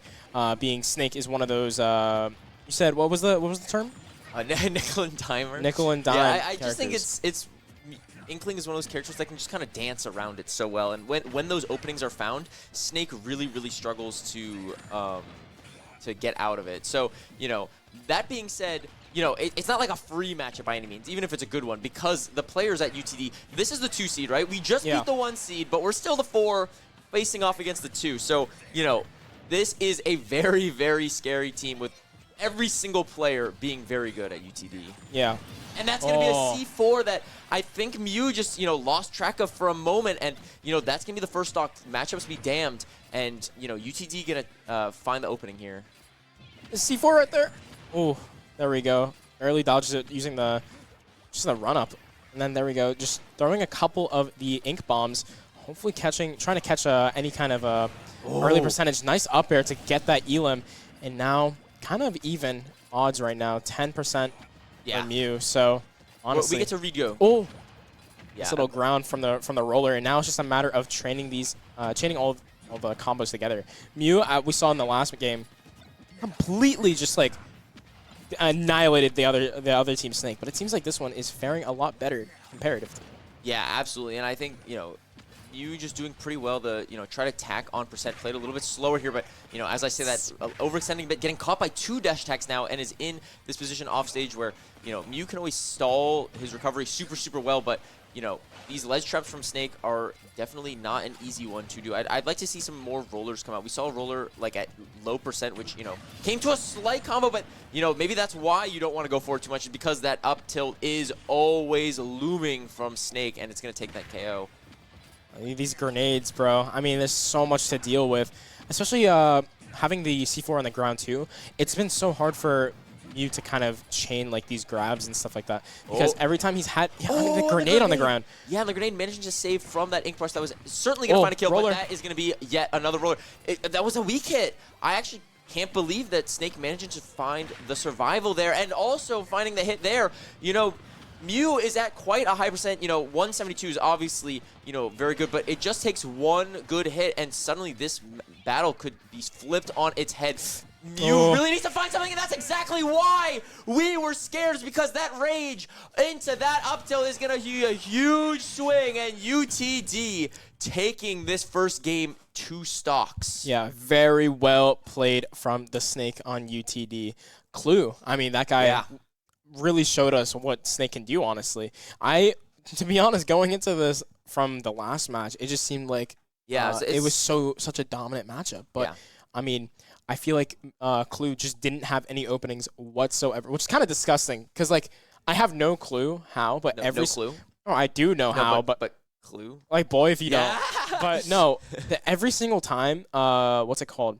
Miyu tried to go for literally anything, like chain together like these grabs or like go for like any kind of combo. There was always a grenade. There was always a C4. Yeah. There was just always something that completely messed up his combo, and he couldn't chain anything, which was a stark contrast to how it was earlier when he kind of just instantly took him off map and he couldn't do anything. Yeah. Like off stage, he just couldn't do anything. And that's the advantage state that is so beneficial in this matchup, but just never managing to find that advantage state is just, you know, playing the Snake played to like their pace very well, and that really shined through the rest of the match, and it allows UTD to, you know, now not only have the opening that they would like in the sense of like they took 2 stocks.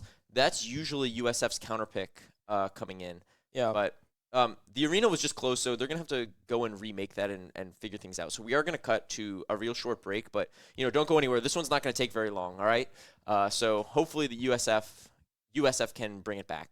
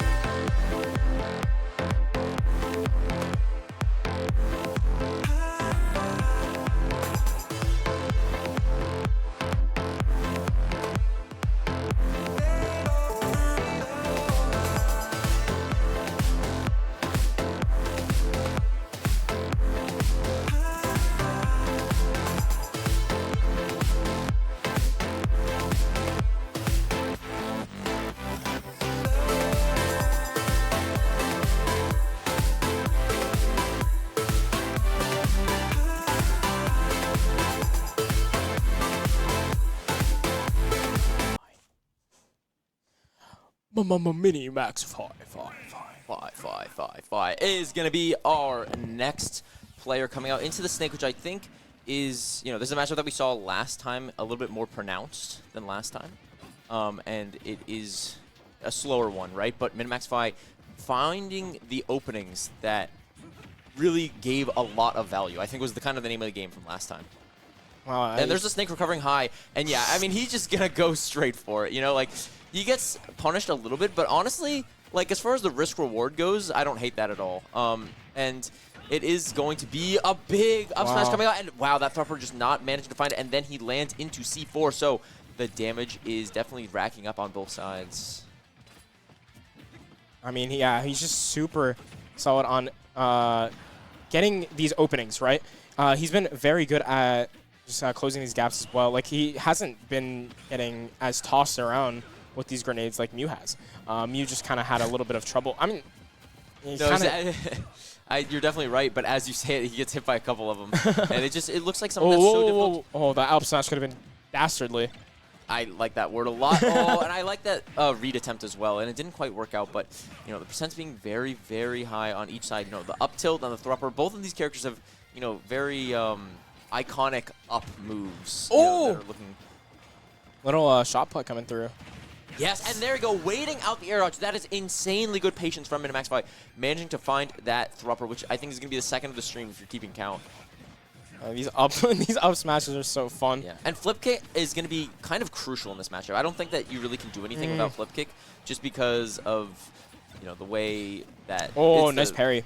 Yeah, it was a good parry, and I do think that the Snake has had a couple chances. So even though Cole's going to lose his life there, I do think that he lived a little bit longer than you might have expected. So honestly, not the worst thing. And here's going to be a down throw. Can it be the up? No, the grenade coming out in time is going to disrupt that combo. And yeah, that's just so unfortunate from that grab, what looked to be almost a certain KO at such a low percent, but he plays so patiently there. But the Snake, realizing that he got punished for the air dodge last time, and that's going to be an up smash, and that's going to be minimizing the damages. 8 to 9, that is really important. Minimizing the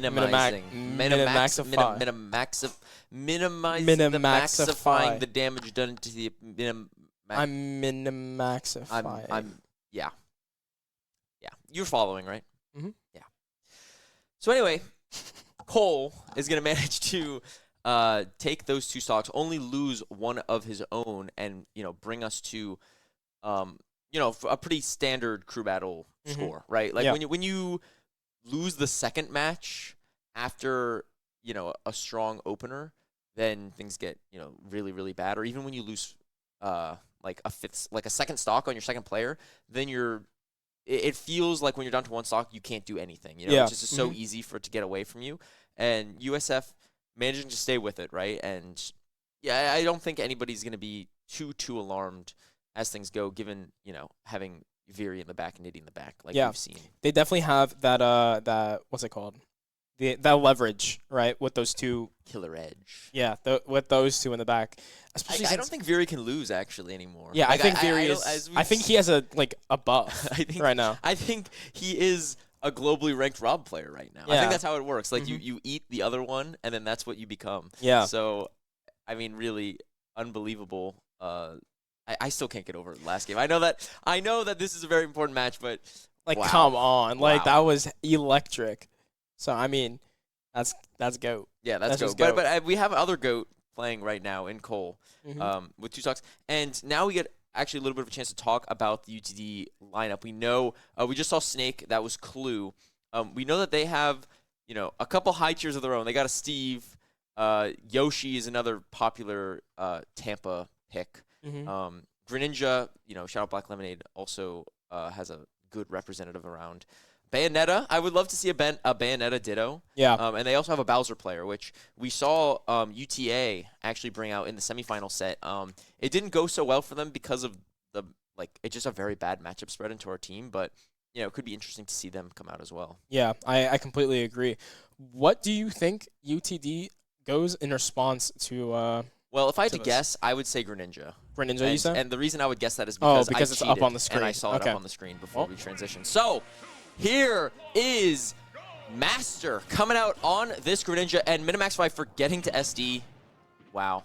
That's tragic. That's tragic, actually. You know, we went like the full semester. Not a single time did somebody forget. And this is what happens. See, Minimaxify, you know, when he's He's locked in. He's too locked. It's because he's commentating with me a lot of the time, and he's not playing. So he forgot the muscle memory. Shame. For shame.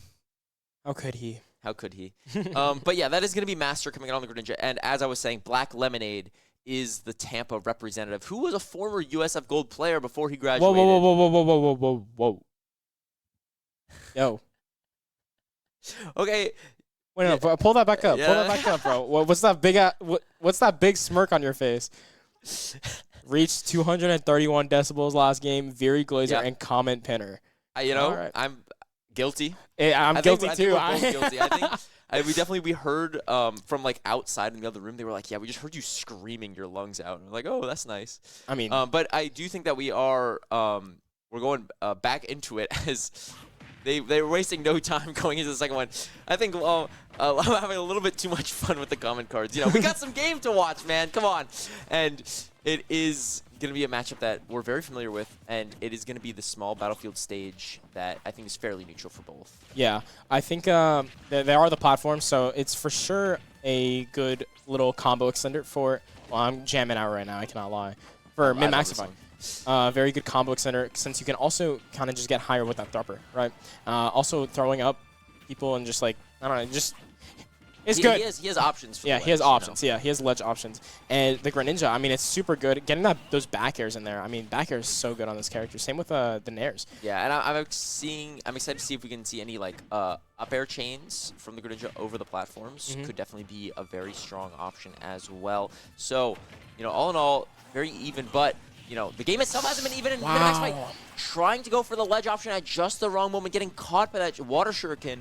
And I do feel as if Master has won the majority of the neutral interactions so far. So, you know, a little bit of a, something to change up a little bit. And that's going to, okay, I didn't think that the Thrupper was going to connect because the percent was just a little bit too high. But, you know, calling out the option as well, going for a burst option that doesn't quite work out either.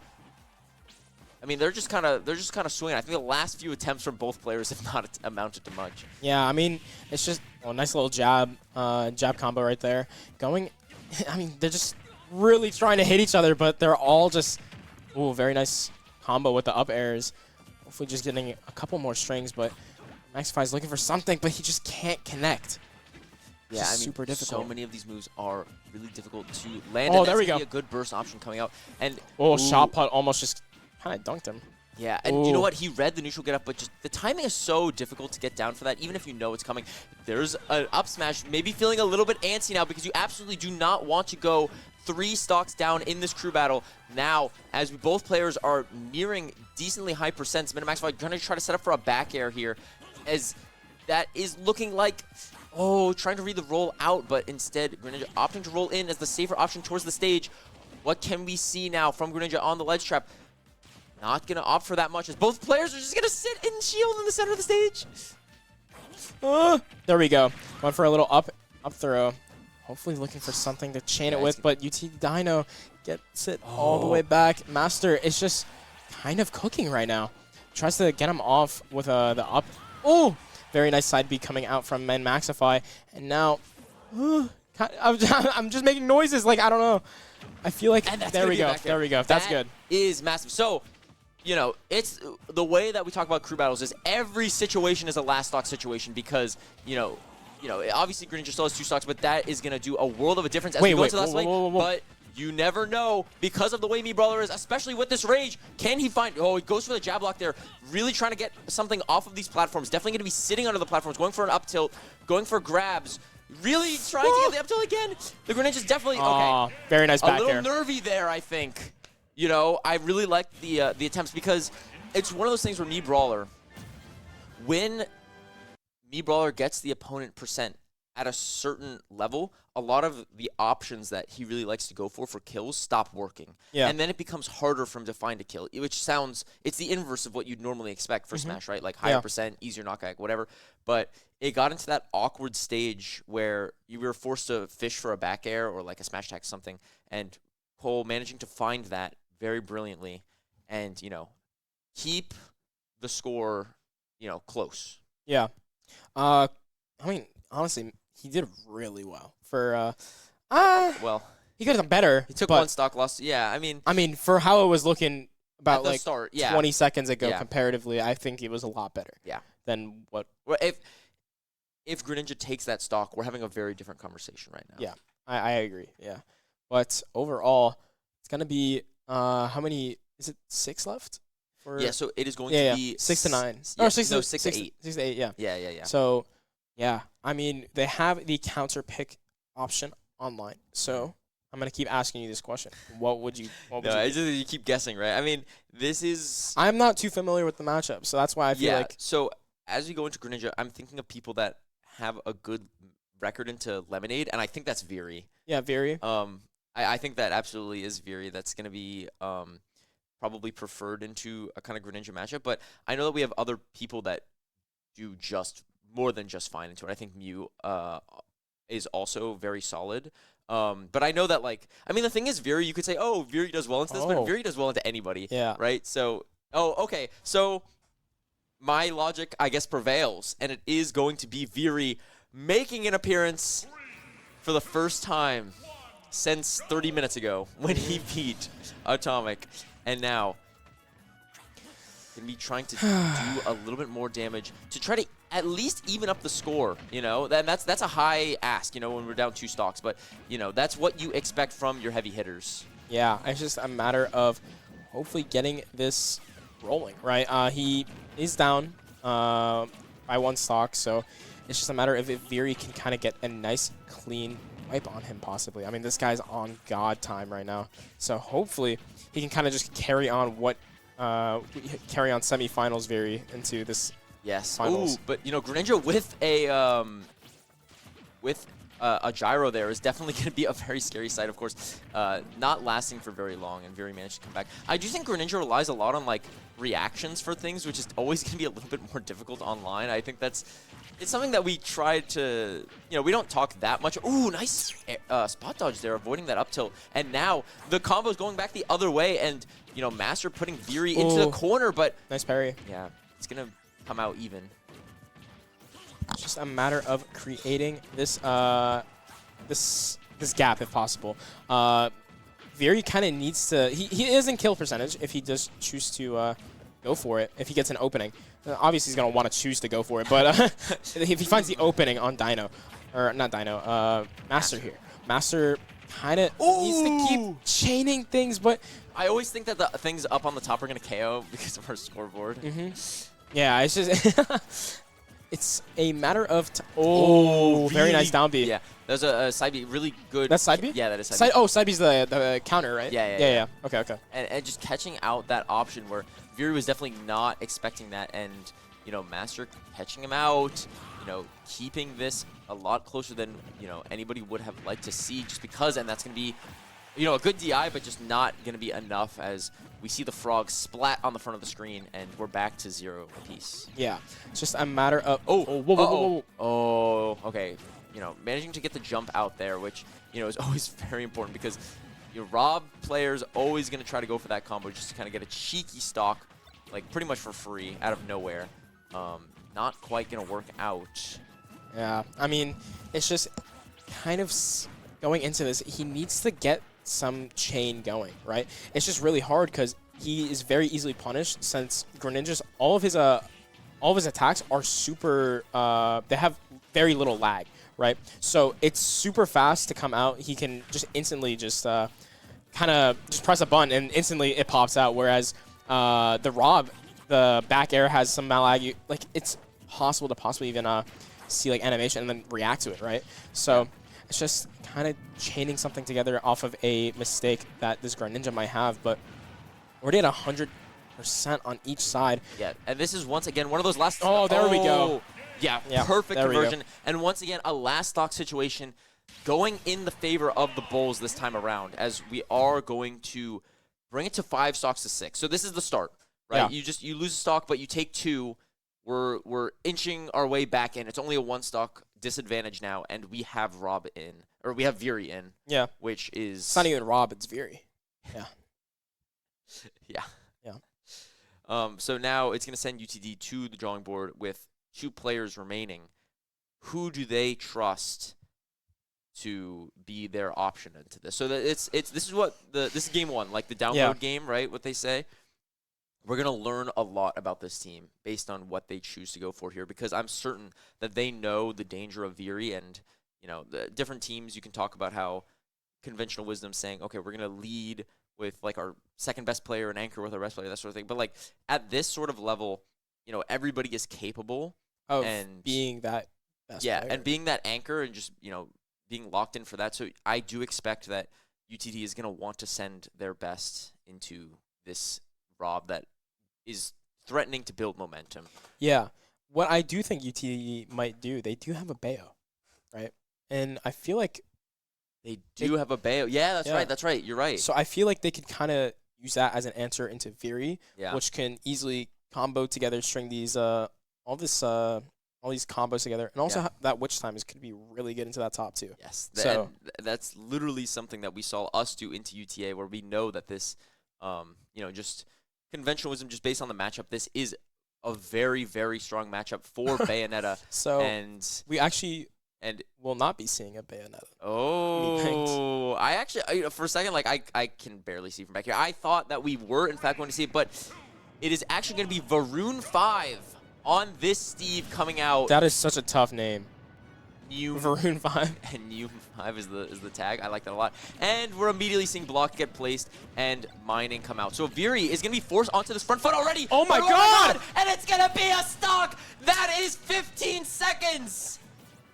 Oh my God. And that is why you cannot sit back and play too passively into the GOAT, because he is just going to rob you blind and even this up at 5 apiece. Yeah, I mean, when you're playing against a Rob IRL, it's like, what can you do, right? Yeah, and this is, I'm already seeing that this Nair is actually a very good option for breaking the blocks. Maybe that's just because it's dirt, and that's like what Steve gets at the beginning. So as the set goes on, it'll be more difficult for it to work. But yeah, that is really brutal, and just preventing the material, like the materials that Steve has is very mediocre. Given what was coming on, that's gonna be a deep. Does he live? Yeah, he does. Oh, wow. Steve Elytra is so strong, going so deep for that forward air. A really crazy play. Dude, this is annoying.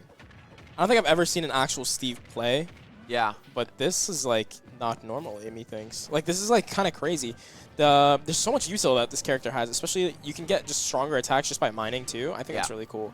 But Yeah, definitely an overtuned character that has so many awesome options, but that's going to be a big back air. And now Viri, okay, trying to cover the mid recovery, but Varun going high, definitely the correct play. yeah, I mean, it's just nice little minecart coming out to Yeah. steal Viri away, but And that's the thing when the minecarts come out, is you're not even trying to get a lot of damage from the minecart itself, but if you catch Rob in that, then the aerials that you can get off of that are so dangerous. And very nice try. not coming out. And now remember, this is the last stock for Viri because he lost the stock in the previous one. So at such a high percent, can he do a little bit more to make this very even for the USF anchor? Wow, he teched off of it. Wow, he teched off the stone block. Yeah, teched off the block, and Viri trying to find the option.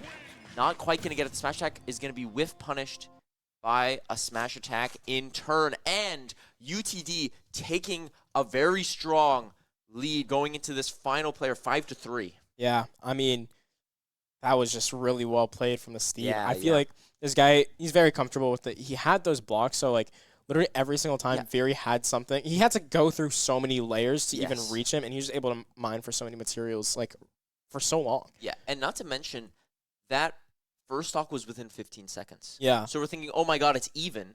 But then from that even 2-2, the Steve manages to 2-stock Viri. Yeah. So that is really remarkable.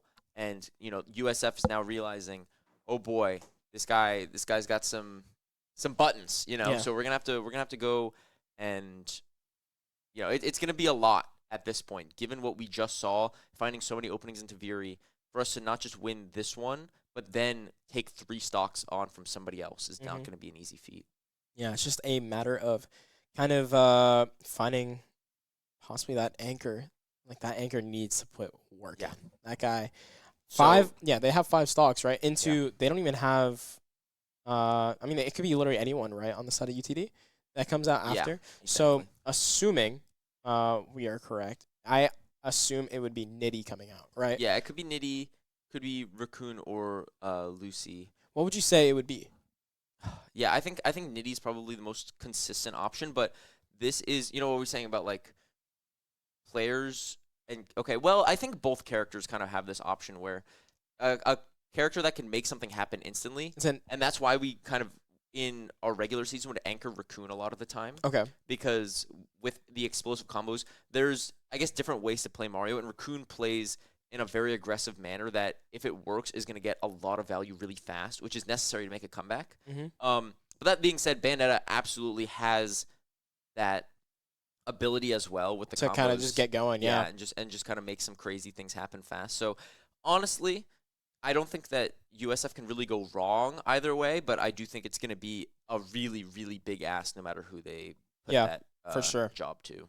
But the thing is, if they do it, that would be some legendary stuff. That would be some legendary stuff. I mean, taking 2-0 over UTA, suddenly, this is the most dangerous position that they've been in of the day that we know of from stream, at least. I'd imagine that their previous sets were, not as difficult as these as well. So yeah, I'd imagine this is the first time today that they're looking at this sort of position.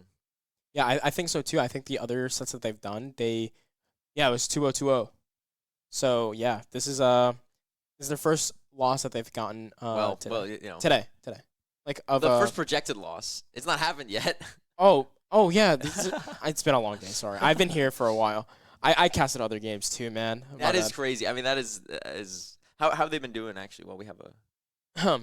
So we might be out. Okay, so USF Smash is the best. Yeah, USF Smash made it all the way. Overwatch won their stream match, but right after they went into second seed, and they were like seed 16 or something. Oh, okay. So a good fight, but yeah, something like that. And then they went into 4 seed, but it's the same thing, right? Yeah, I know. And Valorant lost their match, unfortunately. So. Okay, and it is okay. Forget any of that because it is going to be Nitty on this Bayonetta coming out to take on Varun and try to force something. Now, Steve is one of those characters that gets worse as I think is unique in the sense that in the crew battle format is worse, just simply because when he has 2 stocks, Steve's best hit the best thing about Steve is that, he can use his materials through stocks. Mm-hmm. When you only have 2 stocks, it's less relevant. Yeah, especially since, what's it called? If you just have less time on the field, you won't have similar materials. So yeah, so it's definitely one of those interesting.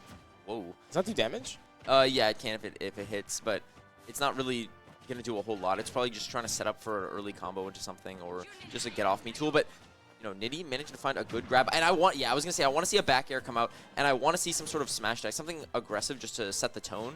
But Steve managing to make it back just fine. I think it is so cool that Minecraft is in this game. I agree. I think most people thought that until they realized Steve was top 1, and then it became less cool. But I still think it's cool. I remember that reveal and just screaming my lungs out at the in my room. Oh, very little silly footstool going on there. But yeah, I mean, this Steve is just so impressive on the what's it called? The minecarts. Yeah, the minecarts, the blocks, just annoying to deal with. So it's a very fast character. Oh, that was crazy spacing, managing to live that anvil. And a lot of the materials have been burned from Steve, and he's going to be a little bit forced to back up, and he's going to try to take full advantage of this. But the blocks are just brutal. It's so difficult based on the toolkits that Bayonetta has to actually work her way through that, where she's just playing this very patiently, which I actually quite like. And that's no way managed to find the roll through the block, and Steve does not have any materials at all, but does have iron tools, and this high percent is going to be really, really difficult to come back from, and that's going to be a couple guns, and that's going to be a stomp. Very nice. Hopefully. Yeah, and now Steve with one. Oh, no! Oh, okay. Okay, that could have been brutal, but now Nitty trying to go for a reversal, of his own, not quite going to work out. But, the stone is out, but no other real material. Steve kind of forced to back up, playing with even less than he has at the opening of the game. Oh, which time? Yeah, it just didn't work out and getting punished for it. every little bit of percent matters here because, you know, this is a really crucial. Like, if Nitty only has one stock going into last player, it's pretty much curtains. But, you know, with 2, anything can happen, but that's going to be a really big footstool into Anvil. I wasn't even sure if there was enough materials to make an Anvil, but, you know, Steve, of course, managed to find that and bring USF down to their very last stock. And that is going to be a witch time. Can we find something special off of this to force them into their anchor? It's just barely not going to work. But, I mean, the percentage is definitely adding up, but, yeah, it's looking really rough. Yeah, I mean, very close there to... If he lands that, maybe it's out of the map right there, but it's just kind of hard to tell. Just this guy's just doing whatever he wants. It's so difficult to go into this Steve as well because Steve just can do literally everything, I feel. Has the gold material now, so now he's going to just be going for probably more aggressive plays here. Gets the diamond. Now... Ooh, yeah, and then the grab coming out, and... You know, not even opting to go for the diamond, just saying, you know what, I like the speed that I have from the gold here. I'm just going to mine for a bit, and now I'm going to have the diamond out, which is going to allow for so many of my aerials to just find something. Wow. I mean, with the diamond, you needed to make something happen fast because a lot of the random aerials from center stage are just going to start killing, like back air or whatever. But Nitty managed to find a back air of his own and force UTD. Okay, at the very least, we're getting information, right? At 1 to 3 down. It's looking rough. You know, the players here are good enough to the point where, you know, for as phenomenal as Nitty is, it's really hard. Yeah, it's really hard. You can't just ask somebody to get a 3 stock out of nowhere, but that is what we're doing. Yeah. You know, and it's game 1 relies on it. You know, it's not the end all be all, but definitely want to be starting on the right foot. I mean, if it happens, bro, imagine. I'm not gonna lie, that Nitty guy might need a scholarship. Like that would that would be kind of crazy. I think we're sending him to Texas. You know, he's got the whatever. Yeah, he is already going to Texas because we did qualify. We did qualify. But I mean, no, that would be crazy if he does this. But it's looking not the best. Honestly, yeah, like you were saying, it's good information to see what they could possibly be like. Oh, this person is probably more comfortable into this Bayo matchup, right? And it seems like already a bunch of these guys are already comfortable since they do have someone that plays Bayo on their roster. So it's just a matter of who they would see as the best for this. Yeah.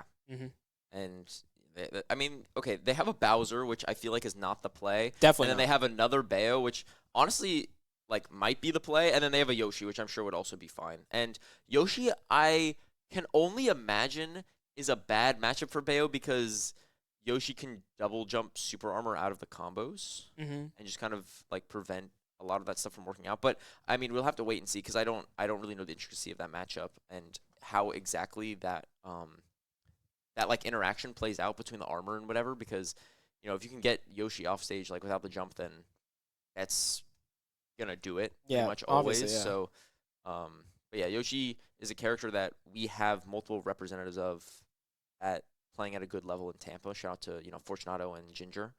But yeah, I mean, for it to be a 3 stock is just, it's definitely not the position that the Bulls wanted to find themselves in. Yeah, obviously. And for now, they can also just start thinking about game 2. You know, you're already thinking. And the thing is, you got the lead right.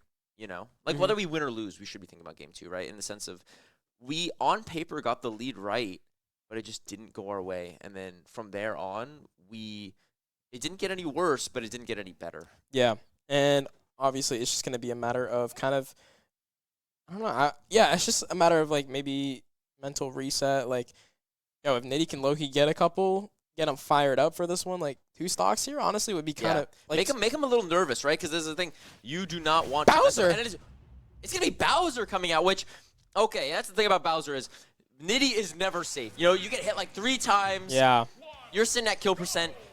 And this is just going to be execution test.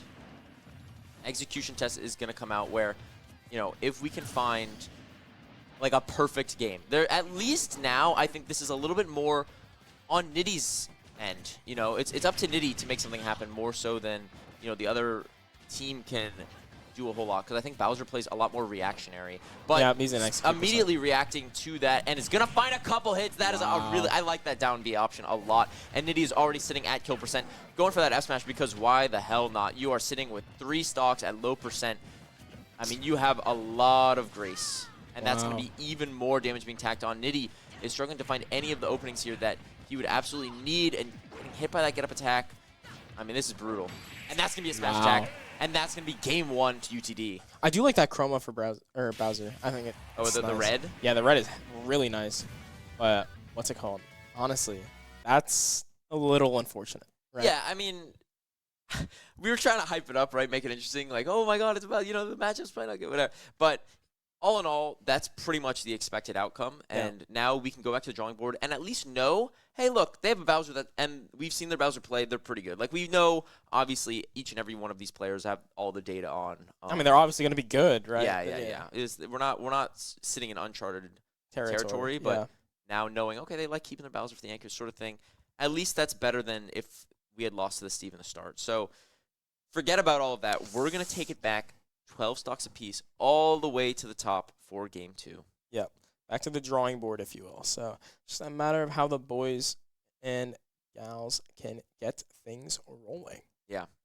And a lot of it's, I think, still going to come down to the lead. I thought that we had gotten the lead right, and it just still didn't work because their Snake coming out on Clue, who we thought played Kazuya, actually. I think that was the on my notes from the start. They were a Kazuya player, but they actually end up pulling out a character that we didn't expect to see at all into probably a good matchup, but it still didn't work out in the way that we expected. Could they change their character from game 1 to game 2? Yes. Okay. Yeah. So, I mean, they could go Kazuya next, or... Yeah, I mean, there's a lot of flexibility as long as we're not playing the same character twice, which I think is just done. It might be like an online-only rule to make sure that, like, people aren't just, like, playing twice. You know what I mean? Like, here's Minimaxify's Rob, and it's, like, actually just very, you know what I mean? Yeah. It's just something, although, actually, Minimaxify does play Rob. We'll never see it in a crew battle, but he does, in fact, a little trivia point there for you. But, yeah, a lot of things just fell flat for us today. Yeah, I mean, or not today. Not today. Definitely Not today. We were kind of match. locked in today, but yeah, going there, things to look out for. Right, that's Steve. That's a character in the video game, so you got to be a little bit careful of that. I don't really know what to do against it necessarily. I think Steve's a very flexible player, you could do a lot. Character. You could do a lot with it. No. And that's why, that's what we talk about the game 1 download, right? Yeah. You kind of get a feel for the playstyle, how aggressive they want to be, how much they're going to camp for materials. And this guy liked doing that a lot. I think they had a pretty decent balance, I would say, compared to a lot of Steves. And it's also going to depend on the matchup, because if Steve's playing a matchup they can get away with camping, then absolutely that's what they should do every single time. Yeah. But I don't necessarily think that was what we saw in either of the matchups. Mm-hmm. But yeah, I would be very curious to see if UTD, because their lead went great for them. Yeah. So in their mind, why, if it ain't broke, don't fix it. But on paper they might be able to. Really good they might be able to do something even better. You think so? Yeah. Maybe a Steve lead, possibly. Yeah, I wouldn't hate that at all, because Steve being one of those characters that you want to have 3 stocks versus 3 stocks, because the longer the game goes, the better. So you want to bring the Steve up against somebody who has 3 stocks. So the lead matchup is the perfect position for that. Yeah, definitely. So yeah, I think that could be pretty solid, and we will be going into game very soon here. Yeah, so it looks like forget everything that we were saying, because both sides opting for a change, and it's going to be Minimaxify coming up against Master, whose Greninja put in some crazy work last time. And this is going to be a new moveset. Is that Tifa? Yeah, that is in fact Tifa Lockhart coming out. And I believe that is going to be the command grab side B, which is going to be what's different now. We're always going to see Thrupper.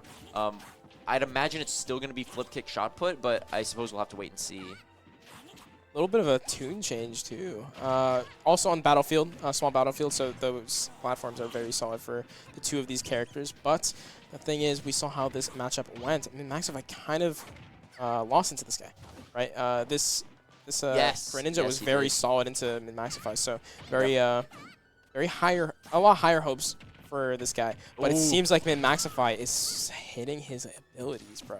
This guy, I feel like in the matchup that they had earlier, he just couldn't chain anything.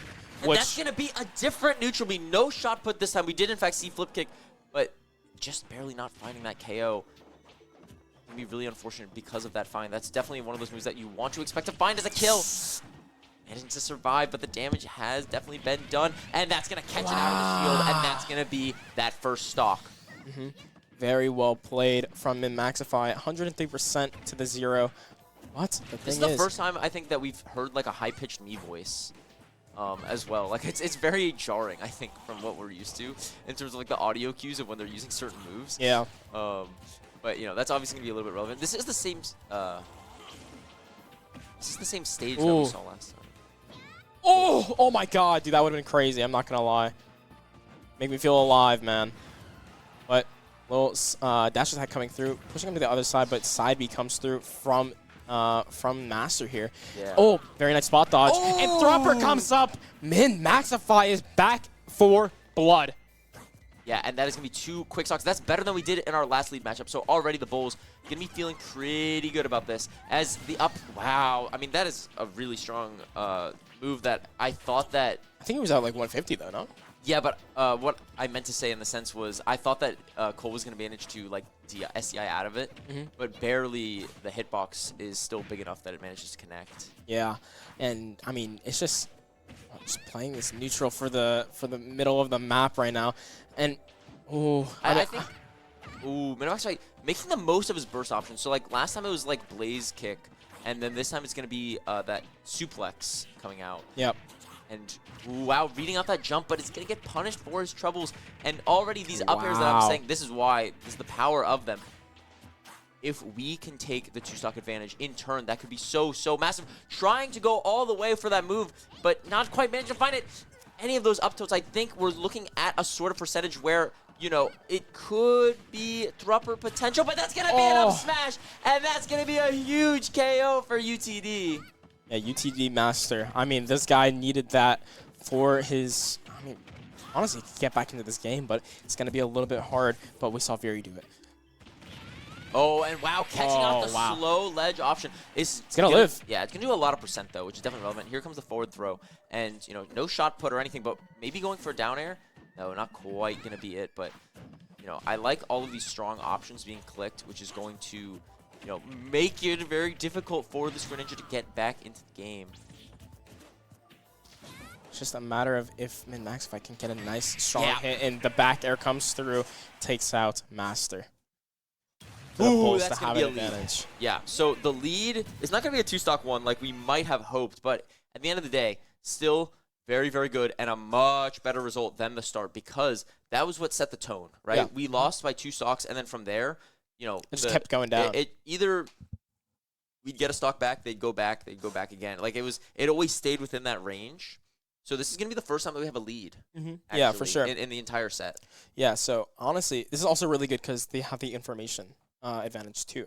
So in Maxify, he could just do his best to kind of get rid of whoever it is, like a stock or something, and then we have counter pick right after. Exactly. So hopefully Maxify can go for that. Yeah. But at worst comes to worst, it doesn't happen. They have counter pick. So yeah, they're gonna have to look for someone that has, let's see, a good. Yeah, and what that would probably be Steve Loki. No, I feel like that character. Is there a counter to Steve necessarily, or probably not? It's like, I mean, I don't know. There's some matchups that are obviously worse or better than others, but yeah, it's one of those things where we saw in our semifinal set how important the counter pick advantage is. Like sometimes it kind of goes under the radar. Like here in this matchup, I don't know if it's as impactful as the semifinal set, but we definitely don't want to squander it. Yeah, you know, and we've gotten a lot of advantage over making smart plays. You know, I think I've agreed with pretty much, even if I thought maybe it would go a different way, whenever I saw, I also trust them more than me. You know what I mean? Like, there's a reason that I'm sitting back here. Like, I played my 3 semesters on USF Green, the B team, and then retired. Who'd you play? Jigglypuff. Jigglypuff? Gotcha. Yeah, yep. I had my moments. Yep. And my not so good moments. There's a lot of those, but yeah, it was someone that has spectated so many crew battles. I do have a decent feel for like how the flow of the game's going in the sense that I think we've been making the right calls. And that's also usually when we're on stream, I have Cole with me who's telling me like what the correct line is for all the things. And now he's playing, so he's literally just Yeah, so making now I'm the- asking you. Everything that I know is from Cole, and he's Yeah. the one that's calling the shots. So of course I'm gonna have to agree with Yeah. what's happening in the war room, as it were. Going on in. Oh. Well, Big boy coming out, and it's gonna be someone we didn't see too much of last game.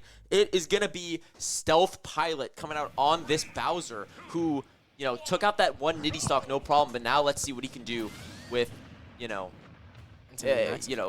one Minimaxify stock, sure, but then you're gonna have to make something happen into the next USF player. oh, very nice command grab coming out. Already 22% off of one. Yeah, Wait, that is ridiculous, right? why? I feel like Minimaxify is just in his flow state right now. Yep, and that's gonna be a down throw, and I don't think Thrupper's gonna come close. But when you tag, when you put an up air on top of it, just a little bit of extra percent. But he hasn't. Okay, Oh, I was almost about to say crazy he- spacing I was there. I'm about not to say gonna he- lie. I was about to say he hasn't taken any percent, but that is wrong. I want to see down air, but I'm greedy. And so many things are coming out, and that's another Thrupper. It might be a little bit more stale this time, but wow, really good air dodge there coming out from Stealth Pilot. But I mean, the damage is still being done. There, you got it. You got it, bro. You got it. And, But now- Minimaxify is playing this so well, so patiently, and has barely taken any percent. And now Stealth Pilot, in a little bit of danger now, because this second stock I would not say is safe, even given how many openings there have been afforded, and already the percentages are almost lapped. Nice Nair to come out. Have that the safe drop onto mid site or mid site. Oh my God, sorry. Mid. Middle of the field. was that a Valorant? Yeah, that was a trick? Valorant thing. Oh no! Oh! Wow. Very close. Yeah, a momentum shifter there, because I absolutely was thinking that Minimaxify was going to take another stock there. But, I mean, that's the good thing about Bowser, right, is that you can just kind of throw out some of these moves, and if the opponent isn't ready for all of them, especially when the opponent's all over, you can kind of throw out these big smash attack hitboxes, and, yeah, you just get the stock. Like, Yeah. you didn't have to do that much in the sense. There wasn't, like, a combo or anything. It's just like, I'm going to have my big swinging move, and it's going to, either you play perfect or I take your stock, and eventually the stock ends up being taken. So, still a lead. It is a lead. Yeah. But the thing is, what's it called? Counterpick. Yeah, counterpick. Sorry, I just blanked there. Counterpick is in full effect. And Bowser's one of those characters where I think most of our characters will do well into Bowser, but it can get away from you really fast. Yeah, things can get hairy since Bowser's hits are so heavy. Yeah. Right. You can, especially since our guys, like our characters, are more on the lighter side compared, except for like I guess Veery, but Yeah. and Rob. Yeah, even Yeah. still, it's like, yeah. It's not like no huge tank. Like we don't have a Bowser itself like that. But You think we see Raccoon come out so we can see the I genuinely, classic I good think versus so. evil? I think that could be kind of fun. But the thing is, you got to think about the other matchups too, though. Like if Raccoon does end up winning this, like, do you want to sack that into a possible bad matchup or something? Yeah, I mean, I think we're in like a medium enough of a of a position. I thought we were about to go to game, but we were not. We were in a medium enough of position that I'm not too worried about which player that we bring in. Of course, we have to think about who we're bringing in if we're like committed, like, oh, I want to use the people that we used last time, where it's Nitty, it's Veery, and it's Mew. Like if those are our best players, that's who we're gonna commit to, whatever. Obviously Raccoon is more than good enough to put in some crazy work, and I think that into this match as well. I think this is like the Flood plus Cape matchup, where you can kind of Bowser's force to recover pretty low, or else gets completely annihilated by that combination. Yeah. And yeah, it can, like, Mario's not a character that's going to struggle too much in whatever's left behind. Yeah, I feel like the amount of it has potential to take down this Bowser and also another stock of another person too. Yeah. So I think the Mario could be a pretty solid pick here. All right, so I'm wrong. They did not go for the Mario. It appears. I think we just wanted the theming too badly, but Yeah. all in all, in the end, we're not messing about. It is going to be Veery coming out, and Veery is probably gonna be looking. And it's gonna be the Mario Bros theme song, just to throw salt in the wound that we're not seeing Mario come out. But it is gonna be on this final destination, which. Veery's just going to play this very patiently, very slow, just throw out so many hitboxes, throw out a lot of gyros. Veery! Yeah, I mean, I feel like this map. Oh my. yeah. I mean, come on. Can't he just do that every time? Yeah, he's just gonna do it again. So watch this. So, oh, okay. Yeah, imagine though. Whoa, I like that down air quite a lot coming out. But yeah, Viri's just gonna play this patiently, go off to the side, and then I'm just gonna throw out my moves. Once I get my gyro in my hand, like, what can Bowser do? It's just touch of death. And this is why that we went for this matchup, is because jab block. Oh my god, that was kind of vile. I cannot lie. yeah, almost barely and gets really, back. Going for that down air, I really like that from Stealth Pilot on this Bowser, trying to make something happen, because we went for this matchup saying, do you know what? I bet Viri can get a 2-stock. That is what I think. That's, obviously a big ask, but, from our best player into a good matchup, it's something that we can come to expect. And now, Stealth Pilot, down 1, but not out. We've seen so many times Stealth Pilot, looks like they're floundering in the last match, but still managed to find something big. Back air. But that's still going to do it. Really great call from USF to bring this matchup in and take out the Bowser and make the lead 3 stocks. Yeah, USF they got the dog in him. They got that dog in him. Yeah. Viri got that dog in him. Viri also not losing a single stock No. too. Yeah. I mean, 9-6. that's really solid. 9-6, and our bonus player is Viri. Like, that's the way you want to look at it, right? Because our bonus player is the player that we currently have out, because you get to counterpick. So it's like, technically UTD favored in whatever the next matchup is. But The thing is, Viri with 3 stocks. You also have Nitty 3 stocks. If they do choose to go for it, but I feel like that's a very solid pick if they do decide. And then they have another person that can also just throw in and be like, all right, we have other coverage for our other types of matchups. So for example, if they need someone to like zone or something, they got like Lucida on the Robin. They need someone to just get in their faces. They got Mew, bro. You know what I mean? Like they have so many options, and I think USF are just posed a lot better than the other team, especially being up 3. Oh my gosh. No, this is a complete flip from what we saw in that game 1. Just unbelievable. Grenade down, and we're showing our fangs again. We're like, hey, we just took down the first guys. Yeah. It must have been like, like they're thinking, I was like, oh, that was so much like one-sided. Like, what happened to the first team? And they're seeing it now, right? And this is now going to offer a very unique question, because we saw in game 1 the answer from UTD was the Steve into, I believe, 2 Viri stocks. Yeah. And it was 2 Viri stocks. And they did not opt to go for Bayonetta, even though that's conventionally like a better matchup for Bayo. So now with 3 Viri stocks and the matchup becomes a little bit more relevant, it is interesting to see if they're going to stick to, their game 2 plan, which worked out very well for them, or if they want to mix it up. But if it ain't broke, don't fix it. We said I was going to say, like, the advantage that Steve has, it's better into these 3v3s, right? Yeah. So it's exactly what a Steve player would want to go into. What? Okay, I don't know what that was. Steve opting not to mine. Some mind games coming out, and Viri, just kind of sat there for a bit. And Viri's definitely going to be trying to play offensive as when these dirt blocks come up. Yeah. So the dirt blocks come up, and then it's like the mind game is, I think you're gonna nair the dirt block, so I'm gonna start. His parry's the shield. That's so cool, actually. Yeah. So now this comes out, and then now I'm gonna read like your nair. Yeah. It's okay, but having the gyro there makes it a lot nicer for Viri, and the spacing coming out from him is gonna be so valuable. Yeah. This is gonna be such a slow match. Ooh. Will it though? Do it. Will it though? Wait.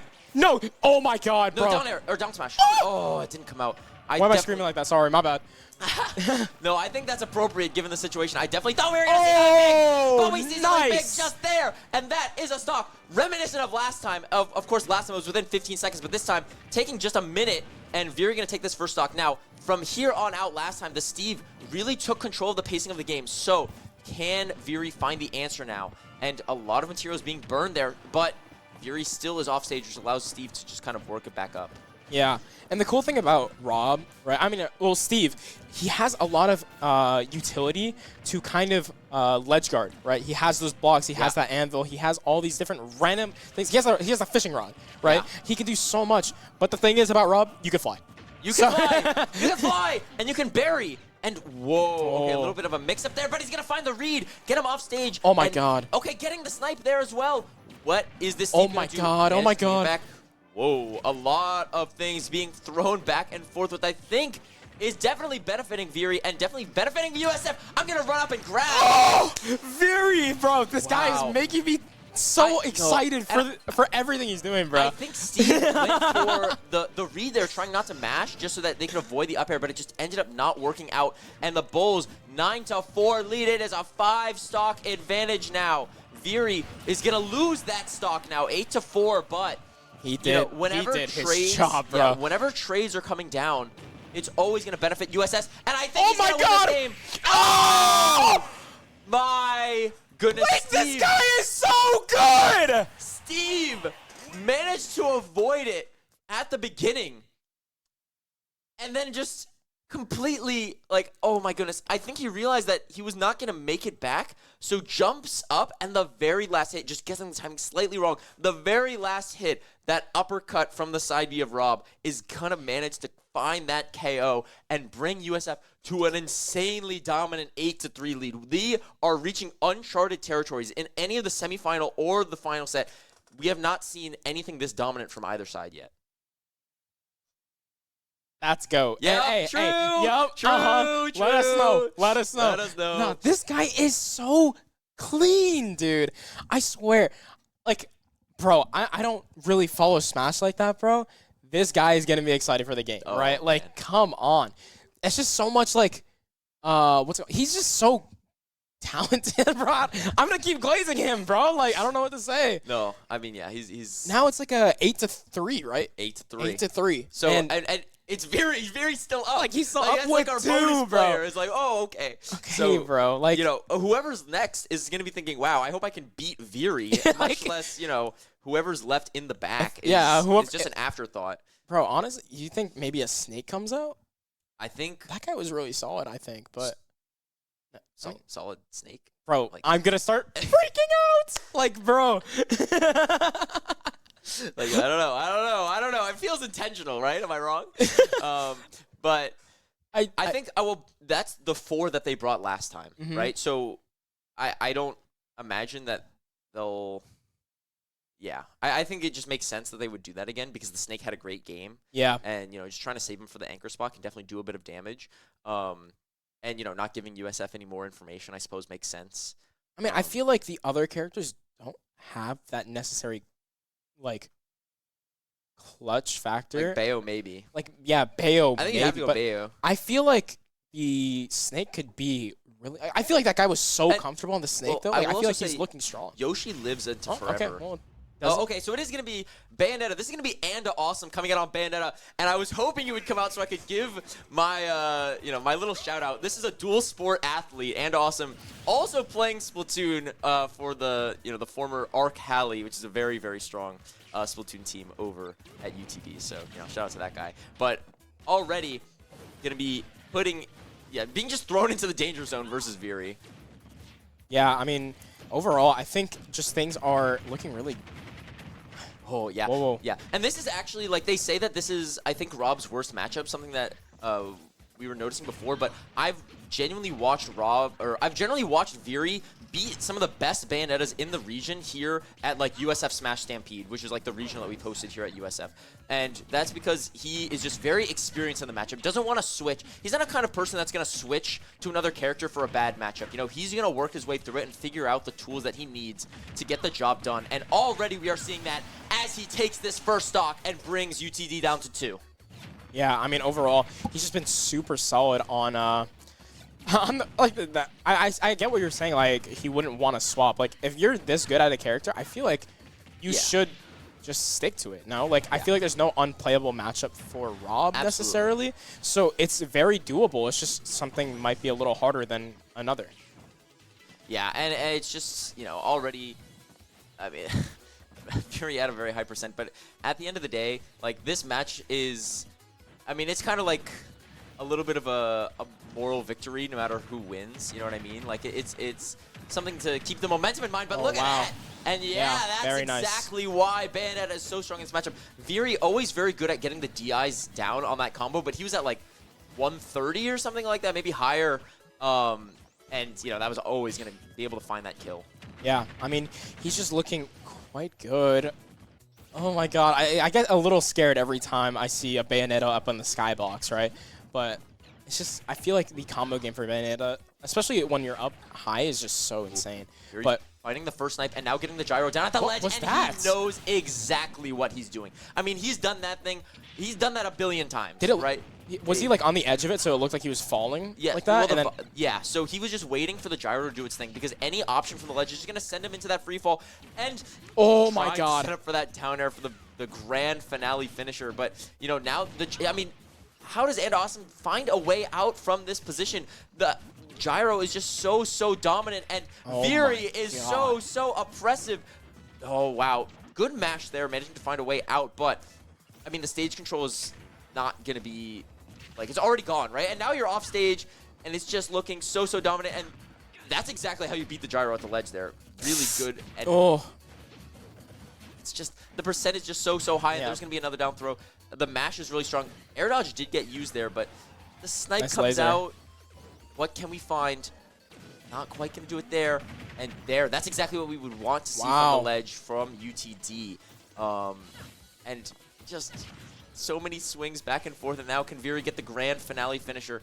No, Bayo was good at stalling recovery, so that was never really going to be that good. Veery, Veery whiffing twice, trying to grab the thing. There we go. And there's going to be the back air. 7-1, you know, Brazil, you know, moment. But bring it down to 7-0. Liverpool over Man United. Am I right? Am I right, director? Sorry. USF's going to take game 2 and force a game 3 in grand finals of the LCQ. I mean, come on. Everybody panic. Yeah. Except for our players.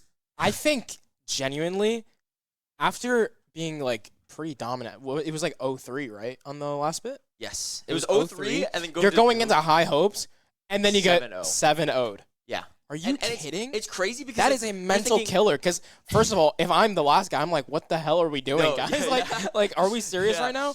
That's like, there's tilt going on over it. Yeah, I mean, but that's just that's just one of the things when you have a player like Veery can just go on those runs and can make things happen. You know, that's the MJ. That's right. He's that's that guy. He's Bam. Yeah. Mhm. He's going He's in. Bam. He's taking control of the game and he's dominating.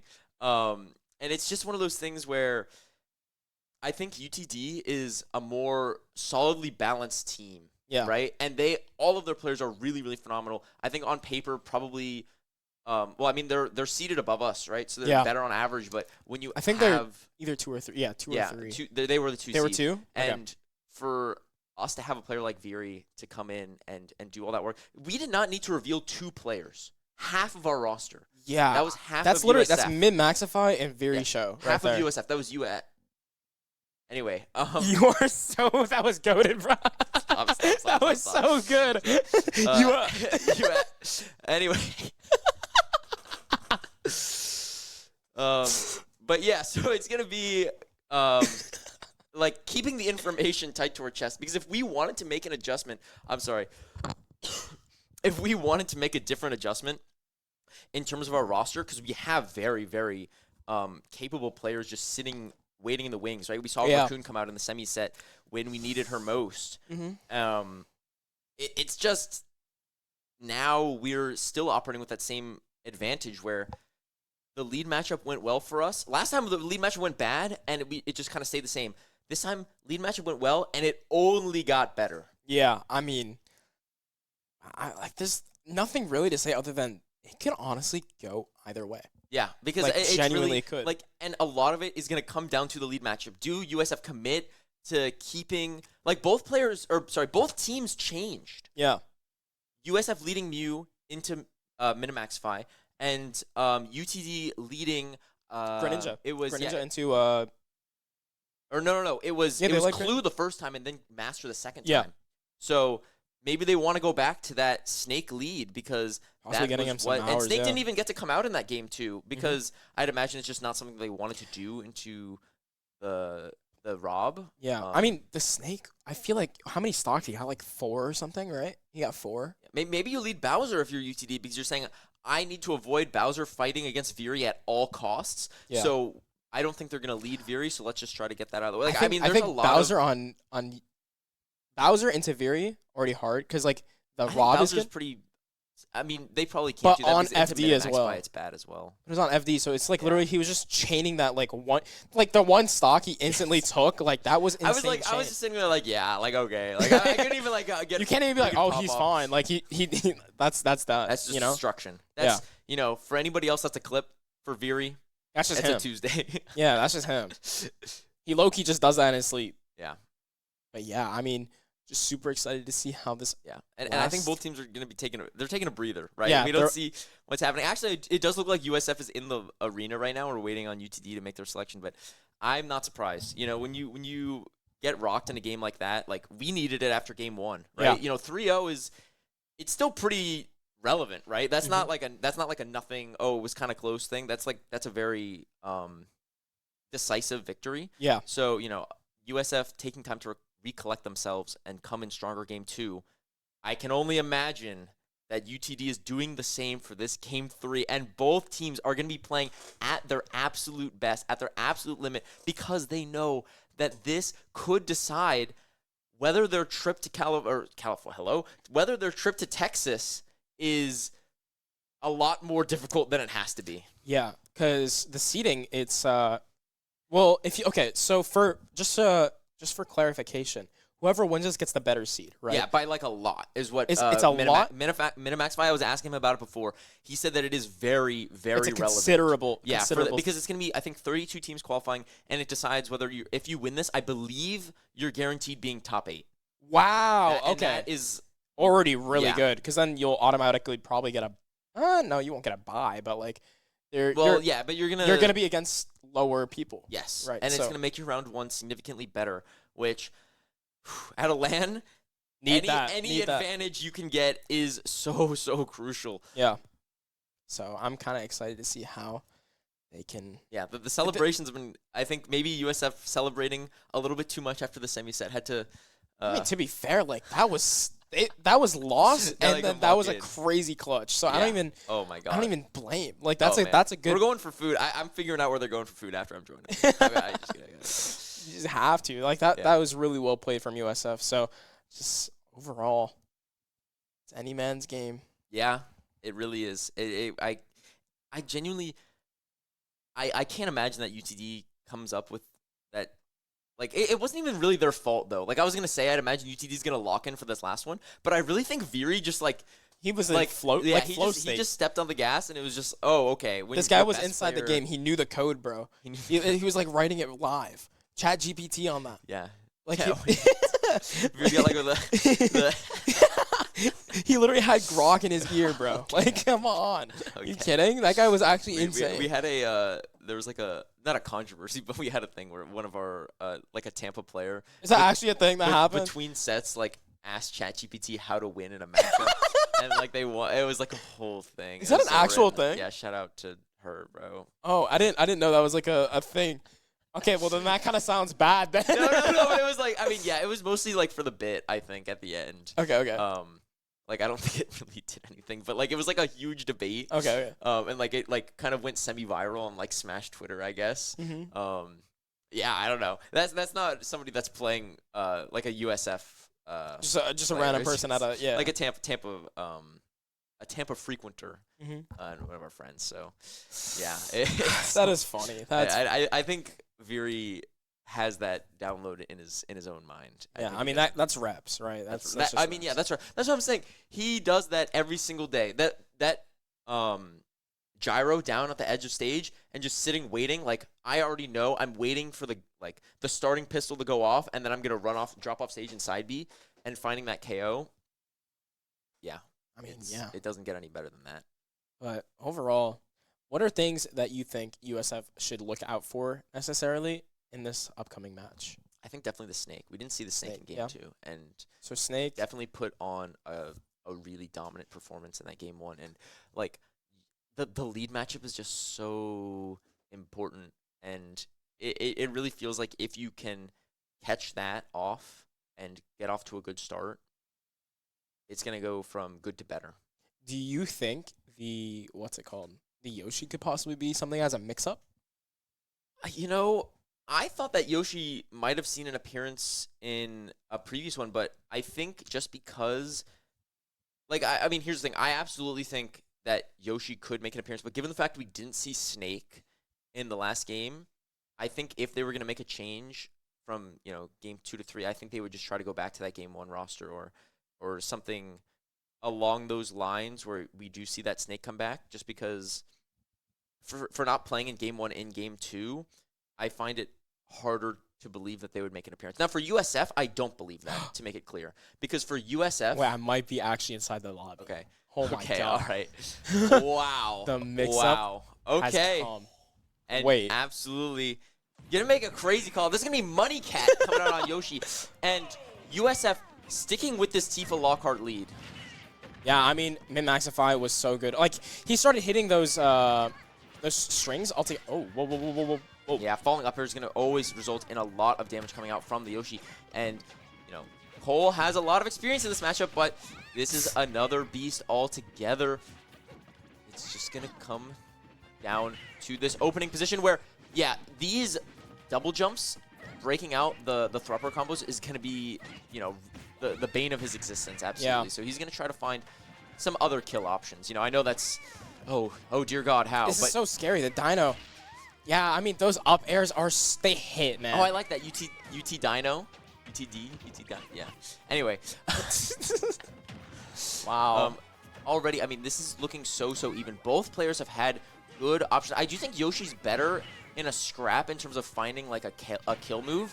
And also probably will, like, on average, lives a little bit longer. But Min-Maxify is definitely going to be finding so many of these moves. And that's a flip kick gone right.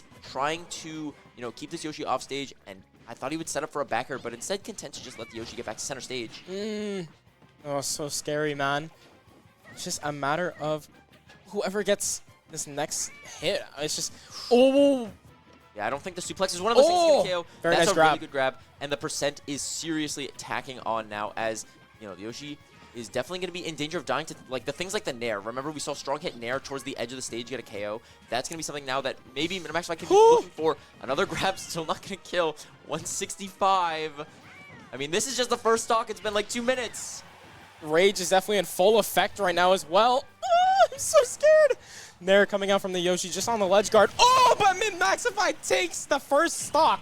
Ooh. And it's going to get even right away. Yep, we're back to normal. No extra credit to be had. I think that Min-Maxify probably could have tried to live for a while. And that's I think where Me Brawler is the scariest. When Me Brawler first takes a stock and then is just sitting there at like high percent and you're thinking, I just want to run and get this. But that's when you're at a low percent is when Me Brawler is the most scary. So you have to actually play even more patiently, which, you know, when a character's at such a high percent, you just don't want to do. It's very not intuitive. Yeah, it's like... Ooh. It's very nice grab right there from Min-Maxify. Just gonna have to try to juggle him as much as possible. Possibly going nice little shield into the Nair to get out of the shield there. Oh, almost just grabbed him off the map with the tongue. Yeah, definitely one of those neutral B character that doesn't struggle a Dropper. lot. I really like that reversal there. It just was not barely enough for a KO, but you know, his head's in the right place and manages to get a little bit of extra damage. But yeah, you gotta be careful. That up tilt is just super dangerous from Yoshi. Nice grab, getting a B off the map for the Yoshi. Gonna get back on with the up Bs, just kind of stalling out, hopefully pushing him back, but just a matter of nice little shield into the side tilts, and now, whoa, it's so scary. Nice Nair to get out of shield. The Nair setting the opposite direction is actually going to give him a decent chance now to find something, but unfortunately, going to get hit by that jab block, and so much percent is being had now. Now we're sitting in one of these positions where Min-Maxify is maybe feeling antsy to take this second stock because you definitely do not want to go 2 stocks down in a repeat of game 1. Now it's just up to if Dino can get this string. Huge flip kick. Nice recovery. And now Min-Maxify has him off stage. Can we find the Thrupper? And just sitting over, that's get back here. Really big stock there. So Min-Maxify now has the Yoshi at low percent, you know, is gonna, you know, definitely have a chance to get a combo string, but at the end of the day, you know, keeping this game close is what the name of the game is, but you know, he's not gonna be content with that. He's gonna keep going. He wants it. Look at him. But unfortunately the up air will take him out. Money Cat.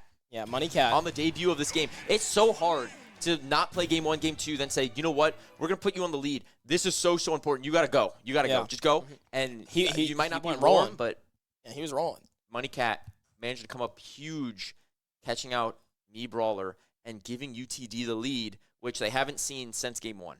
Yeah, I mean, and if you think about it, right, that Me Brawler, he was one of the one of the half that really made it so USF could take that 7-0 Yeah. lead, right? He had a huge showing in that second game, so it's a matter of getting that out of the way so they could breathe a little bit. They have the advantage. They have the information.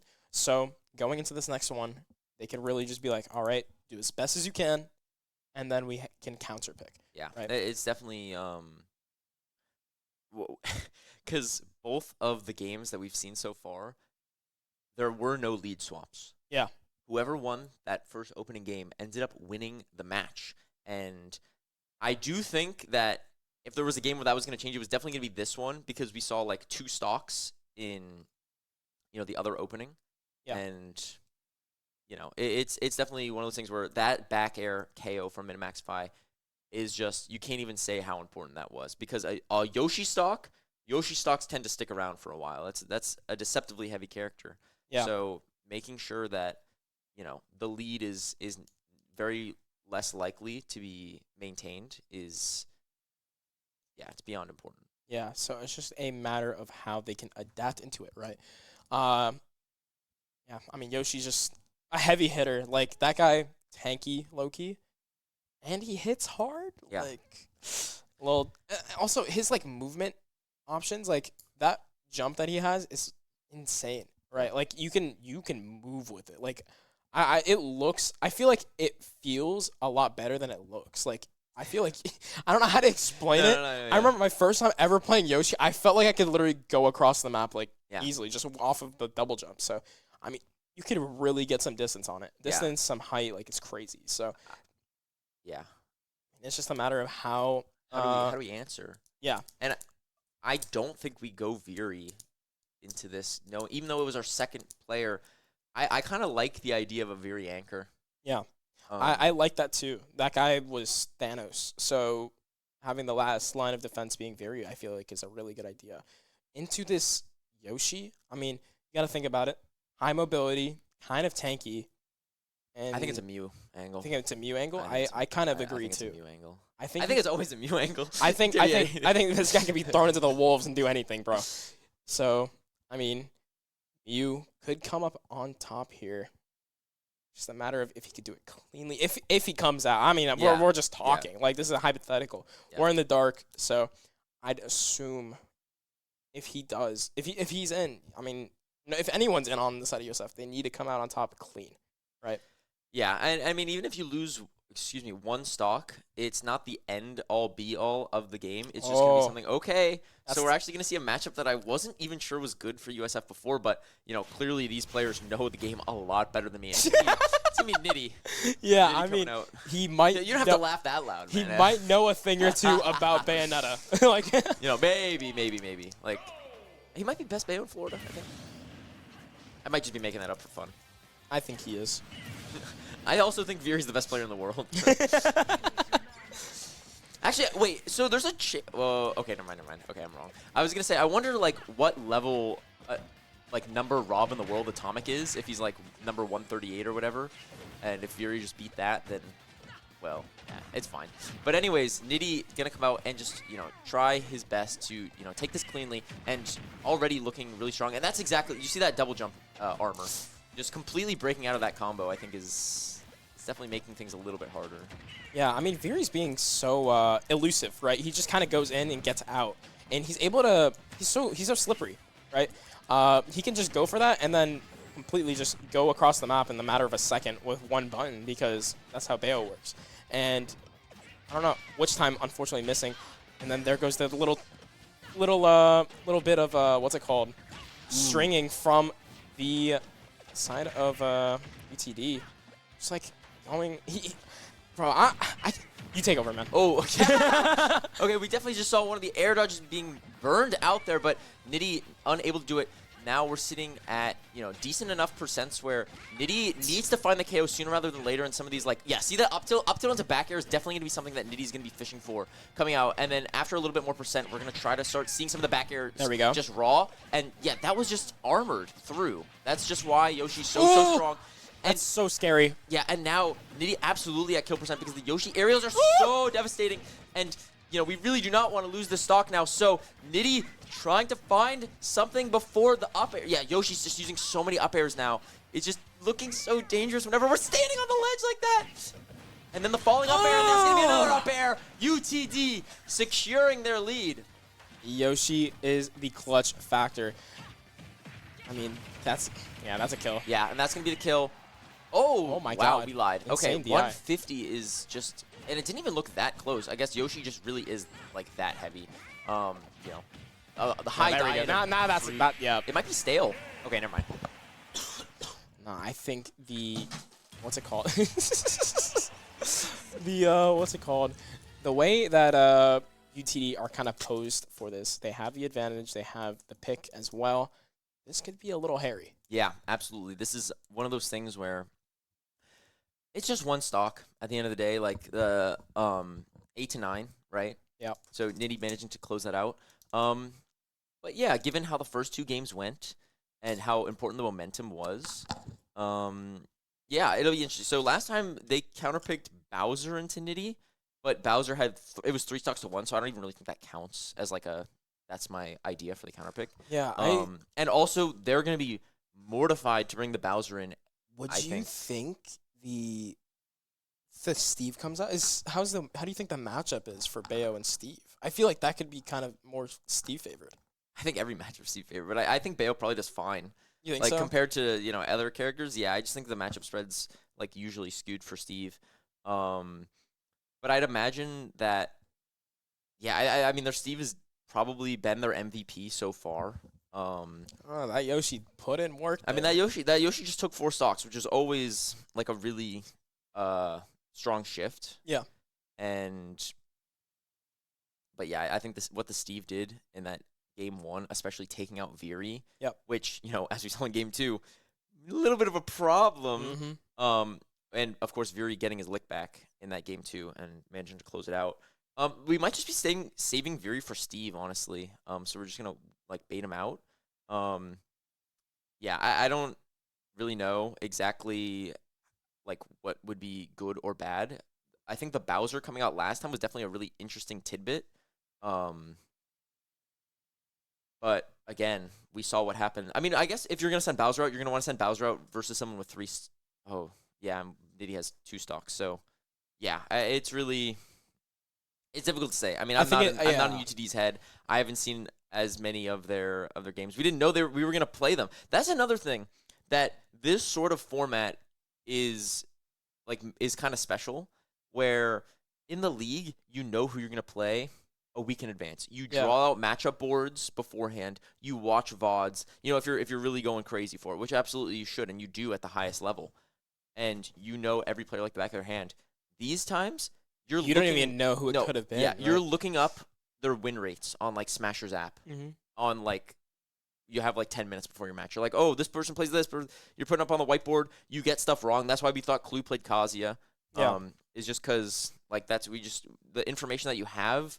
It's not necessarily the information that will happen. Yeah, right? definitely. So it's just you don't have the same level of preparedness. Preparation. And yeah, I'm usually it's not a huge deal. You can just offer on the character selections and stuff like that. And now that we're in game 3, both teams know what the other is all about. See, I feel like it would have been so much more of an easier time considering the preparation part, because if the Shockers had won, right? Who's the ones that lost to UTD, because we've played against them before. Yeah. But the thing is, we've changed up our we changed up our roster. This is a very different roster than if the Shockers were here. I mean, that would be just we already have we get our run back, right? Yeah, the run back, and on top of that, we have just information on how they play.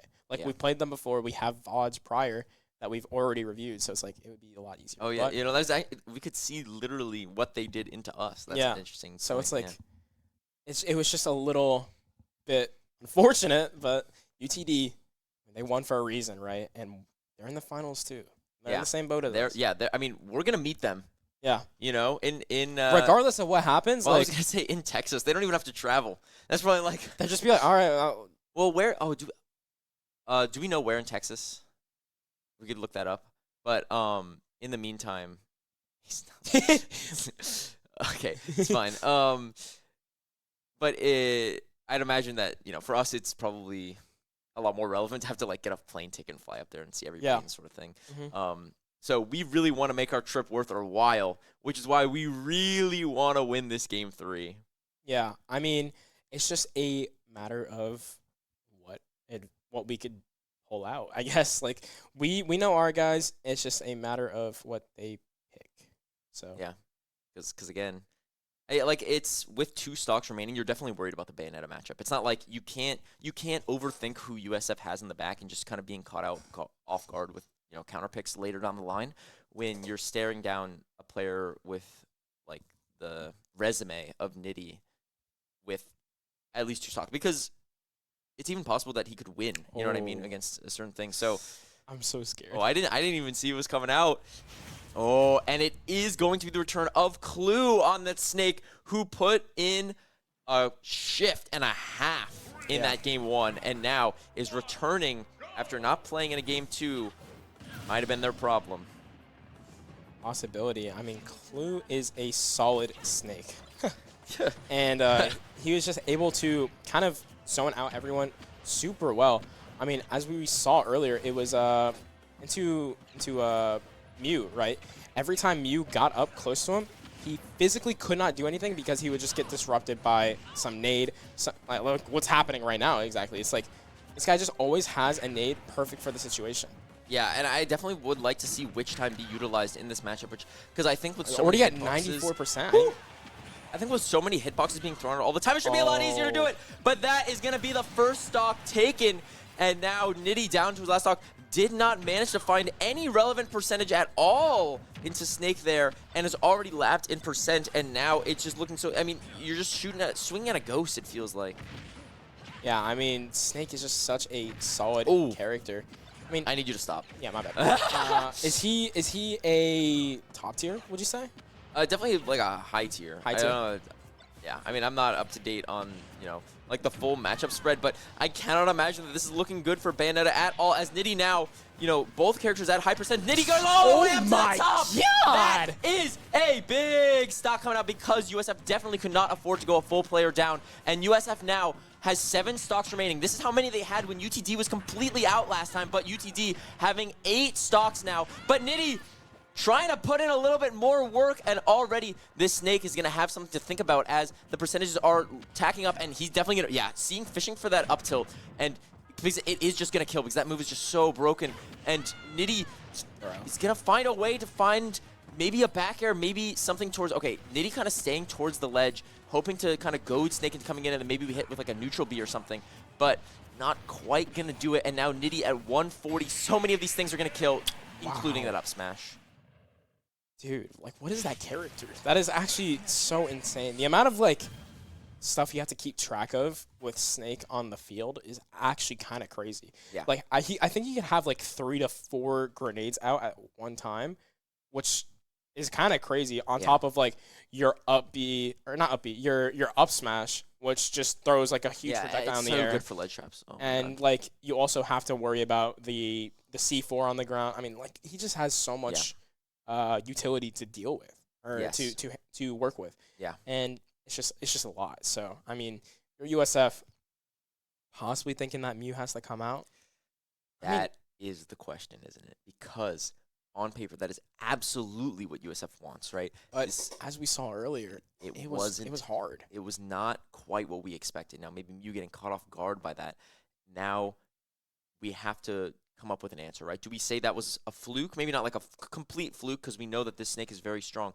But do we say we think that you're better than what you showed last time, and we know that we have the confidence in this matchup that we continue to stick by our guns? It's a matter if Mew thinks that way, right? Because like, oh, I see it. Okay, but yeah, if Mew thinks that way, it's definitely going to be one of those things where it's a difficult call to make. Yeah. But I trust us to make the right decision, no matter which way it goes, because I do think Rob could come out now, or Viri on the Rob, and Or we could go a completely different direction, send somebody else out into the snake. Just put Lucida in there, bro. You know, Yeah. like, could be something crazy. I can't imagine that Robin does well at all. But we are going to have to cut to a real short break before we find that out, as the arena just closed temporarily. It'll be right back up in a moment. But we are going to cut away as we reset that up, and we're going to find out all at the same exact time what USF does and how they can manage to bring it back. We are in finals. Do not forget, you need to stick around. We'll be right back.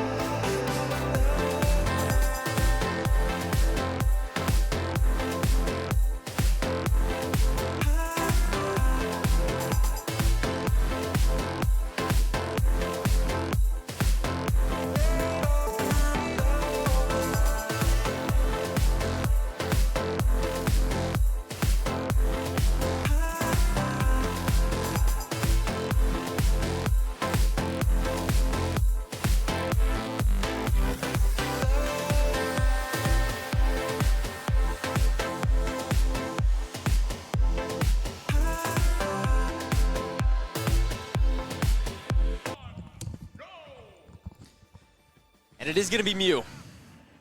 That is going to be the situation coming out as USF are down 2 stocks now, as Mew is the second to last player with only Viri left in the back as our anchor for this game 3. And really needing to find something special into this snake to try to come close to evening up the score. Same thing is happening again, where these grenades are just completely shutting down everything that Mew wants to do. Maybe, but I think Mew has actually found so many options, a lot more compared than to the last one. Yeah, the last one was just super, super brutal, super fast, and already Mew coming out strong and just playing very patiently there, and just has a lot of, has bombs of his own. And Snake managing to get the tech and just finding the up tilt. I cannot believe that at 175 Mew, I think, had found the majority of the openings, but just a bunch of Nice grenade back air. spam into, you know, a strong up tilt is going to find that first stock. But, you know, Mew's just going to even it out. But we do not like trades coming out if you are USF. Yeah, I mean, it's kind of hard, especially since the difference in the oh, dude, the grenades, man. That's like so annoying. Okay, but that's a Q grab. Is that going to be it?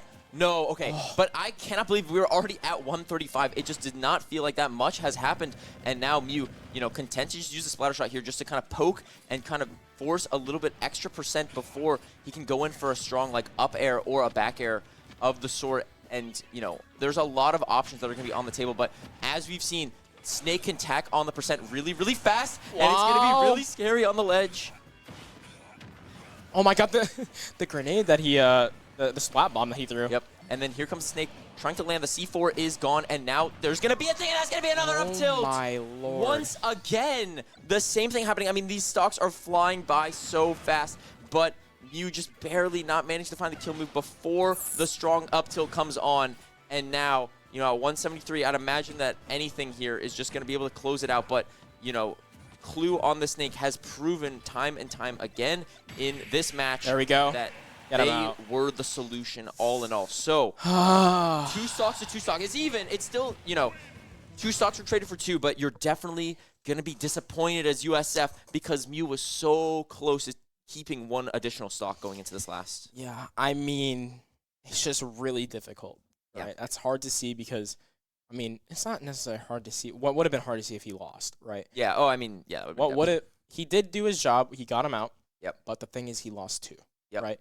Which is not necessarily the best thing that could have happened for the situation, but at the end of the day, it kind of paves the way for It does. Big V. For Big V coming on. And we know that they have a Big V of their own. They got that Steve, Varun on the Steve. And, yeah, it'll be interesting to see if they go into Varun now. Actually, they absolutely won't do that because Steve likes having all 3 of his stocks into the final match. So definitely probably Steve as the anchor. Yeah. But now the question is, yeah. Well, You know what? Low-key, maybe the Bayo. Yeah, maybe the Bayo Bayo. their Gren. Yeah, we actually have seen every single player on the UCD roster now. So, you know, they have their Snake is gone and their Yoshi is gone, and we are very confident that Steve will come out. I would probably expect to see. There's no way they put Bowser in like Yeah, 0. I just think. Yeah, we saw how that went into Very last time. I definitely think that that was a wise adjustment. The Bayo. It probably would be the Bayo, right? Because Bayo is a very good matchup into To Rob, Rob and in that's kind general, of what yeah. you're thinking about right now. But I don't think they would go wrong with Greninja either. Like I think Greninja can also do the same thing. and know? yeah, but It's I just- will say, sorry, it's Go for it, 7 go to for it. 9. It's what 7 to wait? No, oh my God, It's 4 to 4 7. 6, 4 4 6, 6. Yeah, 4 4 6. 6. Sorry, Actually, it's It is if you 4. think about it, Viri last time. took out how many? Nah, wait, no. How many did Cole take? He won the lead matchup, and then did he take 1 more into Bowser? I think Yes. Yeah. So I he took think 4 so. stocks. So that means Viri took 8. 7 or So- 8, yeah. He took 8. 8. Yeah. Okay. That's the math. Hang on. We can. No, it's fine. It just depends on I don't even know how many Maxify got on 4. Yeah, 4. And then Viri came in and cleaned up. So yeah, that's what I'm saying is 12 minus. He really did do that. He It really did did not do that. feel like that, right? It felt like it a bit. did I don't not- know. I don't know. It kind of felt like I felt like if anything, he was like, yeah. It just he made it look so easy. Yeah. You know what I mean? Like Yeah, that's yeah, just yeah. go. So But- it is just going to be one of those situations that Viri is already in a position where if he can repeat his game to madness.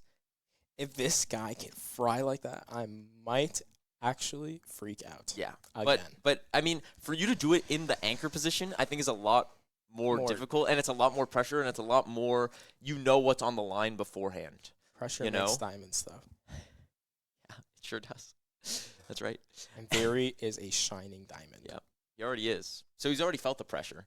Mhm. So he's immune now. He's felt the pressure to even qualify, right? Yes. I mean, it was against this ranked, like, what was it, like 100 something? yeah. 130 Yeah. something. In the semis. Oh, absolutely. I thought you were saying before that. In the but yeah. semis, yeah. He already felt that he's saying pressure. It was- pressure? That's pressure. that, It's yeah. talking to me about pressure. What pressure really was when he was down 0% to, or he had 100% to 0. Yeah. That's pressure, and he won. And he won. So, I mean, Greater things have happened on the stream. But don't forget that Mew is still alive to put a little bit of damage in whatever UTD decides to send out. Yeah. And I absolutely would not put it past Mew to, take at least he could one. definitely at least take one. Mew is a very strong player, so Yep. I do think whatever happens, he can definitely get things going. So going into possibly the Greninja and Bayonetta, how does that look for an Inkling? I'm not I'd sure. imagine both are like fine, and I'm They're sure just- that Mew has good experience in the both because we have people here, yeah. Yeah, So I probably slightly more experience in the Greninja, but like they will be thinking that Bayo is better into Rob than Greninja. I think the Greninja did fine into Rob in game 1. I'm trying to remember because last time Rob lost, I think Going in he here. lost a stock Oh! to Greninja, and you know what? this is a turn of events They're that I was changing not up ready for. the formula. They're deciding, I don't actually care about losing materials, the material advantage coming out. I think that I am just going to send out my Steve. And now, any stock that Mew takes, I think, is even more important because, This is the one that was kind of scary. yeah, honestly. but this is also one of those things where, Steve's not going to be able to mine up for diamonds in this time. You know especially what I mean? since Inkling is so get in your face and just like, Yeah, so it's definitely going to be, it's a risk, but it's a risk that UTD wants to take because they think that this Steve is their best player and they think that this Steve is Wait, what? the one that can take this opening stock without much trouble, and already so much percent is flying forward on Mew. yeah, I mean, he's just able to completely, chain all these together. The amount of axes that we just saw there was kind of insane.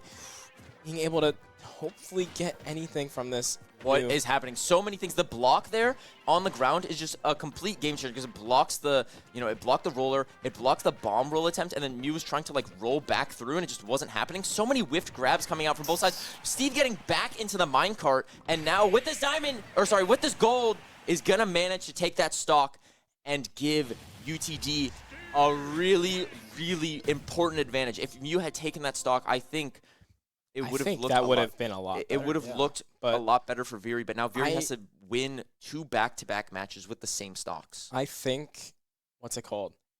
It was really hard. Honestly, the way that you couldn't really do anything if you were Mew, honestly. I mean, you just got caught into one big combo, and I mean, that was just kind of like curtains there, right? Yeah. You got put from like literally, I think, 20% all the way to 100 something. Yes. So it's just like, I mean, it's just, what can you do, right? It's like, damn, like you're kind of already got to play a little bit more careful. And since it's Steve, there's so many different options for like kill pressure. Like you have the up, you have all this stuff. I'm just not even gonna try it because it's literally every single ability in the game. But it's like a matter of kind of getting the pressure off of.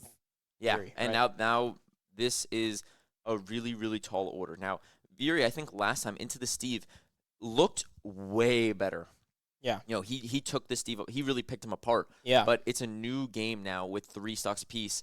Steve and- is probably most likely aware of what Viri did to even get in that position in the first place. Yeah, and I think the Steve probably is feeling like if I just slow the pace of the game down, set up walls, mine, that will only benefit me, not just because of the material advantage, but because the longer the game goes on in that sense, like The more the more impatient Viri, the more trades will get yeah. blown.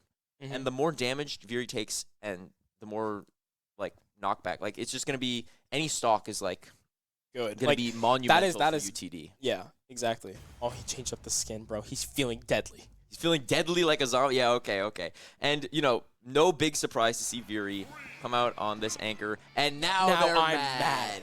Oh my goodness. And The absolute governor. and right away, they're just going to be sitting back and going for a lot of these. Is this real life? Yeah, I mean, that is just 64% off of, wood combo in the first 10 seconds because Viri, doesn't get the spacing right. And already now we're looking at a dangerous position where the Steve's saying, you know what, screw it. I want to win this game. I don't want to just, leave it for my teammate in the back. I want to take out Viri here and now and not put it up to anything else. And the Elytra going through the dirt block there is like why does it do that? Why is the dirt block in the game? Yeah, but Viri actually managing to call out that option fairly well, but the back air is just not going to be able to do it. In Minecraft, you can't put a dirt block down if it's not touching the surface, by the way. Can't put anything down. Wait, that is actually true. Why do So they? why wait, is it like why this in do the they let game? you do that? Okay, and that's gonna be an up air, and that is gonna be Good kill. a good stock there. And you know the material Oh, advantage. down smash. You know the Steve is definitely. I'm surprised Steve didn't try to get gold there, because if you're trying to just sit and mine, like you definitely want the gold materials because it's fast. But you know, allowing Viri to kind of work his way back in here a little bit, but that Fury mine gets taken cart- up with a minecart. Yeah, and you know, 65%, definitely relevant. I mean, we're using iron now to sort of like sit back and mine a little bit more, which is definitely. I mean, look how low the materials are, and now only now does the gold get picked up, which I think we definitely could have been on diamond by now if we had used the gold sooner. So I'm a bit surprised to say the least. How does the minecart pick you up? That's so dumb, bro. Yeah, it definitely is something. But yeah, this Steve is at 0 materials and is at a % disadvantage. And now Viri just trying to play it a little bit more safe, because Viri recognizing that I kind of need to 2-stock here if I want to have any chance. And I absolutely can do that. And Yeah, that's going to be and an he's doing a upsmash. great And job now of it. We're sitting in a position where Viri and the Steve are both at low %, and whoever takes this stock, dare I say, might be favored based on how strong Viri has been into this. But the Steve is not going to want to go down without a fight. We know the strings and combos can do so much damage so fast, but Viri can do that in spades as well. But Oh, the up smash coming out, just completely locking him into there. I mean, if he can get something going here, Viri might be in for, honestly, a pretty decently, a huge relief off his shoulders moves for are this final. yeah, the moves from Steve are so fast, and they are now starting to hit so hard as so many materials. I mean, he's just fishing for the diamond, but we still haven't even seen the diamond. It's been a lot. It's been like 3 minutes now, and we still have not seen a diamond, which is definitely not usual. And that's going to be the footstool combo that we saw in that first game, and that is going to be a monumental swing. UTD can taste the victory now as the diamond comes out. And Steve, with this diamond, actually already has a % lead because Viri just could not find the goods into this last stock so far. Viri with a mountain to climb. The first step now is beating out the Steve with diamond is such a hard task as it's so fast and it's so strong.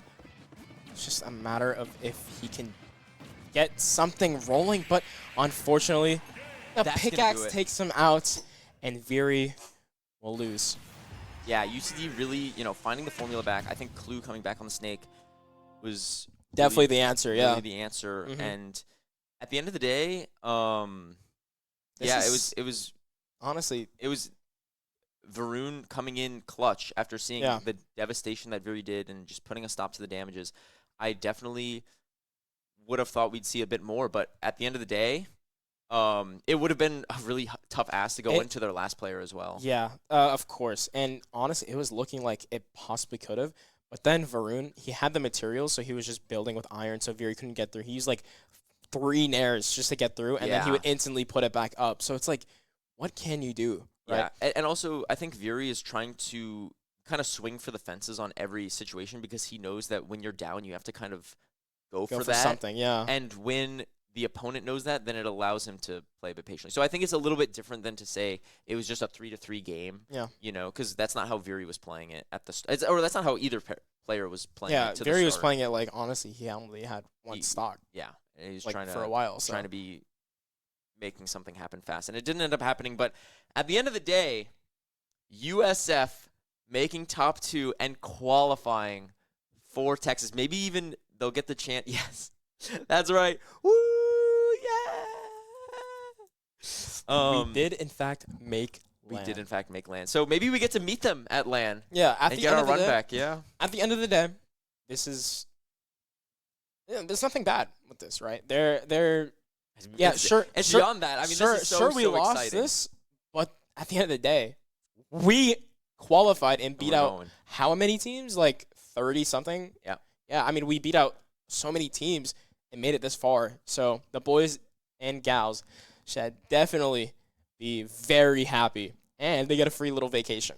Yeah, that's right. We saw in the club officer chat that I'm in because I'm an officer looking, and Cole's just like, "Oh, this screws over our budget because we had to go." Yeah. I'm like, "Hey, let's go!" You know, there's worse problems to have. So, Yep. you know, make sure to tune into that stream when we have it, we'll definitely be putting out pings announcements whenever our team is live and representing us out in LAN, which I think is going to be the first time that USF Smash is actually at a LAN like this. Mm-hmm. At least in the time that I've been here, and I've been here a while. Yeah, I mean, in the time I don't think they've been at a necessarily like Like a collegiate LAN. Yeah. Especially other not than- one that you qualify for. Yeah, definitely. So this is honestly Other probably than the one we history. host, that's Yeah. like a little, that doesn't count. Yeah, this- Actually, it's really cool. It definitely counts, but Yeah. it's not. You don't. It's travel. not. It's no CECC, right? Like, come on. We did that. We like, did come that. on. We really So, did that. We took on the 1 seed and we We- 2-0'd. Yeah. And that's something to be really proud That's of. an And we even upset, took right? finals to game. Yeah, absolutely. And we took finals game 3. Really showed them what we're made of, and we're gonna see even more of them play now. Yeah. So I couldn't be more excited. Yeah. Is there another game, or is everybody out? Everything's out. Everything's done. Okay. I get to go home. We get to go home. I got here at like 10:30. You get to tune in.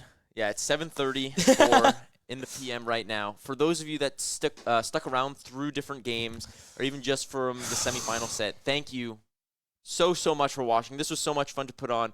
Thank you to Lam, our producer, and everybody else. I think Val was in here. I think Elias was in Yep. here. Mhm. And yeah, I think we did a really good job of, kind of bouncing between all the different games. It was really a fun experiment coming out. I only got to come and do the Smash, and credit for that. So I know Alex was here before as well. So everybody, Yeah, I was observing all the games and everything. It was like, and trying to cast, it was crazy. But at the end of the day, it was very nice to honestly cast Smash, where you can like bounce off of each other a lot easier Yeah. without like, you just only watch the game, right? I'm only able to watch the game, and like I don't have to do something for it. So Yeah. it's great.